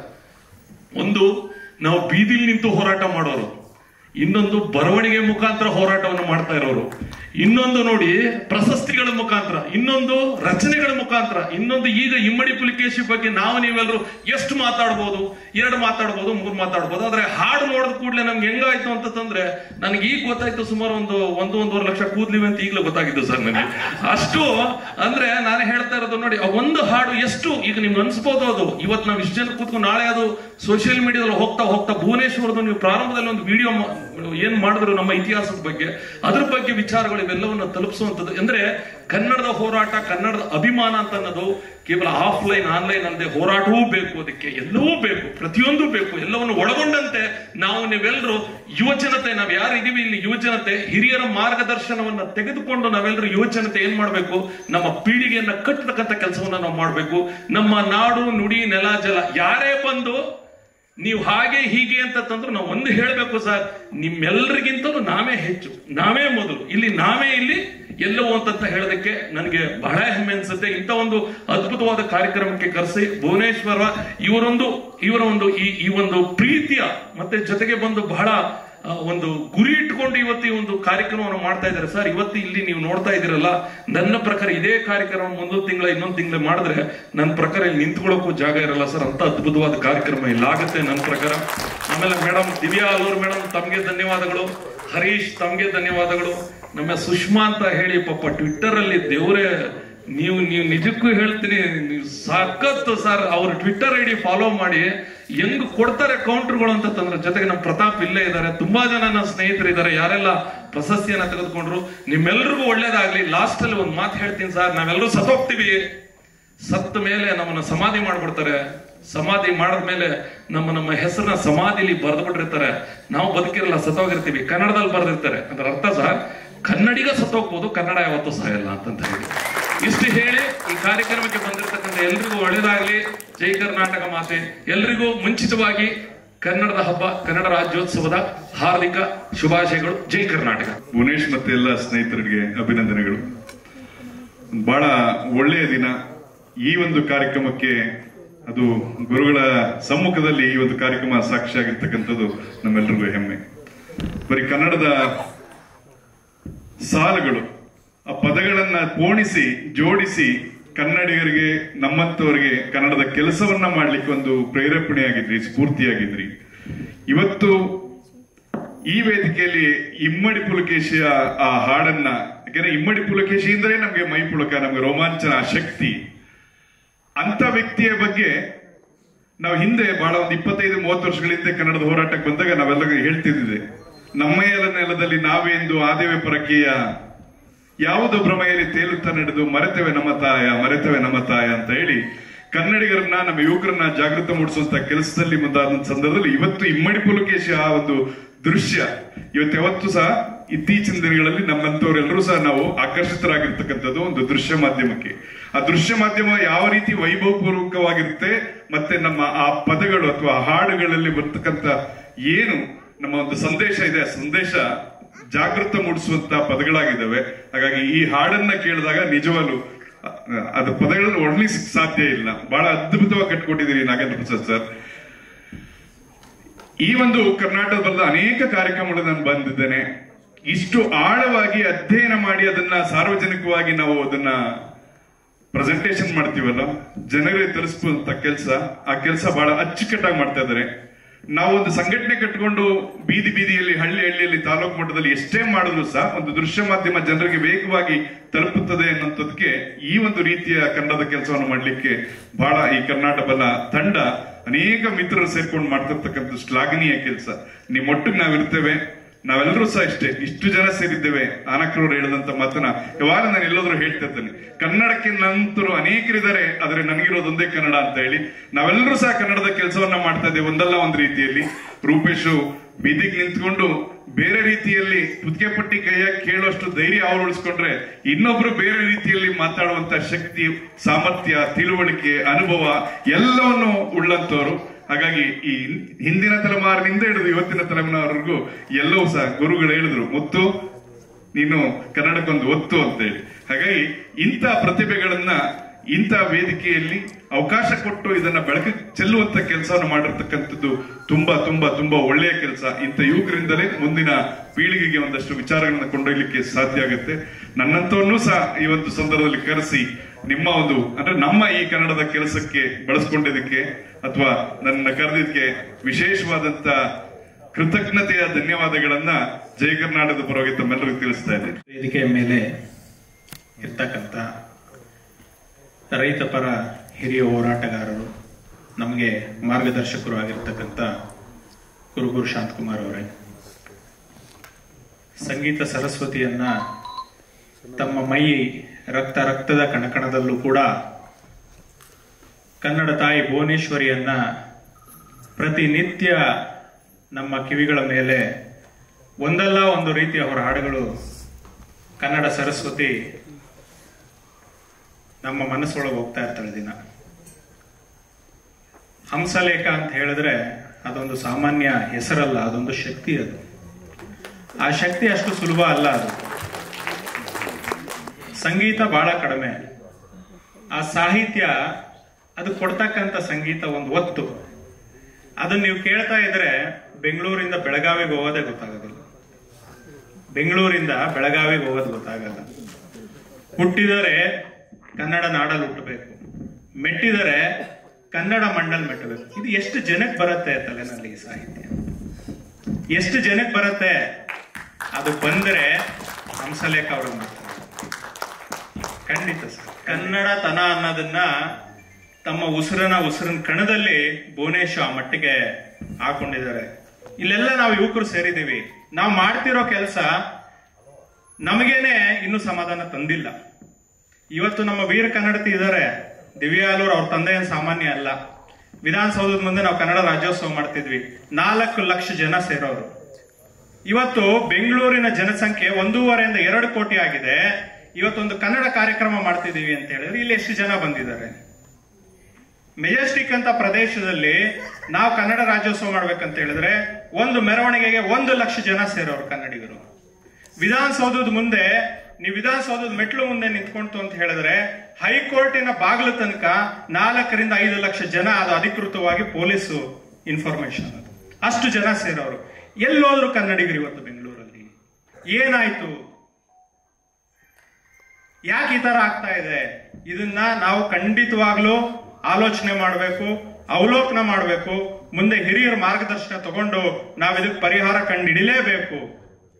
ಕನ್ನಡ ರಾಜ್ಯೋತ್ಸವ ಅಂತ ಹೇಳಿದ್ರೆ ನಾವು ಕೇವಲ ಧ್ವಜಾರೋಹಣ ಮಾಡಿ ಆರ್ಕೆಸ್ಟ್ರಾ ಮಾಡಿ ಮೆರವಣಿಗೆ ಮಾಡೋದಲ್ಲ.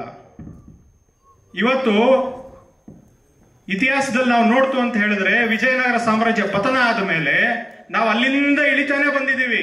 ಯಾವತ್ತು ಏರದ್ ನಾವು ಕನ್ನಡಿಗರ ಮೇಲೆ ಅವತ್ತಿಂದ ದೌರ್ಜನ್ಯ ದಬ್ಬಾಳಿಕೆ ನಡೀತಾನೆ ಇದೆ. ಟಿಪ್ಪು ಸುಲ್ತಾನ್ ಸತ್ತ ಮೇಲೆ ನಮ್ಮ ಮೈಸೂರು ಸಾಮ್ರಾಜ್ಯ ಅಂದ್ರೆ ಕರ್ನಾಟಕ ಸಾಮ್ರಾಜ್ಯ ಎಷ್ಟು ದೊಡ್ಡದಿತ್ತು. ಇಲ್ಲಿ ವಯನಾಡಿಂದ ಹಿಡಿದು ಅಲ್ಲಿ ಬಾಂಗ್ಲಾದೇಶದವರೆಗೂ ಕೂಡ ನಮ್ಮ ಮೈಸೂರು ಸಾಮ್ರಾಜ್ಯ ಇತ್ತು. ಓಡದು ಚಿಂತನ ಮಾಡ್ಬಿಟ್ರು. ಒಂದು ಕಡೆ ಮರಾಠಿಗರು ತಗೊಂಡ್ರು, ಒಂದು ಕಡೆ ಹೈದರಾಬಾದ್ ನಿಜಾಮ ತಗೊಂಡ, ಇನ್ನ 2 ಕಡೆ ಒಂದು ಮಡ್ರಾಸ್ ಪ್ರೆಸಿಡೆನ್ಸಿ, ಒಂದು ಬಾಂಬೆ ಪ್ರೆಸಿಡೆನ್ಸಿ, ಹಿಂಗ ಹಂಚಾಕ್ಬಿಟ್ರು. ಯಾಕೆ? ಕನ್ನಡಿಗರು ಒಗ್ಗಟ್ಟಾಗಿದ್ರೆ ಈ ದೇಶವನ್ನ ನಾವು ಹಿಡಿಯೋದಕ್ಕೆ ಆಗೋದಿಲ್ಲ. ಕನ್ನಡಿಗರನ್ನ ಒಡೆದು ಆಳ್ಲೇಬೇಕು ಅಂತ ಹೇಳಿ ಸುಮಾರು ನನಗೆ ಗೊತ್ತಿರ್ತಂಗೆ 34 ಸಣ್ಣ ಸಣ್ಣ ಸಂಸ್ಥಾನಗಳಾಗಿ ಕರ್ನಾಟಕನ ಒಡೆದ್ರು. ಆದ್ರೂ ಕೂಡ ನಾವು ಕರ್ನಾಟಕದವರು ಏಕೀಕರಣ ಆದ್ವಿ. ಏಕೀಕರಣ ಆದ್ಮೇಲೆ ಇವತ್ತು ನಾವು ಏನ್ ಮಾಡ್ತಾ ಇದ್ದೀವಿ? ನಾನು ಈ ಪಕ್ಷ, ನಾನು ಈ ಪಕ್ಷ, ನಾನು ಈ ಪಕ್ಷ. ಏನ್ ಮಾಡಿದಾರ ಆ ಪಕ್ಷದವರು ಅನ್ನೋದನ್ನ ನಾವು ಯೋಚನೆ ಮಾಡಿದೀವ? ಇಲ್ಲ. ಆದ್ರೆ ಒಂದು ವ್ಯವಸ್ಥೆ ಅಂತ ಹೇಳಿ ಬಂದ್ವಿ ನಾವು.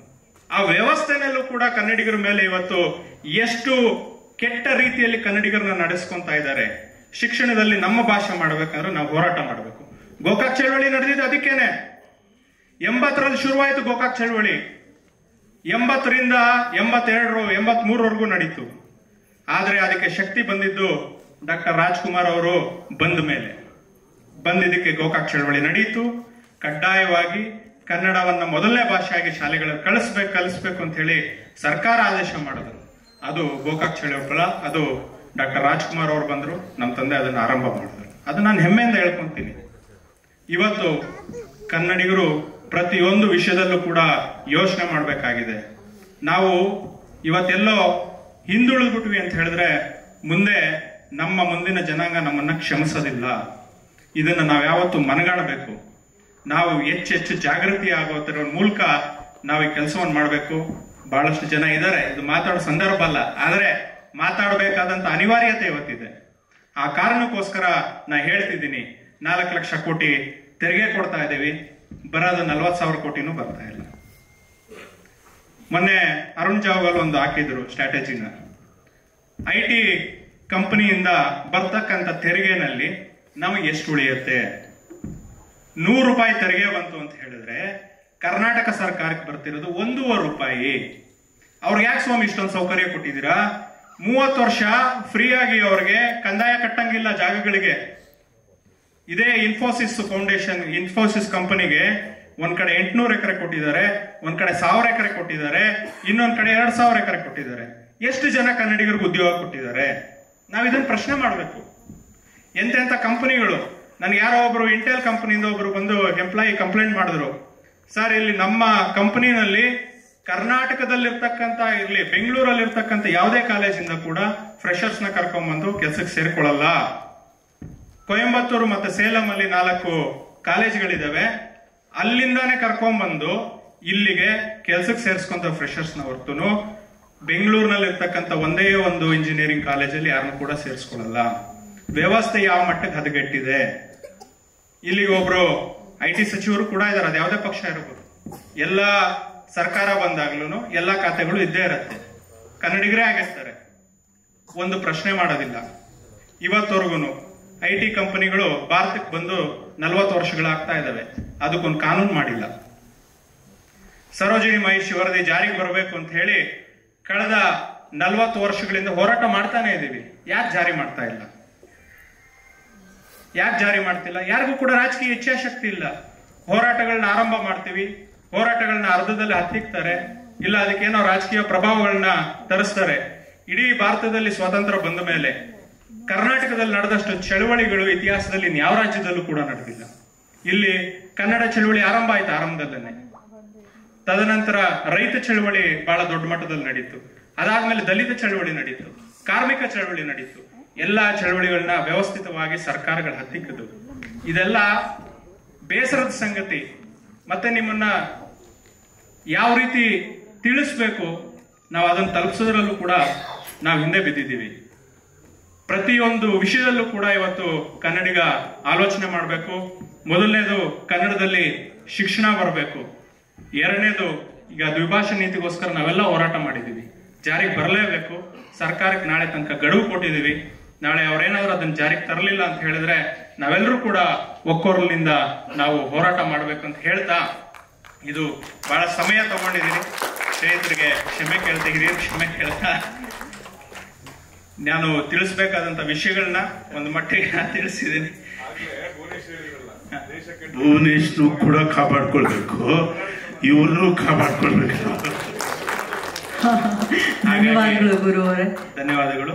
ತಮ್ಮೆಲ್ಲರಿಗೂ ಕೂಡ 2 ಮಾತಾಡಕ್ಕೆ ಅವಕಾಶ ಕೊಟ್ಟಿದ್ದಕ್ಕೆ ವಂದನೆಗಳನ್ನ ಅರ್ಪಿಸ್ತೀನಿ. ಜೈ ಕನ್ನಡ ರಾಜರಾಜೇಶ್ವರಿ. ಧನ್ಯವಾದಗಳು. ಇನ್ನು ಹಿರಿ ಜೀವ ಕುರುಬೂರು ಶಾಂತಕುಮಾರ್ ಅವರು, ಅವರ ಆರೋಗ್ಯ ಪರಿಸ್ಥಿತಿ ಅಷ್ಟು ಸರಿ ಇಲ್ಲ ಅಂದ್ರೂ ಕೂಡ ಕನ್ನಡ ಅನ್ನೋ 3 ಅಕ್ಷರ ಅವರನ್ನ ಸೆಳೆದು ತಂದಿದೆ.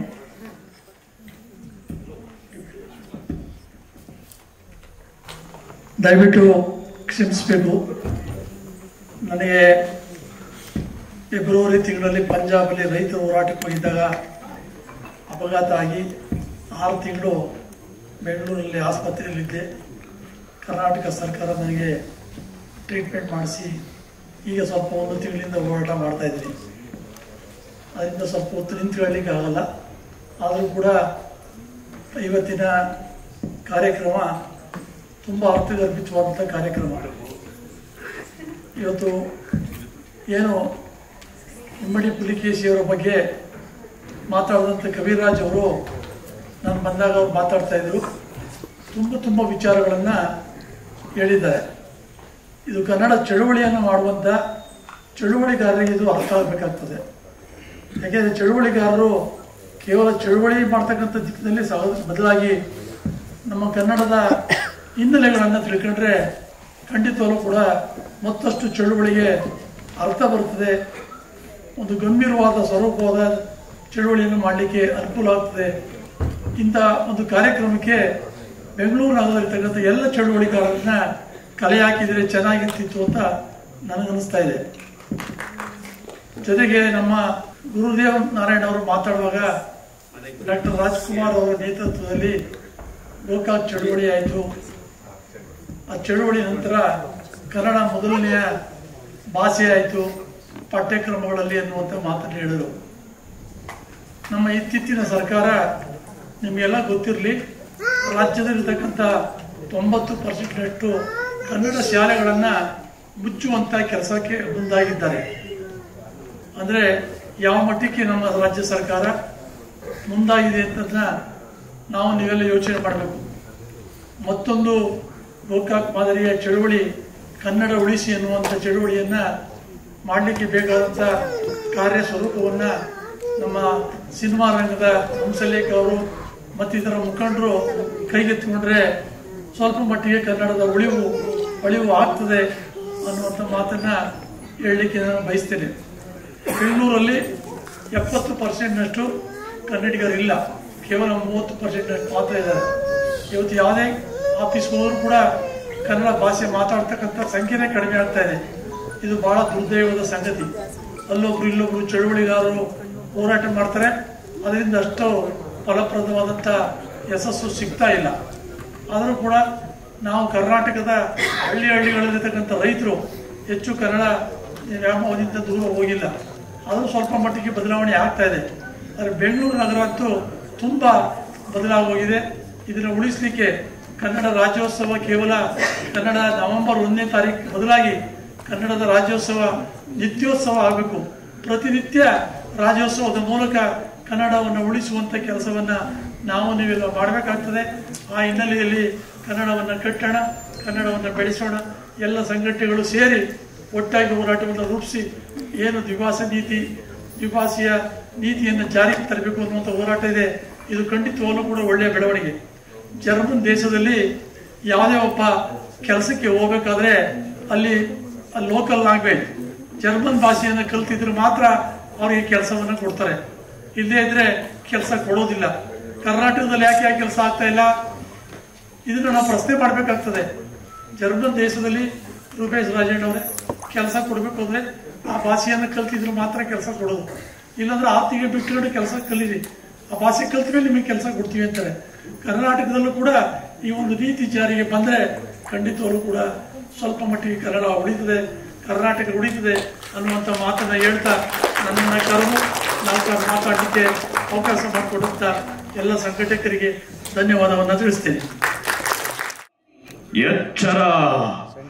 ಎಚ್ಚರವೇ ಚಪ್ಪರ, ಏಕತ್ರವು ಚಾಮರ, ಐರಾವತ ವಾಹನದೊಡತಿ ಸರ್ವ ಜನಾಂಗದ ಜನನಿ, ಐಸಿರಿಯ ಒಡ್ಡೋಲಗದಲ್ಲಿ ಔತಣ ಔಚಿತ್ಯಗಳ ಕಂಕಣ, ಕಥನ ಕಾವ್ಯಗಳ ಕಮ್ಮಟದ ಕನ್ಯಾವಳು, ಕರ್ಮಟ ಕರುನಾಡಿನ ಕರ್ನಾಟಕದ ಕೇಸರಿ, ಕಲೆಯ ಕಲ್ಪ ವೃಕ್ಷವೋಗಳು, ಕೃಷಿಯ ಕಾರಣೀಕನು ಪತಿಯು, ಧರಿಸಿಹಳು ಸುವರ್ಣ ಖಚಿತ ಕಿರೀಟ, ಅವಳದು ರಜತ ಕುಂಜರಗಳ ಕೂಟ, ಶಿಲ್ಪ ಸಾಮ್ರಾಜ್ಯವೇ ಕೃತಿವು, ಕೈವಲ್ಯವೇ ಕೊಂಕಣವು, ಕ್ಷಮೆಯ ಕಡಲಿನ ಕೋಟಿ ಎನ್ನಮ್ಮ ಕನ್ನಡತಿ.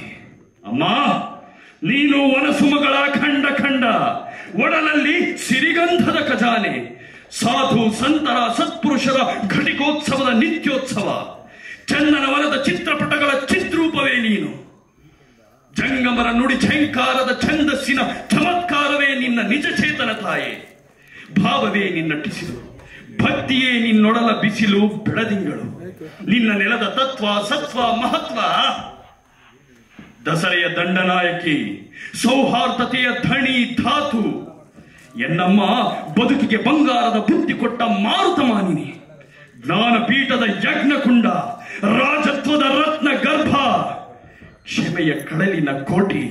ಅಮ್ಮ ಅಮ್ಮ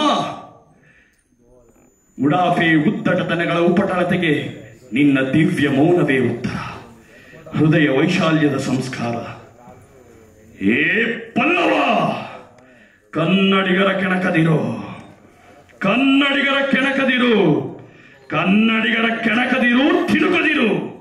ಎನ್ನಮ್ಮ ಕೆರಳಿದರೆ ಕಾಳಿ, ಕೇಶವ ಕೆದರಿ ನಿಂತರೆ ಕಾಡ್ಗಿಚ್ಚು. ಸಹನೆ ಸಂಯಮ ಈ ನೆಲದ ಪಡಿಯಚ್ಚು.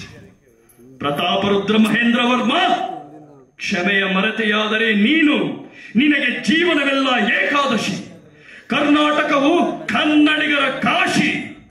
ಇಲ್ಲಿರುವವನು ಕನ್ನಡದ ಕಾವಲುಗಾರ ಇಮ್ಮಡಿ ಪುಲಿಕೇಶಿ, ಇಮ್ಮಡಿ ಪುಲಿಕೇಶಿ, ಇಮ್ಮಡಿ ಪುಲಿಕೇಶಿ. ಚಂದನ್, ಎಲ್ಲಿದ್ದೆ ಎಲ್ಲಿ ತನಕ? ಏನ್ರಿ ಪರಕಾಯ ಪ್ರವೇಶ ಮಾಡಿ ನಟನೆ ಮಾಡೋ ಪರಿ ರಾಜರತ್ನಾಕರ ಸಿನಿಮಾನಲ್ಲಿ ಕೂಡ ತಾವ ಅಭಿನಯಿಸಿದ್ದೀರಾ ಅಲ್ವಾ? ಚಂದನವನಕ್ಕೆ ಸಿಕ್ಕಿರುವಂತ ಚಂದದ ಅದ್ಭುತ ನಟ. ಅವರು ಡೈಲಾಗ್ ಡೆಲಿವರಿ ಮಾಡುವ ಕಣ್ಣಲ್ಲಿ ನೀರು ಸುರಿಯುತ್ತಿತ್ತು, ನೋಡಿದ್ರ ನೀವು? ಎಂತ ಅದ್ಭುತವಾದ ನಟ. ನಿಜ, ನಾನು ಹೃದಯಾಂತರಾಳದಿಂದ ಭಗವಂತನಲ್ಲಿ ಬೇಡ್ತೀನಿ, ನಿಮ್ಗೆ ತುಂಬಾ ಒಳ್ಳೆ ಅವಕಾಶ ಸಿಗ್ಬೇಕು, ನಮ್ಮ ನಾಡಿನ ಆಸ್ತಿ ಅಂತ ಅನ್ನಿಸ್ಕೊಳ್ಬೇಕು. ಅದ್ಭುತ ನಟ. ಸಲಾಂ. ಈಗ ದಯಮಾಡಿ ಎಲ್ಲರಲ್ಲೂ ಕೇಳ್ಕೊಳ್ತಾ ಇದ್ದೇನೆ.